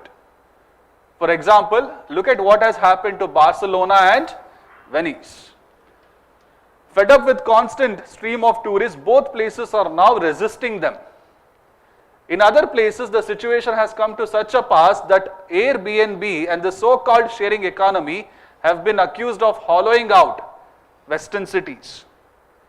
Amsterdam is restricting short-term renting out of properties by residents after protest against swamping of the city by tourists last year. Problems have beset Shimla, Ladakh and Goa in India, where the unregulated tourist rush has led to serious environmental problems. Recently, Uttarakhand High Court banned trekking after local people said irresponsible trekkers are destroying the meadows. Which one is the most logical, accurate and critical inference? Right? Most tourist activities is damaging to the ecosystem and local culture. Second, startups such as Airbnb expand their business in an unsustainable manner, causing ill effects on account of tourism. Third, India needs tourists, but it is also imperative that we plan in a sustainable way. Fourth one, what is it? Ecotourism is the way to make tourism sustainable. The main idea, tone head first. Answer ready. What is the main idea here? Tourism. Very good. What is the tone of the message? In the initial part of the passage, what is he doing? He is criticizing. Alright? After that, what else is he saying? Anything else? While the rush of tourists is good news, this is an opportune moment to be cautious about the way we expand. Alright? Come back, just look at that first statement. Cautious of the way we expand. That tone or spirit, where is it reflected? A, B, C or D? We need tourism. Cautious about the way we expand. Where is it? A, B, C or D? That's it. I want you to identify in this way, main idea, what is that statement which talks about the major tone of the passage, find out the options, right? More often than not, it would be correct. Next one, you read this. For a citizenry to retain its trust in government, it must have confidence that those in public service are at all times acting in the best interest of the public. As stewards of the public trust, government leaders and employees have a fiduciary responsibility to act in a manner that is fair and unbiased. That is loyal to the public by putting public interest before personal gain, and that fulfill duties of competency, integrity, accountability and transparency.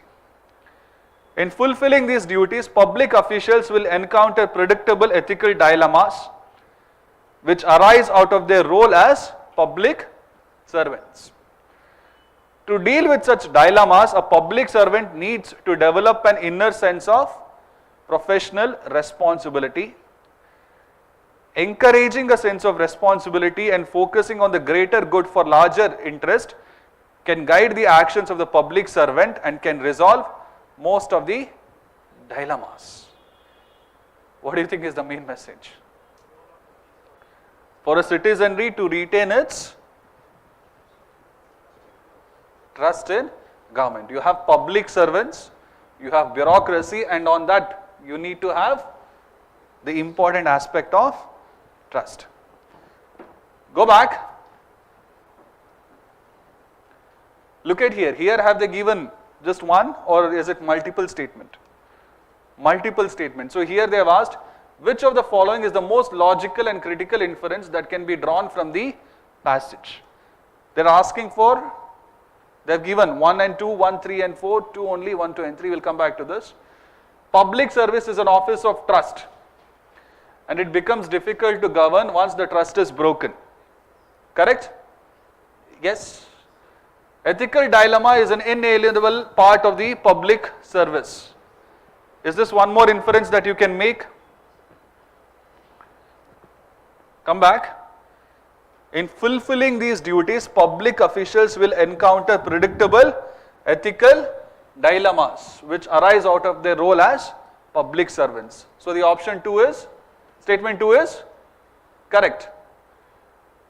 It is not possible for public servants to always act in the public interest because of the dilemma that confronts them. Is it commonsensical, this one? Remove that. Conflict in conscious and prevailing political ideology create ethical dilemmas for public servants. Anywhere in the essay have they spoken about political ideology? What's the right answer? 1 and 2. Between this 1 and 2, which one is the most important, crucial inference? Trust. All right. This is your 2021 ka papers. This one is short or a long passage? Short. Researchers simulated street lighting on artificial, forget that, first we will read this question. Which one of the following statement best reflects the most critical inference? So the moment you get inference, what will your mind try to find out? Main idea. Come back, look at this. Researchers simulated street lighting on artificial grasslands, plots containing pea aphids, sap-sucking insects at night. These were exposed to 2 different types of light. A white light similar to newer commercial LED lights and an amber light similar to sodium street lamps. The low intensity amber light was shown to inhibit rather than induce flowering in a wild plant of pea family, which is a source of food for pea aphids in grasslands. The number of aphids was also significantly suppressed under the light treatment due to the limited amount of food available. What do you think is the main idea here? What is it, madam? Anyone? Such a short passage. And it is so very difficult to identify the main idea, yes or no? Researchers stimulated street lighting on artificial grasslands and plots containing pea aphids, sap-sucking insects at night. These were exposed to 2 different types of light, a white light similar to newer commercial LEDs and a sodium vapor light. What was the outcome of this experiment? Did they find any negative things? Yes, right? Where is the negative things? The number of aphids was also significantly suppressed. What is the main idea? Light is at the center. This light, is it natural or artificial light? Artificial light. Just keep that in mind. That's it. I don't want anything else. Come back. Look at this options. Low intensity light has more adverse effects on plants as compared to high intensity light. Light pollution can have a permanent adverse impact on ecosystem. White light is better for the flowering of plants as compared to the light of other colors. Fourth, proper intensity of light in an ecosystem is important not only for plants but for animals too. Now, all these 4, they are having different main ideas, yes or no? What is the first one? Intensity. What is the second one? Light pollution, broader. White light is better. Here they are making a proper statement and observation. Proper intensity of light in an ecosystem is important not only for plants but for animals too. Right? What is the main idea in this essay? You tell me now, in this passage. Is it intensity of light or is it light pollution? That's it. Light pollution and its effect on these things. light pollution can have a permanent effect on an ecosystem, adverse impact on an ecosystem. How many times do you think people would have read that essay passage? So many times. And this was one of the first few initial passages. 2021, many people had made up their mind that they will solve comprehension. They went, they saw, and they prepared for next year. Permanent word is misleading. Right. Here, what I want in implication is, sorry, not implication, inference. First, find out the main idea. Don't worry about the words, the extremeness, that comes later. First, what's the main idea? Researchers stimulated street lighting. Here, is it intensity of light that they have used or light in general? No, right? That's all I want. So once you figure out that, it's nothing but they're trying to figure out the effect of light pollution, which can have an adverse impact on an ecosystem. You got my point?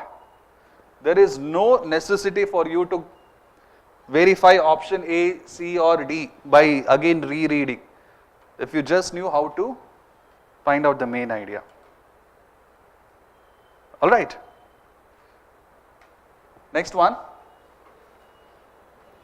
Question. What is the question? Assumption. So what will you do here? Identify main ideas and various ideas related to it. Go back.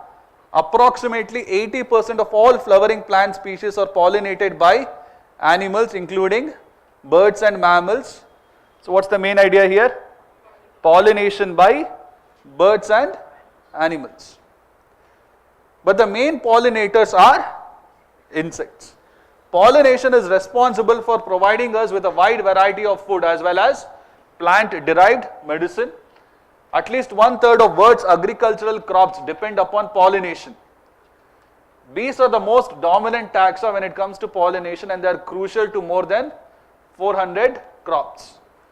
Pollination is essential service that is the result of intricate relationship between plants and animals, and the reduction or loss of either affects the survival of both.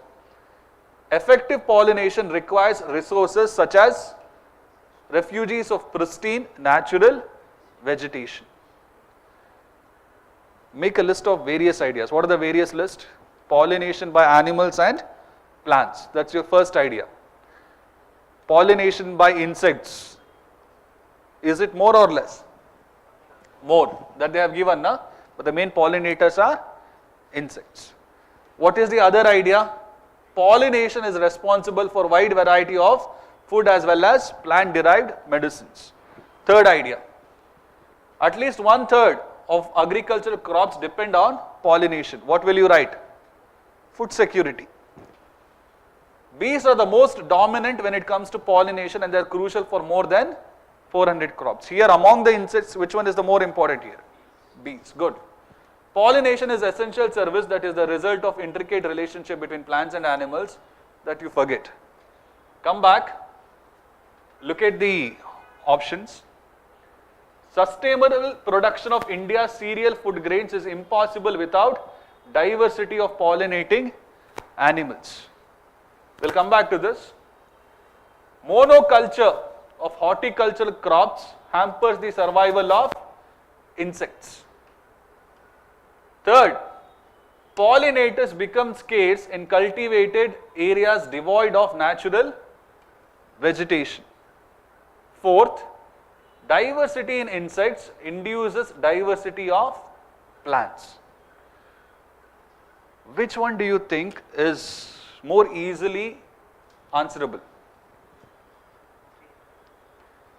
They have given 4 assumptions. Which assumption you have proper evidence in this? Very clearly you can make it out. What about the 4th one? Diversity in insects induces diversity of plants. Can I say that? Right? If you look at the last part of the essay, that is what they have spoken. So option 4 I want. So which are the options which have option 4? Option B and D. Now here also 3 and 4 is there, here also 3 and 4 is there. What should I eliminate if I have to? Option 2. Statement 2. Monoculture of horticultural crops hampers the survival of insects. Anywhere have they mentioned about monoculture? Anywhere have they mentioned? Have they given you any evidence of that? Right? So what do you think is the right answer for that? Option D, 3 and 4. The next one, what is the question here? Crux. So what will you do? First and last. A study conducted on the impacts of climate change over the Kaveri basin of Tamil Nadu using regional climate models showed an increasing trend of for maximum and minimum temperature and a decrease in the number of rainy days. These climatic shifts will have an impact on hydrological cycles in the region, lead to more runoff and less recharge and affect the groundwater tables. Full stop. Further, there has been increase in the frequency of droughts in the state. This has driven farmers to increase dependency on groundwater resources to secure their crops. What is the crux of this particular passage? Development of regional climatic models helps in choosing climate smart agricultural practice. Heavy dependence on groundwater resources can be reduced by adopting dry land cropping systems. Climate change increases the criticality of water resources while simultaneously threatening it.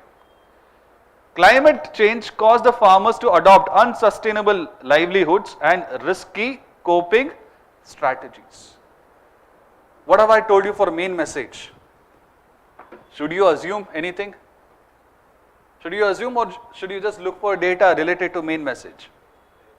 Data. Development of regional climatic models helps in choosing climate smart agricultural practices. Have they in any way spoken about it? Right? Heavy dependence on groundwater resources can be reduced by adopting dry land and cropping system. Have they written that? Dry land cropping system, the keyword, is it there anywhere? Is it there? Tell me. It's not there, na? Second, third one, climate change increases the criticality of water resources while simultaneously, come to the last part of the essay, passage. Further, there has been an increase in the frequency of droughts in the state. This has driven farmers to increase dependency on groundwater resources to secure their crops. What do you think? That last part of the passage, does option C kind of justify it? Yes or no? Right? What is the water resources which is being threatened and also in critical danger? Groundwater resources. Climate change caused the farmers to adopt unsustainable livelihood. Anywhere here have they mentioned that? Any direct data have they given? Yes or no? No, right? So you can leave it. So what is the crux here? Just focus on what I told you, the last part. What is the important keyword? Further, right? Moving on. Look at this passage. Researchers were able to use stem cells to gauge the neurotoxic effects of the environmental pollutant bisphenol. They used a combination of biochemical and cell-based assay to examine the gene expression profile during the differentiation of mouse embryonic stem cell upon treatment with BPA, a compound known to cause heart diseases. What will you do? This is causing mental disease for us. Diabetes and development abnormalities in humans. Skip it, is it? But let's attempt it. They were able to detect and measure BPA toxicity towards the proper specification of primary germ layers such as endoderm and ectoderm and the establishment of neural progenitor cells. Very technical in nature. Look at the question. What have they asked? Assumptions have been made. Come back, Look at the options here. 1 and 2, 2 and 3, 1 and 3, and 1, 2 and 3. Which are the options which are repeated more? 2 and also 3. 1 also. All are repeated so much. Right. Let's try to eliminate at least one then. Then we will get the answer. First one, BPA may alter embryonic development in vivo. We'll come back to that later. Biochemical and cell-based assay are useful in finding out treatments for pollution-induced diseases. What have they said? Biochemical and cell-based assays. In an assumption, what is it that you have to list down first? One idea or various ideas? Various ideas. Where have they mentioned biochemical? Here. The second statement. They used a combination of biochemical and cell-based assay to examine the gene expression profile. Examine meaning testing, right? What have they given here? Treatment. Remove that option 2, what are you left with? 1 and 3. Forget 1 and 3, don't even look into it. Don't try to find the answers. When they give you a short passage and they ask you for an assumption, please make sure that you list out the ideas. Alright? Once you list out the ideas, what have I told you? Go look at the assumption. If you have any evidence justifying that assumption, then it is correct. If you don't have any evidence, then it is incorrect. Wherever you have a matrix of options given like this, try to eliminate at least one. The answer you will get very easily. Biochemical and cell-based, that was your second idea. It's basically used to examine. It's a testing process and not a treatment. Right? Critical inference. You have to answer this. Okay? What did you all have in your break? Coffee? Tea? Mushroom biryani? I have not had anything. So you please read and give me the right answer. Computers? Yes. Hey. Silent ang madro. You have 1 minute.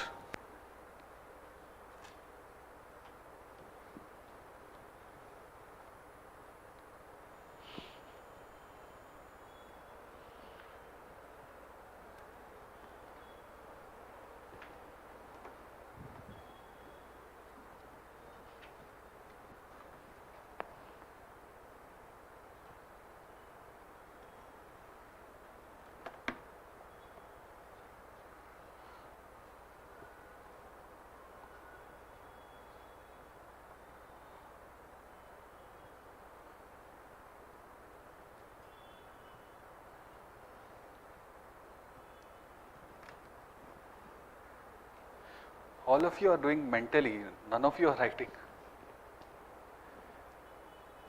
Right. So what have I told you the moment they ask you about inferences? List out the ideas or find out the main idea. Right. What is the main idea here? Computers. Hey, bitti extension kuda irutte. Computers and Internet of Things. Huh? What is he whining about here? He seems to be what? Happy or fearful? Fearful, right? Why is he fearful? Computers, lack of security.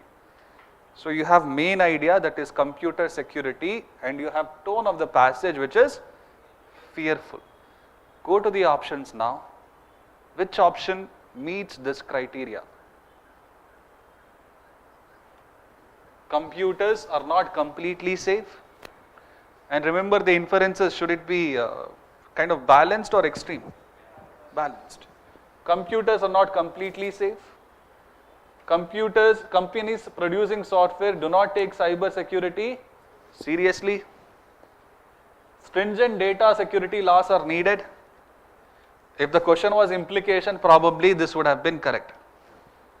the present trend of communication technology will affect our lives in future? Option?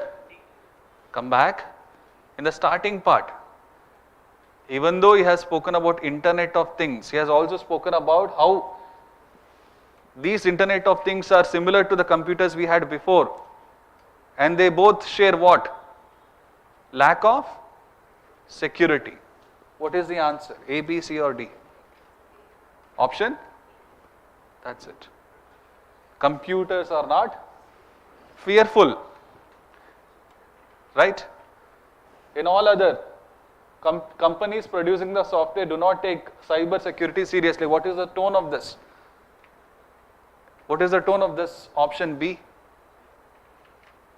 Criticism. Stringent data security laws are needed. What is the tone of this?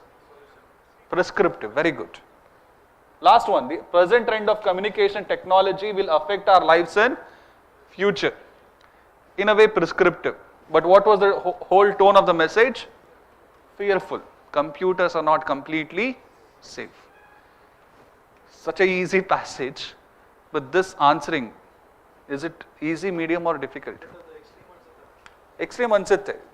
I am saying now, whatever shortcuts we give you, it doesn't apply to all situations. There are some exceptions. So when you are writing this, any inference based question, first main idea, tone, then you look for extremity. Alright? In all these four options, main idea and tone is satisfied by option A only. Na? So go with it. Got my point? Right. What is the next question on? Assumption. Look at this one and tell me the answer. You have to tell me now. And please write now. Come on, give your hands some exercise.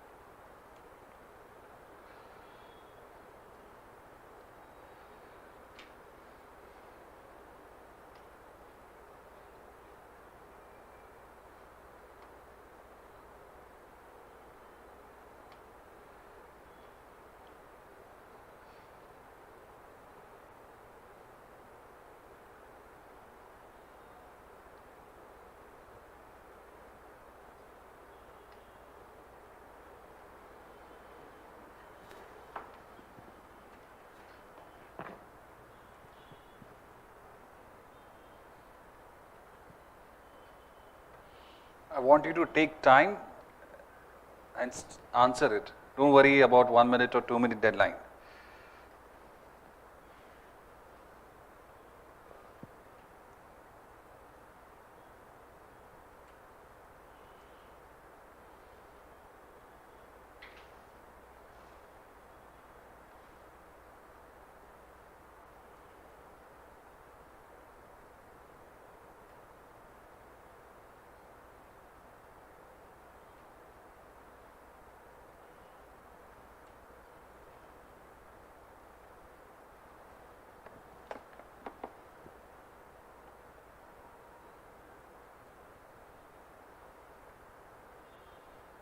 Right.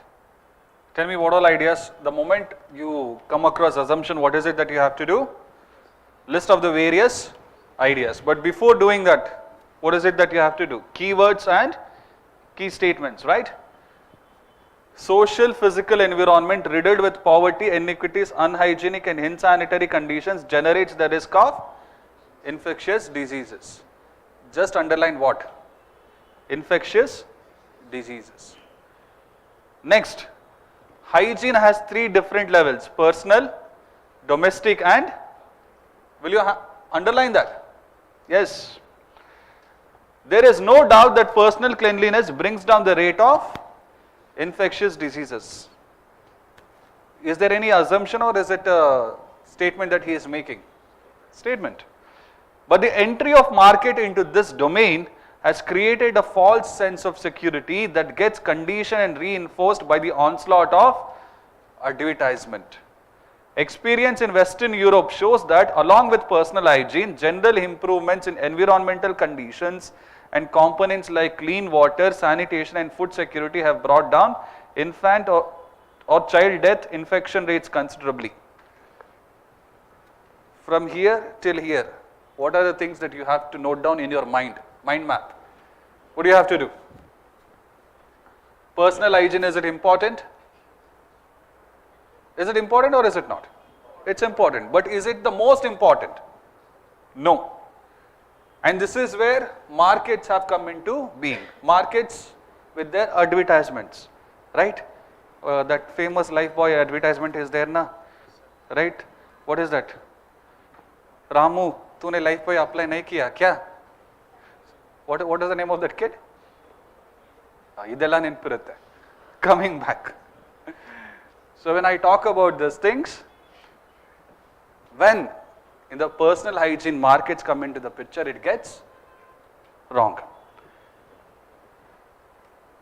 You have evidences found in Western Europe where along with personal hygiene, what are the other things that they have focused on? Environmental conditions, right? Next, clean water and sanitation, everything they come under an environment. Don't do anything in that. The obsession with hand hygiene also brings in persisting influence of the market on personal health, overriding or marginalizing the negative impact on ecology and the emergence of resisting germs.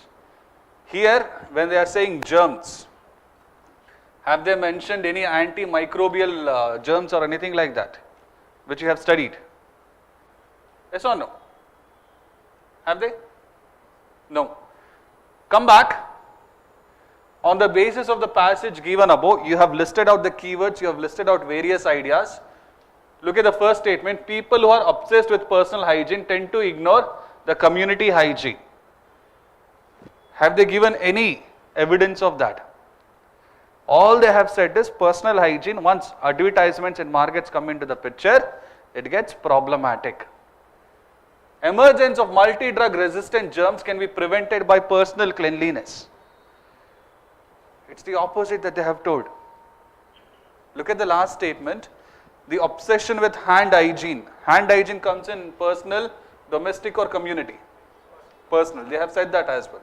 Hand hygiene also brings in the persisting influence of the market on personal health, overriding the marginalizing the negative effect on ecology and emergence of resistant germs. So option 2 is incorrect. The third option is entry of the market in the domain of hygiene increases the risk of infectious diseases. Is that correct? Entry of the market in the domain of hygiene increases the risk of infectious diseases. Why? Yes, you have a direct. Fourth, 1, 2, 3 you remove na. What are you left with? That's it. Why will you go and waste your time on 4 and 5? Right? Coming back here, what was the challenge that you faced initially? When I gave you this to do now, what was the challenge that you faced? Tell me. Did you face any challenge? Finding of keywords. Anything else? ಬರೀ ಕೇಳಿಸ್ಕೊಂತಿದ್ದೀರಾ sir ಅವಾಗಲಿಂದ ಅದಕ್ಕೆ. You have to move your pen very, very fast. Ideally, what I should have done is given you some sort of a question paper so that you could have written and done everything. But nevertheless, when you are in the examination hall, please start with keyword underlining. What's the keyword? First, hygiene, poverty, inequity, you will underline infectious diseases. Next, you will go on and underline personal, domestic and community. The next statement, there is no doubt that personal cleanliness brings down the rate of infectious. Personal cleanliness, down the rate. If you do all these things, will it become easy for you or difficult? You have to know which one you have to underline, which one you have to leave. And that was the first thing that we discussed. All right? Please move your hand. Yeah. Fifth statement. It is community hygiene if through public health measures that is really effective in the battle against. 4 and 5 I told you, na? I did not even read that statement.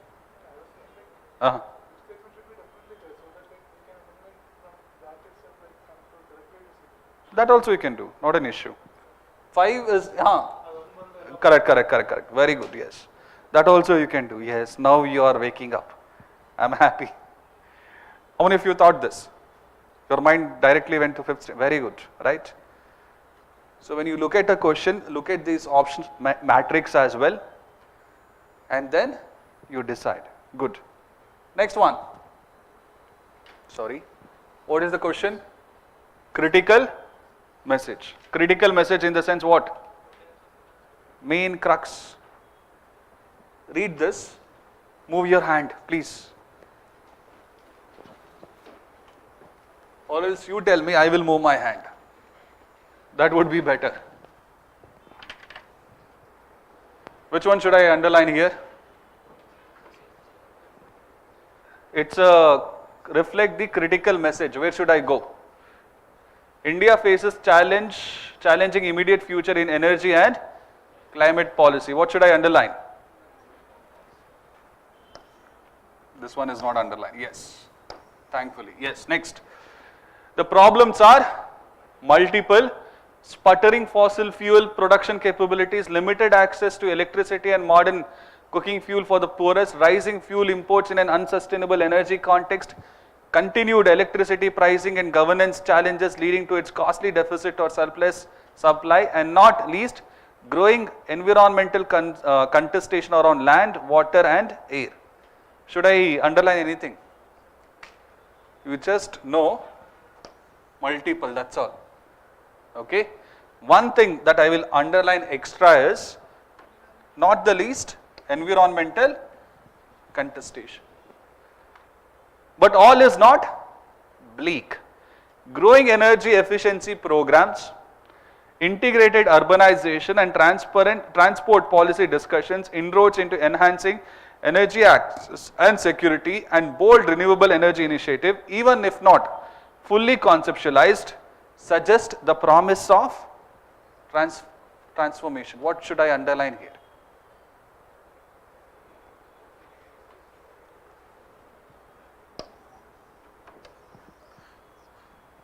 All right. In the initial part, he is highlighting what are the major shortcomings. In the second part, what is he doing? He is telling that all is not bleak. We have certain bright spots. Yes or no? Go back, look at the essay now, question. India's energy decision making process is ever more complex and interconnected. India's energy and climate policy is heavily tuned to sustainable development goals. India's energy and climate actions are not compatible with its broader social, economic and environmental goals. Fourth one, India's energy decision making process is straightforward, supply oriented and ignores the demands of the site. Now we will follow our friend's idea. Instead of finding the right answer, we will eliminate. Let's start with option D. Why did I start with D? It is very, very extreme, right? India's energy decision making process is straightforward. What have I underlined? Contestation. What is contestation? There is conflict in that, yes or no? So option D goes off. India's energy and climate actions are not compatible with its broader social, economic and environmental goals. Anywhere in the terms that I have underlined, is that reflected? Whenever they ask you the crux, those key terms should be here in one way or the other. It's not here. Go to the other. India's energy and climate policy is heavily tuned to the sustainable development goals. Anywhere here do you find sustainable development goals? Anywhere here do you find it? So what will you eliminate? B, C and what do you think the answer is? A. India's energy decision making process is ever more complex and interconnected. Growing environmental contestation around land, water and air, but all is not bleak. Growing energy efficiency programs, integrated urbanization. What is the key term here? Integrated, interconnected. Are they similar in a certain way? If you want, you can go back and verify. Next one. What is the thing that they are asking again? Now, tell me, what should I underline? Here I am not worrying about the idea, I am just worrying about finding out the keywords first. What is the keyword that I will write? There are reports that some of the antibiotics sold in the market are fed to poultry and other livestock as growth promoters. Overusing these substances can create superbugs, pathogens that are resistant to multiple drugs and could be passed along to humans. Should I underline anything? Should I? Just overusing and humans. Mindful of that, some farming companies have stopped using the drugs to make chicken gain weight faster. Since Denmark banned the antibiotic growth promoters in 1990s, the major pork exporter says it is producing more pigs and the animals get fewer diseases. What have they done in Denmark? Banned antibiotic growth. And they have asked which one of the following statement best reflects the critical message conveyed by the passage given above. People should avoid consuming the products of animal farming. They are not asking for assumption, na? Right? Anyways, that's wrong. Option B, food of animal origin should be replaced with food of plant origin. Option B is also incorrect. How many non-vegetarians in the house? Very nice. Come back. Today is Thursday. You can't eat. How many of you exceptions are there, is it? Very nice. I'll call your mother. Come back. Using antibiotics on animals should be banned. Option D, antibiotics should only be used to treat diseases. Come back, look at it. Denmark banned antibiotic growth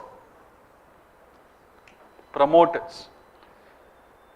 Using antibiotics on animals should be banned. Is this correct? Antibiotic growth promoters. Not all antibiotics. You got my point? What is the last option that is left? Antibiotics should only be used to treat diseases. Yes or no? Now my friend will ask, sir, only iradರಲ್ಲಿ extreme ಆಗಲಿಲ್ಲ ಅಂತ. Instead of saying antibiotic growth promoter, they've said in a different way, that's all. Please, in the examination hall, don't get confused.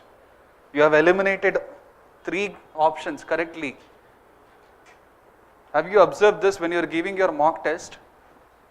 You know the answer is correct. You know the option that you have chosen is correct.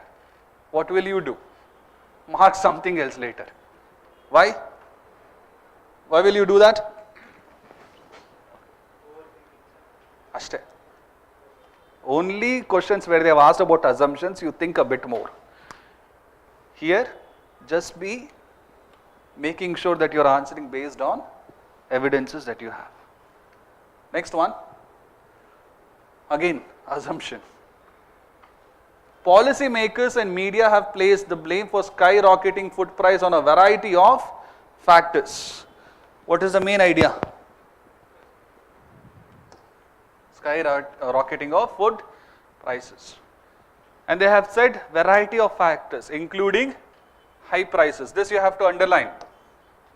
In assumption, even peripheral ideas are important. Yes or no? Fuel prices, bad weather in key food producing countries, and the diversion of land to non-food production. Increased emphasis, however, has been placed on a surge in demand for food from the most populous emerging economy. Should I underline something? What should I underline? Emphasis of food from emerging economies. It seems highly probable that mass consumption in these countries could be well poised to create food crisis. In these countries, which are the countries? Developed or emerging? Emerging. Highly probable food crisis. Come back. Look at the options that you have in front of you. Oil producing countries are one of the reasons for high food prices. That's the first assumption that they have given. If there is a food crisis in the world in the near future, it will be in the emerging economies. Two assumptions they have given. What do you think is the right answer?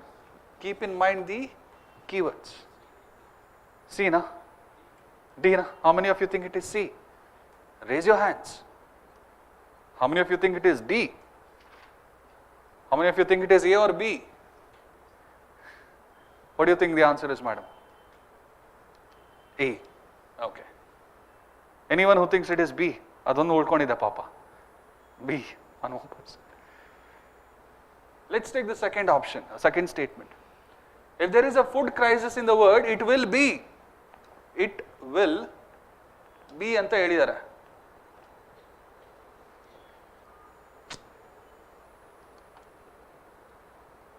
Right. It will be. Go back. What have I underlined? Highly probable. My friend, here it is extreme. So this option B, do you think it is correct? Option C correct? So you will not go for that. Go to option statement 1. Oil producing countries are one of the reasons for food price skyrocketing. Anta helidare. Come back. Variety of prices including high fuel prices. Here have they mentioned in any way it is oil producing countries? Over assume madbedi. Hello. Oil producing countries, what comes to your mind? Tell me. Saudi, right? Middle East and everything. Even India is producing oil. Yes or no? There are countries where we are shifting food crops, right? And we are growing those crops which are required for oil producing. Both of them are incorrect. Next one. What is the thing that they have asked here? With reference to the above passage, again following assumptions. A central message of modern development economics is the importance of income growth, by which is meant growth in gross domestic product. In theory, rising GDP creates employment and investment opportunities. As incomes grow in a country, the level of GDP was once low, households, communities and governments are increasingly able to set aside some funds for the production of things that make for a good life. Today, GDP has assumed such a significant place in the development lexicon that if someone mentions economic growth, we know they mean growth of GDP. Okay? Come back. Look at the options. Rising GDP is essential for a country to be a developed country. First, rising GDP guarantees a reasonable distribution of income to all households. What is it? What do you think the answer is? This statement 2, is it correct or incorrect? Right? Hege ಹೇಳ್ತಿದ್ದೀರಾ? Nitin Singh, economy knowledge, sir. What have they said? Governments are increasingly able to set aside some funds for the production of things that make for a good life. Today, GDP, anywhere have they mentioned that there is a distribution of income to all households? No, right?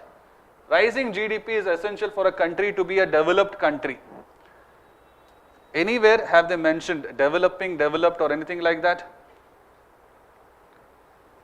A central message of modern development economics is the importance of income growth, by which it is meant growth in gross domestic product. Have they said developing, developed, developing or emerging? Have they said anything like that? Anywhere? Have they given you any hint to solve this assumption? Yes or no? Yes or no? Come on. Yes or no for this statement 1? Yes. Where? It's not there, na? Tell me. Nowhere here have they mentioned developed, developing, emerging or anything like that. The answer is neither 1 nor 2. Thankfully, here there is only one assumption. Go back. With respect to what are called denominations of religion, if everyone is left to be a judge of his own religion, there is no such thing as religion. What will you underline? First tell me here. Very nice. Over smart people. With respect to what we call denominations of religion.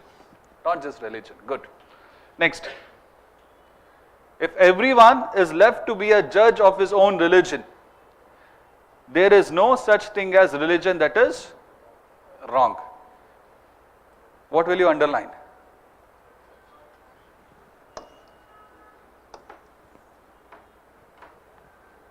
Okay.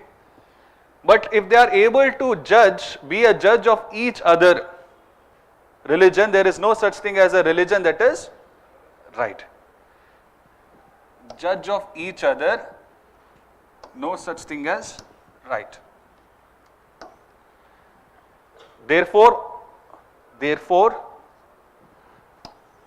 all the world is right or all the world is wrong in the matter of religion.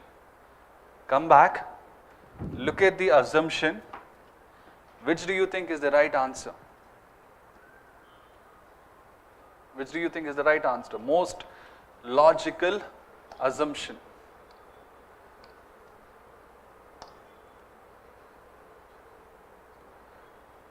Yeah, tell me. No man can live without adhering to some religious denomination. It is the duty of everyone to propagate one's religious denomination. Religious denomination tend to ignore the unity of man. Men do not understand their own religious denomination. Philosophy you like so very much. He is my best ethics student. Yes or no? Right? You are from batch 3, right? Batch 1 or batch 3? Right? I have not done anything for batch 3 ethics. He has already attended. Right. Tell me.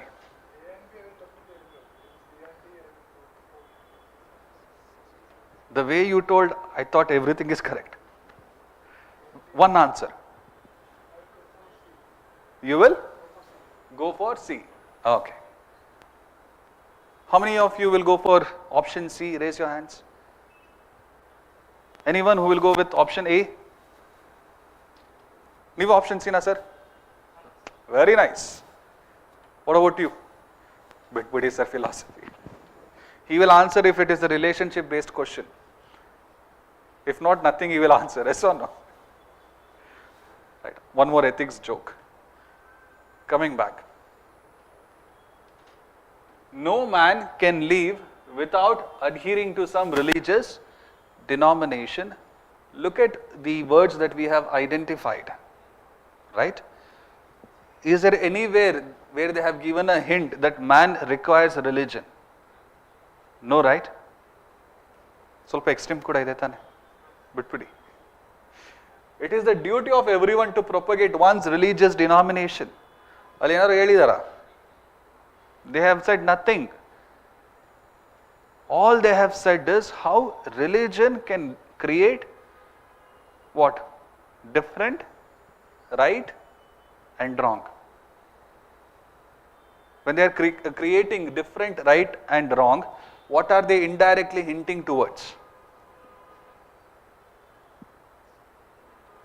Because my right is not your right. You are getting my point? When there are differing perception, will there be unity or will there not be unity? Religious denomination tend to ignore the unity of man. Option D is men do not understand their own religious denomination. Nowhere there have they said that. This one is also a bit extreme. Religious denomination tend to ignore the unity of man. That is all you have to write. Is it difficult? 2021 paper. You want paper like this for the coming test? Yes? Sorry? Test gadre okay. Exam gadre bedwa. Right. Okay. We will all write a petition to UPSC. Right? Abolish CSAT antana. I think when I was an aspirant in 2017 or 18, there was a committee which was set up. I forgot the name of the committee also. That committee had given a recommendation that optional subject should be scrapped. The only thing that is scrapped is that committee ka report. Optional subject is still going on. And there they had also mentioned about some reforms in CSAT paper, but everything, right? Logical and rational inference. So the moment they give you inference, what should you do? You have to list out all the ideas or you have to find out the main idea. Very good. It is certain that seditions, wars and contempt or breach of the law are not so much to be imputed to the wickedness of the subjects as to the bad state of dominion. For men are not born for citizenship but must be made so. Besides, men's natural passions are everywhere the same, and if wickedness more prevails and more offences are committed in one commonwealth than in other, it is certain that former has neither enough pursued the end of unity nor framed its laws with sufficient forethought, and that therefore it has failed in making quite good its right as a commonwealth. Right? Imagine going to the examination hall and you have a passage like this. What will you do? Skip it. Come back. If you start skipping everything in this paper, right, only Kant and reasoning you have to answer. Look at the options. Forget that passage for some time. Look at the options. Seditions, wars and breach of the laws are inevitable in every dominion. Second, it is not the people but the sovereign who is responsible for all the problems of any dominion. That dominion is the best which pursues the aim of unity and has laws for good citizenship. It is impossible for men to establish a good dominion. In all the four options, what do you think is the main idea? Nothing but dominion or what? In terms of establishing a commonwealth. Sedition, wars and breach of the laws are inevitable in every dominion. Look at the passage. Is it completely critical? It is certain that seditions, wars and contempt or breach of the laws are not so much to be imputed to the wickedness of the subject as to the bad state of dominion. For men are not born for citizenship, must be made so. What do you think is the tone of this particular passage? What do you think? Next. Besides, men's natural passions are everywhere the same. If wickedness more prevails and more offences are committed in one commonwealth than in other, it is certain that the former has neither enough pursued the end of unity nor framed its law with sufficient forethought, and that therefore it has failed in making quite good its right as a commonwealth. The second part of this passage, right? Here, when you take the idea of commonwealth, if there is any breach of sedition, wars or anything, are they blaming the state or are they blaming the citizens? Second part of the passage, what are they doing? If there are more offences which are committed in one commonwealth than in other, it is certain that the former has neither pursued the end of unity nor framed its laws with sufficient forethought. They are blaming the state. When it comes to citizens, they are having a positive tone. Can I say that? Go look at the options. Seditions, wars and breach of the laws are inevitable in every dominion. Is that so? No. It is not the people but the sovereign who is responsible for all the problems of dominion. Third, that dominion is best which pursues the aim of unity and has laws for good. ಏನಿದೆ state ಇದೆ citizenship ಇದೆ citizenship ಇದೆ ತಾನೇ ಇಲ್ಲಿ. What have I highlighted there? Citizenship. What do you think the answer is? Option C. Anyone who figured out this is the answer? Very nice. Answer ಹೇಳಾದ್ಮೇಲೆ you had figured out as it. It's okay. The reason why I'm doing this as of now is just to showcase that whatever I have taught you before, it can be applied. Am I applying it or am I just randomly telling you? What am I doing? Applying it. So far when you have solved these mock tests, have you applied so much of forethought or were you just looking for justification? Data idre correct. Sometimes inky pinky ponky. Yes or no? If you apply forethought, I am very sure 90% of comprehension questions which you attempt, you will get good answers, correct answers. Just during the break, I spoke with one of your batchmates. He said he is answering 30 questions in CSAT and he is getting 26 questions correct. Accuracy is very good. 26 out of 30, and all these 30 questions are from aptitude part. How much of questions do you think is what you have to aim in your CSAT paper? Minimum? Minimum 35. If you are going for minimum 35, your accuracy should be very, very good. And if you leave philosophy and everything, minimum. In my opinion, you have to answer around 50 questions. That is my minimum. The only way you will get to touch 50 is when you answer aptitude, reasoning, CSAT in a good way. If not, 35 you will end. He is an engineer, I guess. What are you? That is why 35 he remembers. What is the passing marks now? 60 is it? Hey, I asked in graduation. 35, right? See, my group batchmate, this guy is 35. That is why he is so attracted to that number 35. Minimum 50 Madi.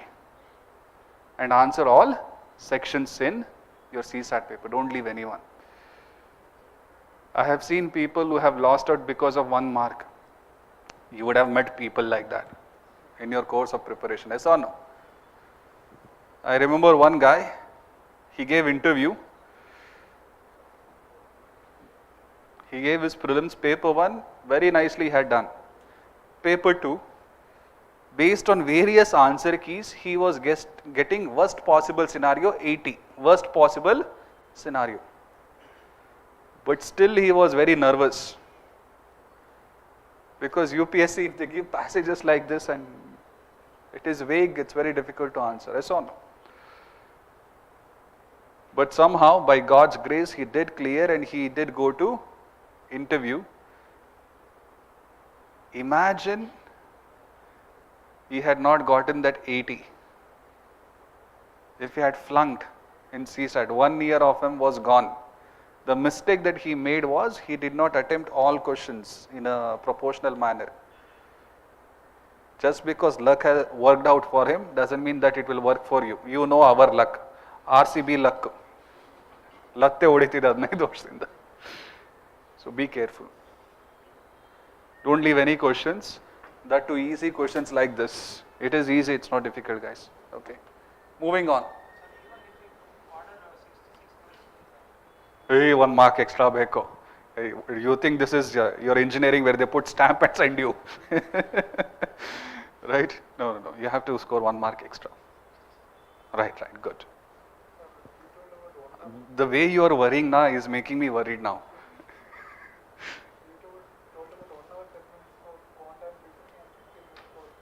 Hmm.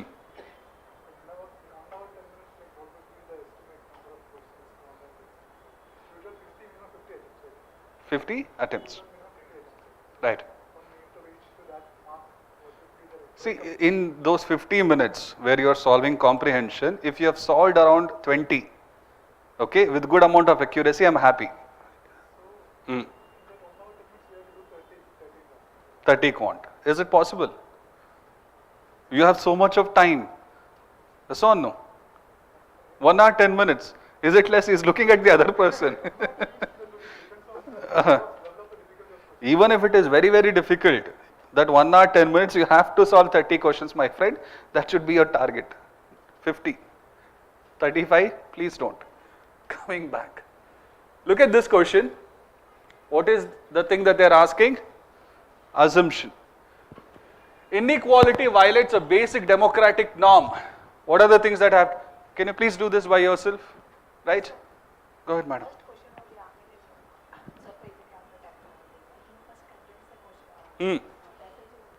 ಇಲ್ಲ ಇವಾಗ ನೋಡಿ, the last passages that I solved, what did I first read?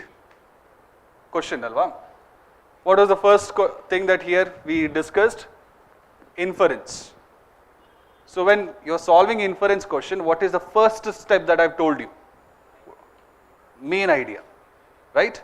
And before even solving main idea, you have to first figure out what are the important keywords. So I went back to the passage and started finding. We figured out the main idea is what? Dominion. Alva? What is the next step that I've told you in inference based questions? After figuring out the main idea, you have to figure out tone of the passage. So I went back, looked at the second part of the passage where they have said a good dominion is where citizens are treated well. Okay? That same tone is repeated where? In which option? Option C, good citizenship. That's all. I first read the question only, then I went to passage. Don't worry. Hange ಮಾಡಿ. ಇಲ್ಲೂ ನೋಡಿ ಇವಾಗ. I'll just give you one more example. Come back to this. Here what is the keyword, madam, in the 33rd question? Assumption ಇದೆಯಾ, inference ಇದೆಯಾ, crux ಇದೆಯಾ, ಏನಿದೆ? Assumption ಇದೆ. So ನೀವು ಅಸಂಪ್ಷನ್ ಅಂತ ನೋಡಿದ ತಕ್ಷಣ ಇಲ್ಲೇನು ಮಾಡಬೇಕು ಪ್ಯಾಸೇಜಲ್ಲಿ? Will you find the main idea or will you list the various ideas? That I want you to do now. Okay? Please do that listing of various ideas.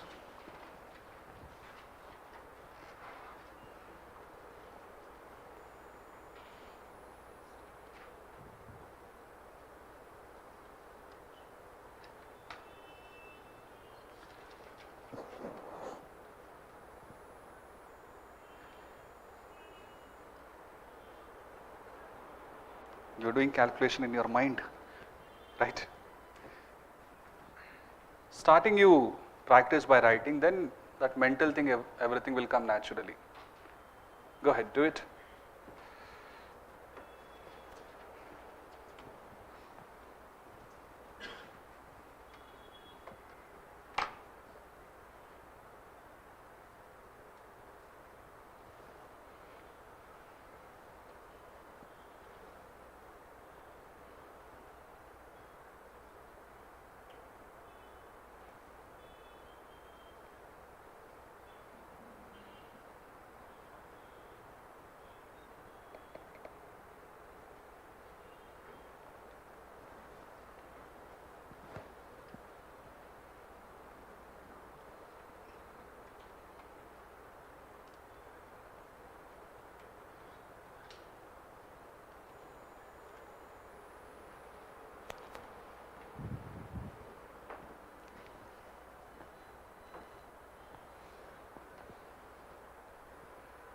What is the answer? Option B, 2, sorry, D, 3 and 4 only. What about others? How many of you are still solving?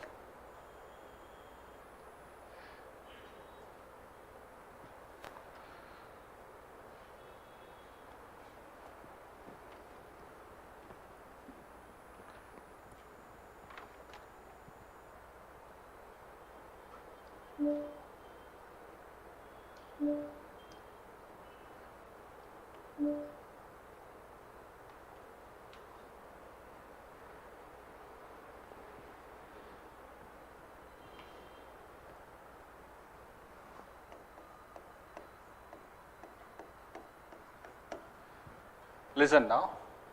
Inequality violates a basic democratic norm. What is the key term here? Violates. Got my point? Come back. What is that basic democratic norm that it is violating? Equal standing. Equality is a relation that obtains between persons in respect to some fundamental characteristic that they share in common. They are giving a definition. I am just going to highlight share in common.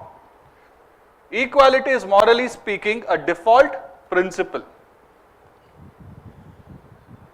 Therefore, I have told you, after therefore what comes is kind of important. Persons should not be discriminated on grounds of race, caste, gender, ethnicity, disability or class. I am just going to write should not be discriminated. These features of human conditions are morally irrelevant. What are the features that they are talking about? Race, caste, gender, ethnicity, disability. The idea that one should treat persons with respect not only because some of these persons possess some special features or talent, for example, skilled cricketers, gifted musicians or literary giants, but because persons are human beings by now part of common sense morality.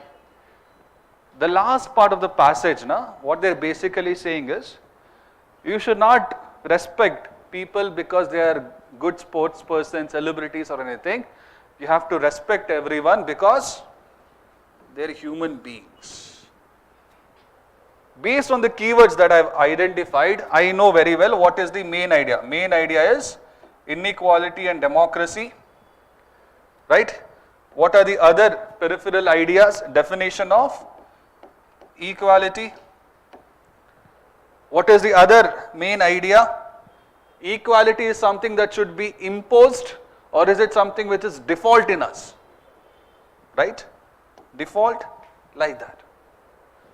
Come back, look at the 4 statements that they have given.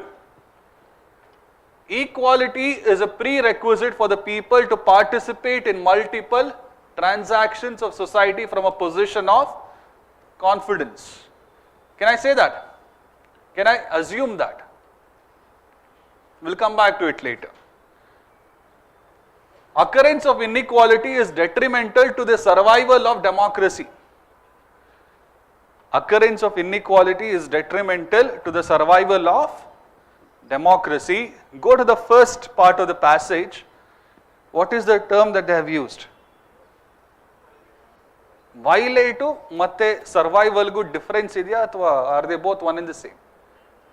They are different. So what will you do? Is that correct or incorrect? It is incorrect.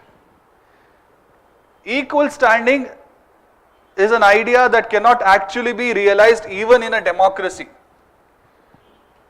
Third statement that they have given is equality is an idea which cannot be realized in a democracy. Anywhere here do you have evidence to suggest that it cannot be realized? Anywhere here, my friend? So what will you do? 2 and 4. If you remove 2 and 4, what are you left with? 1 and 4. How many of you got this correct? Hey, you were still solving when I asked you. It's okay. What I taught you in terms of how to solve assumption-based passages, have I not applied? Have I not applied in an algorithmic way, or have I jumped here and there? Algorithmic way, na? I'm an engineer at heart. Okay?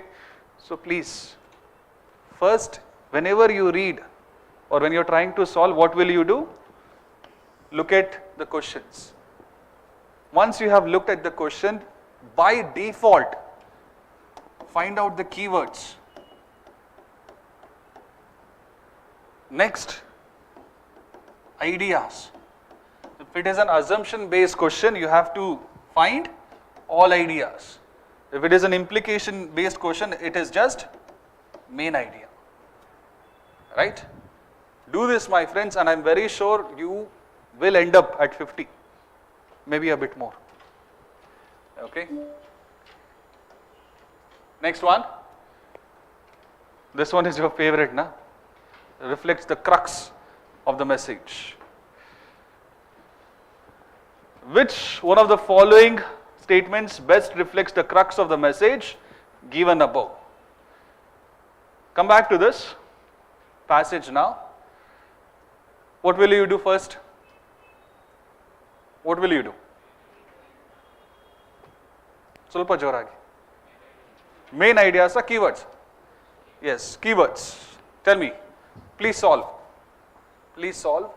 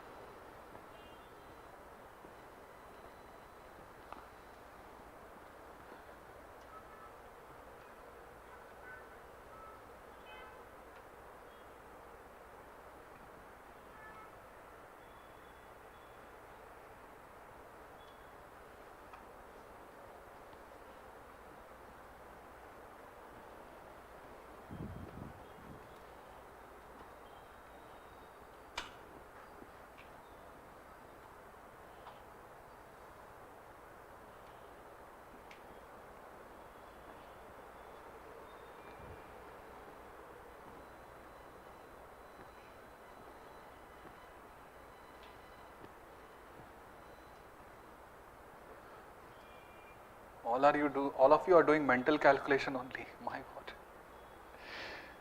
Okay. Right. Your time is up. What do you think is the right answer is? Option B. Anyone else? Option A. Yararidira? Option B? B. Option C? Option D?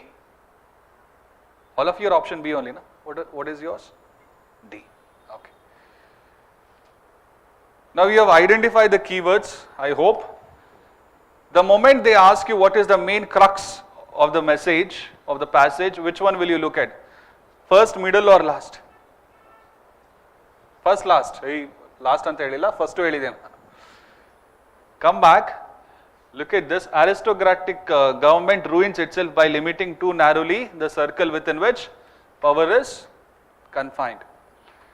Oligarchic government ruins itself by the unconscious scramble for immediate wealth. There are two different types of government, na? Aristocratic and oligarchic.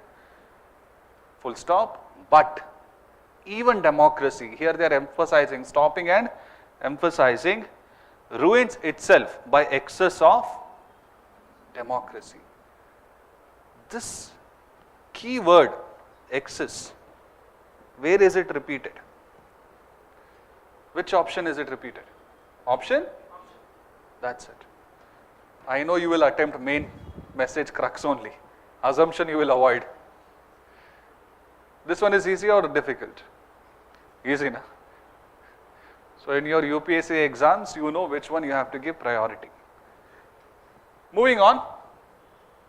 Again one more, your favorite theme.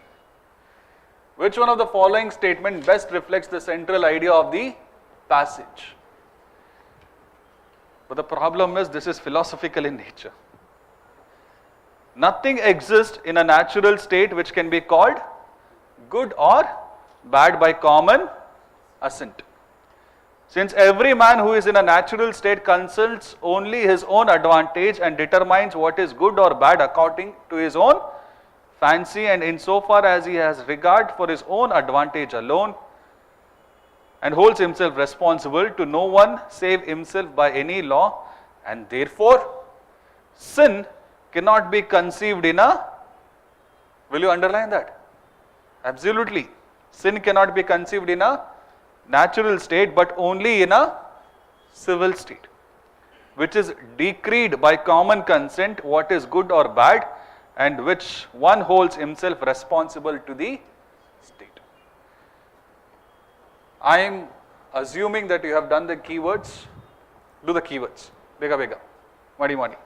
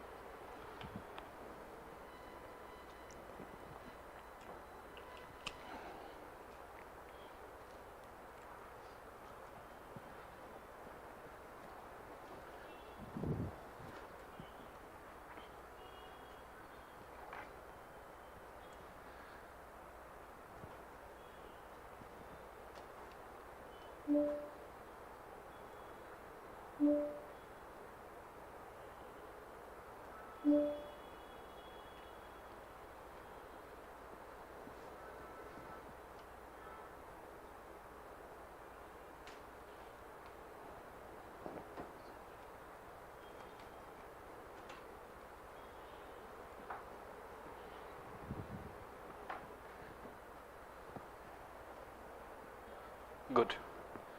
Are you done? What are the keywords? Can anyone tell me? Nothing can exist in a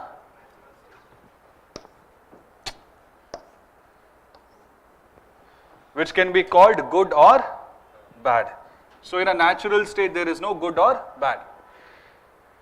By common assent, since every man who is in a natural state consults only his own advantage and determines what is good or bad according to his own fancy. What will you write? What will you underline?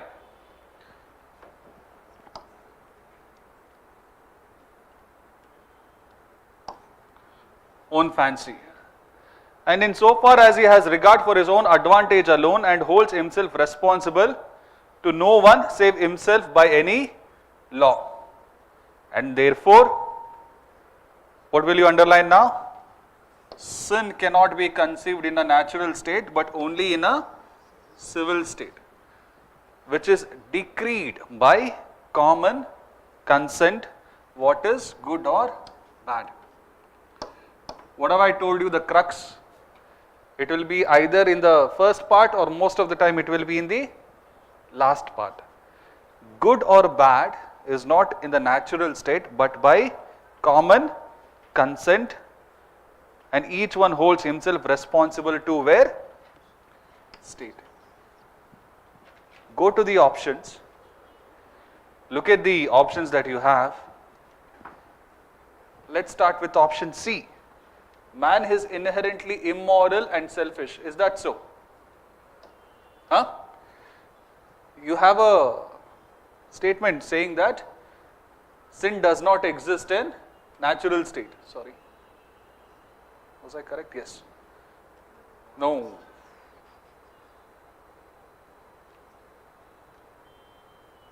Yes. Come back. So option C, man is inherently immoral and selfish in a natural state. That statement is incorrect. Sin cannot be conceived in a natural state. Option C goes off.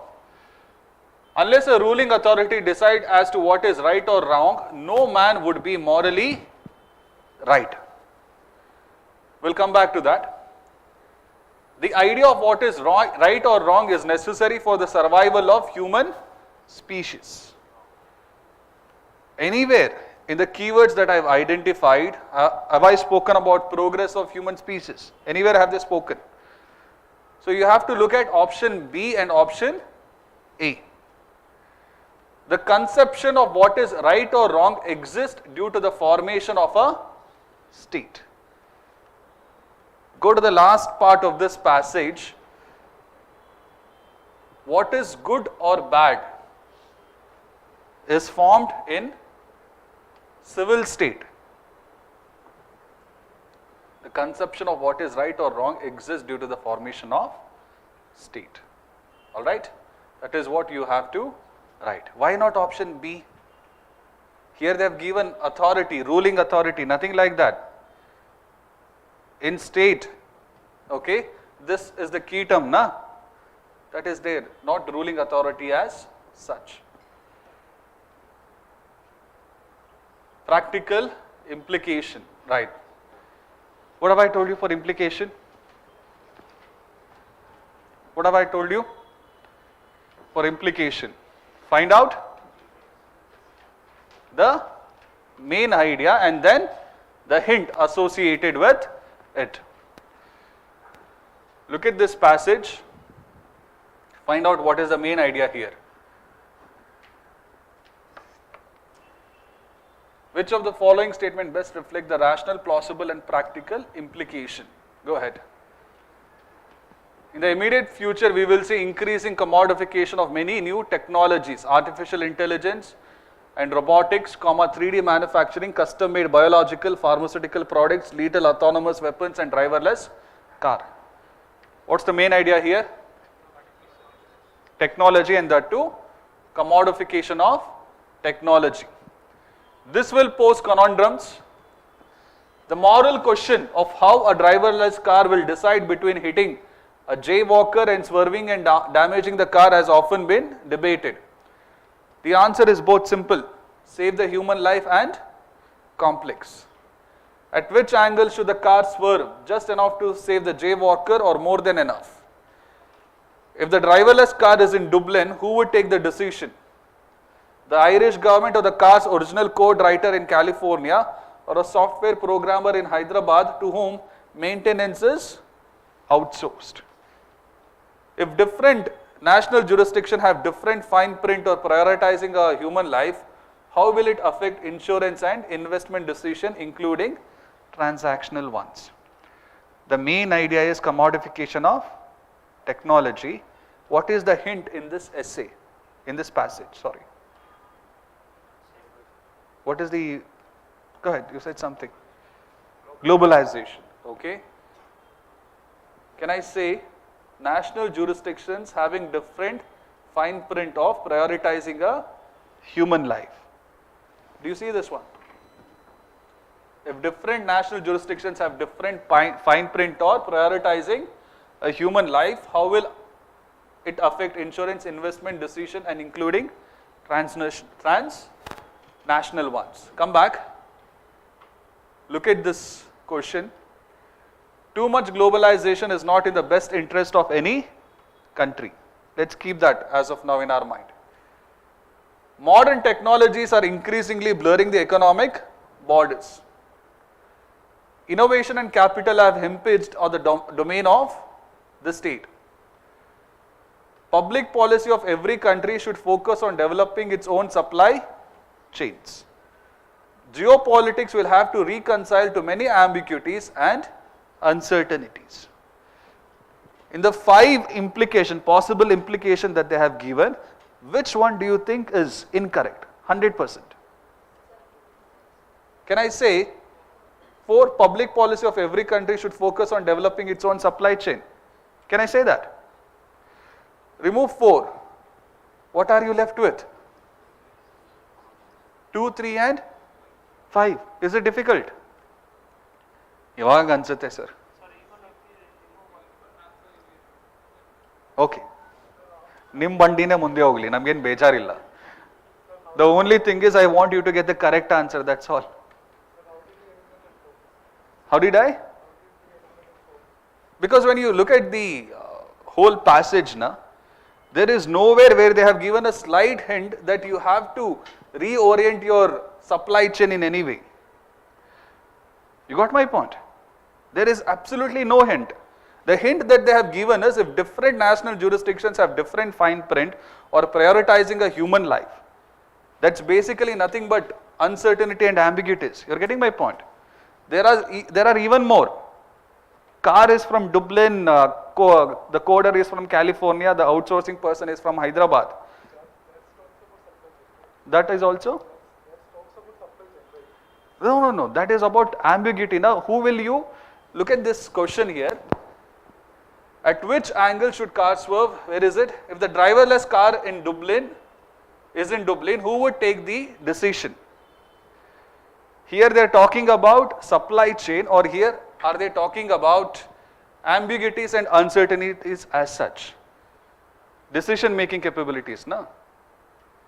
You have ambiguity with decision or supply chain, right? That is the thing. So that's why I just eliminated 4. What am I left with?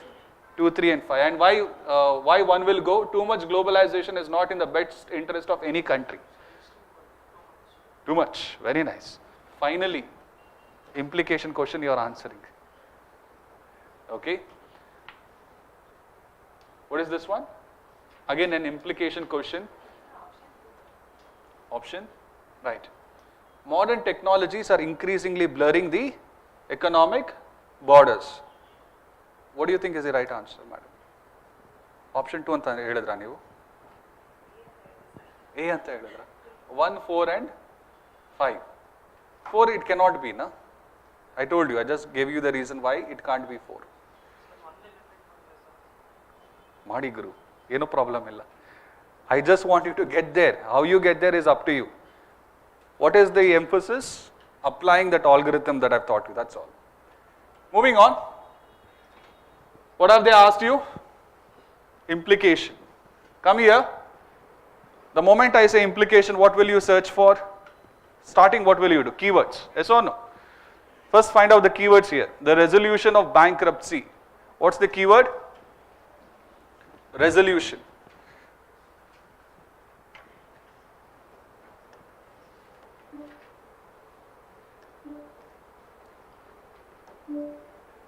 Resolution of bankruptcy. Cases of Indian banks under the Insolvency, Bankruptcy and Code could help bring non-performing asset situation under control.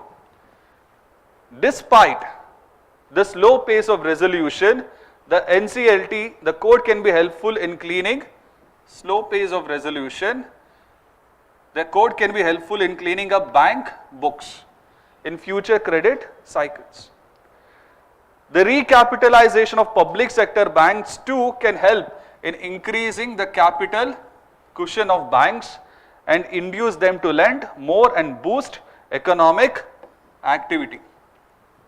But bad debt resolution and recapitalization are only a part of the solution, as they by themselves can do very little to rein in reckless lending that has pushed the Indian banking system to its current sorry state.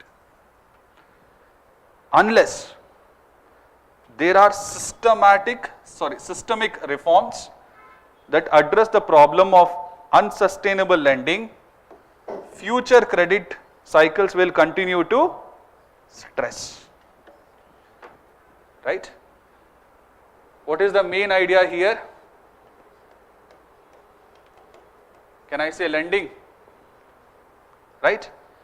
Based on what I observed in the end. What is the hint that they have given to solve this problem of lending? They have spoken about few steps that they have taken, NCLT step. But are these steps enough? Or do we require more? Right? Look at your options where you find similar things. Option? Okay. Lending by the bank should be closely monitored and regulated by the central government. No. Interest rate should be kept low so as to induce banks to lend more, promote credit growth and thereby, no. Merger of many banks into few large banks alone in the long term? Absolutely not. Indian banking system requires structural reforms as a long-term solution for bad loan problems. Right? Lending, or even in the beginning, what was it? The resolution of bankruptcy cases of India banks. It relates to loan only, na? So that's the thing. Is this difficult? Right? There are few more questions like that based on your PYQs. Which year is this? 2021. Go back home, look at these questions and try to answer them. I want this one question to be answered, last question for the day. Sorry? Corollary is nothing but an extension of main messages only. Okay? Not same logic as that. In the sense, sorry, someone said something. Corollary is basically, if you're driving at 120 km per hour, what would be the extension of that? Chances of? Yes, accident. Corollary is, if you accept the premise of the passage, what will be the natural extension? Something sort like a implication only. Okay? Don't worry. Come back, look at this one. Corollary is nothing but trade off. If you want to achieve speed, the result is compromise. If If you want to achieve speed, Right. I will. Where is that corollary problem? Right. Come back. Look at this passage. It's quite simple. In India,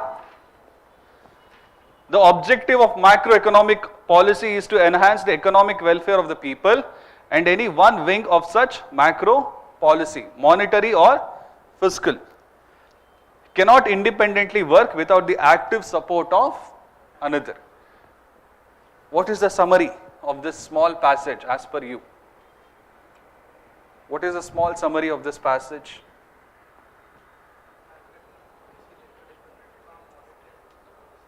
People cannot work independently. You need support of everyone. That's it. The main message. Yes or no? Look at the options. Which one of the following statements best reflects the corollary of the passage given above? The central bank cannot work independently of the government.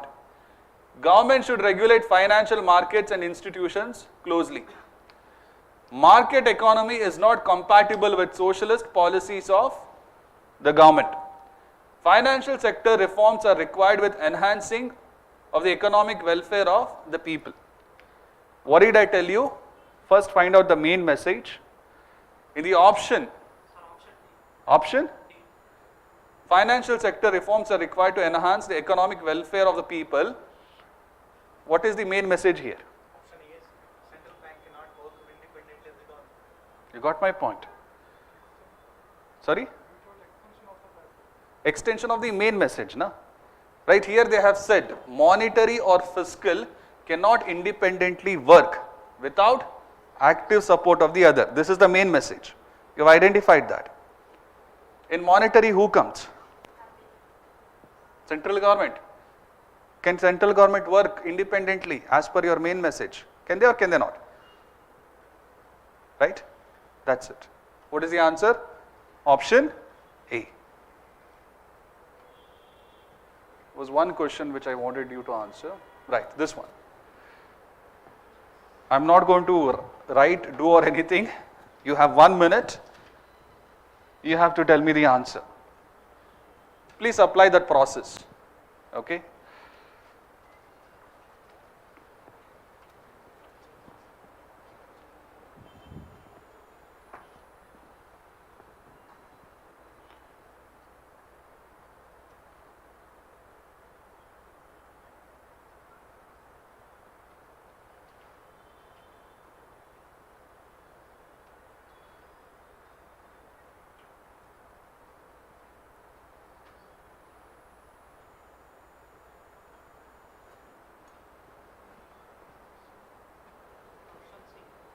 Option? Anyone with other options? Wealth generation is the primary motive of any human endeavor.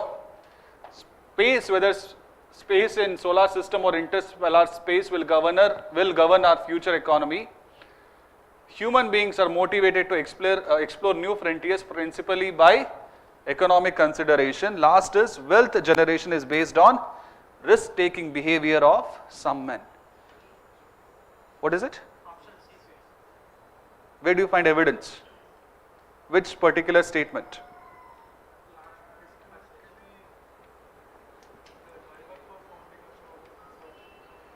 To create an economic engine, come back. Historically, the driver of opening frontiers has always been search for resources. Here resources is nothing but economic considerations. This was one of the simplest questions, right? You have some more questions in your RC paper of 2021. I think they had around 28 questions. Go back home, solve 2021, also 2022 ka paper. Do you have any doubts as such with reading comprehension? Out of 30 questions, if they give you, how many questions will you attempt? 35, hey. 25, good. Which one will you attempt first? Main, implication, assumption, informative based, crux. I know, shortcut people you all are. Go back home. I hope you have written for an assumption based question what should be the algorithm, for a implication based question how should be the algorithm, and solve 2022, 21, 2020 paper. You will have answer keys available for you in your UPSC website. Over and above that, if you have any doubts, feel free to contact me on my Telegram ID. Okay. The next few days, what will you do? Little more than a week you have, no? Sir, as of now, RCB match we are going to watch. Other than that, we don't know. You can't assume anything. Okay. If you have no doubts, we will go back. Thank you.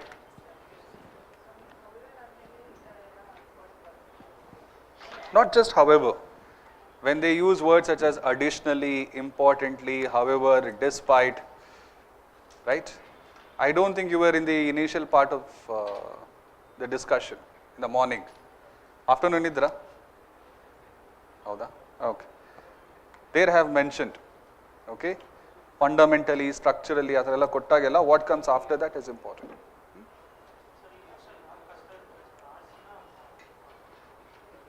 Give me 10 years.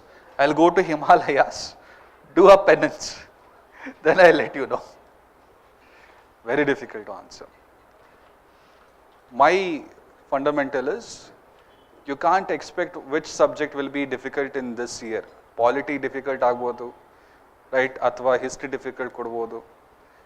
If you have prepared for all subjects in a proper manner, you will clear. Don't waste your time in trying to find out which subject will be difficult anta. Okay? Yes. Right. Anything else? Thank you.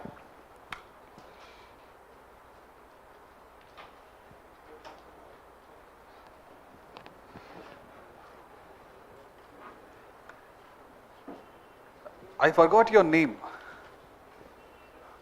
What's your name? You're my mentee, right? Batch 1. ಎಷ್ಟು ಹೇಳಿ ನಿಮ್ಮದು? Charan. Are you giving this prelims? Prepare ಆಗಿದ್ದೀರಾ?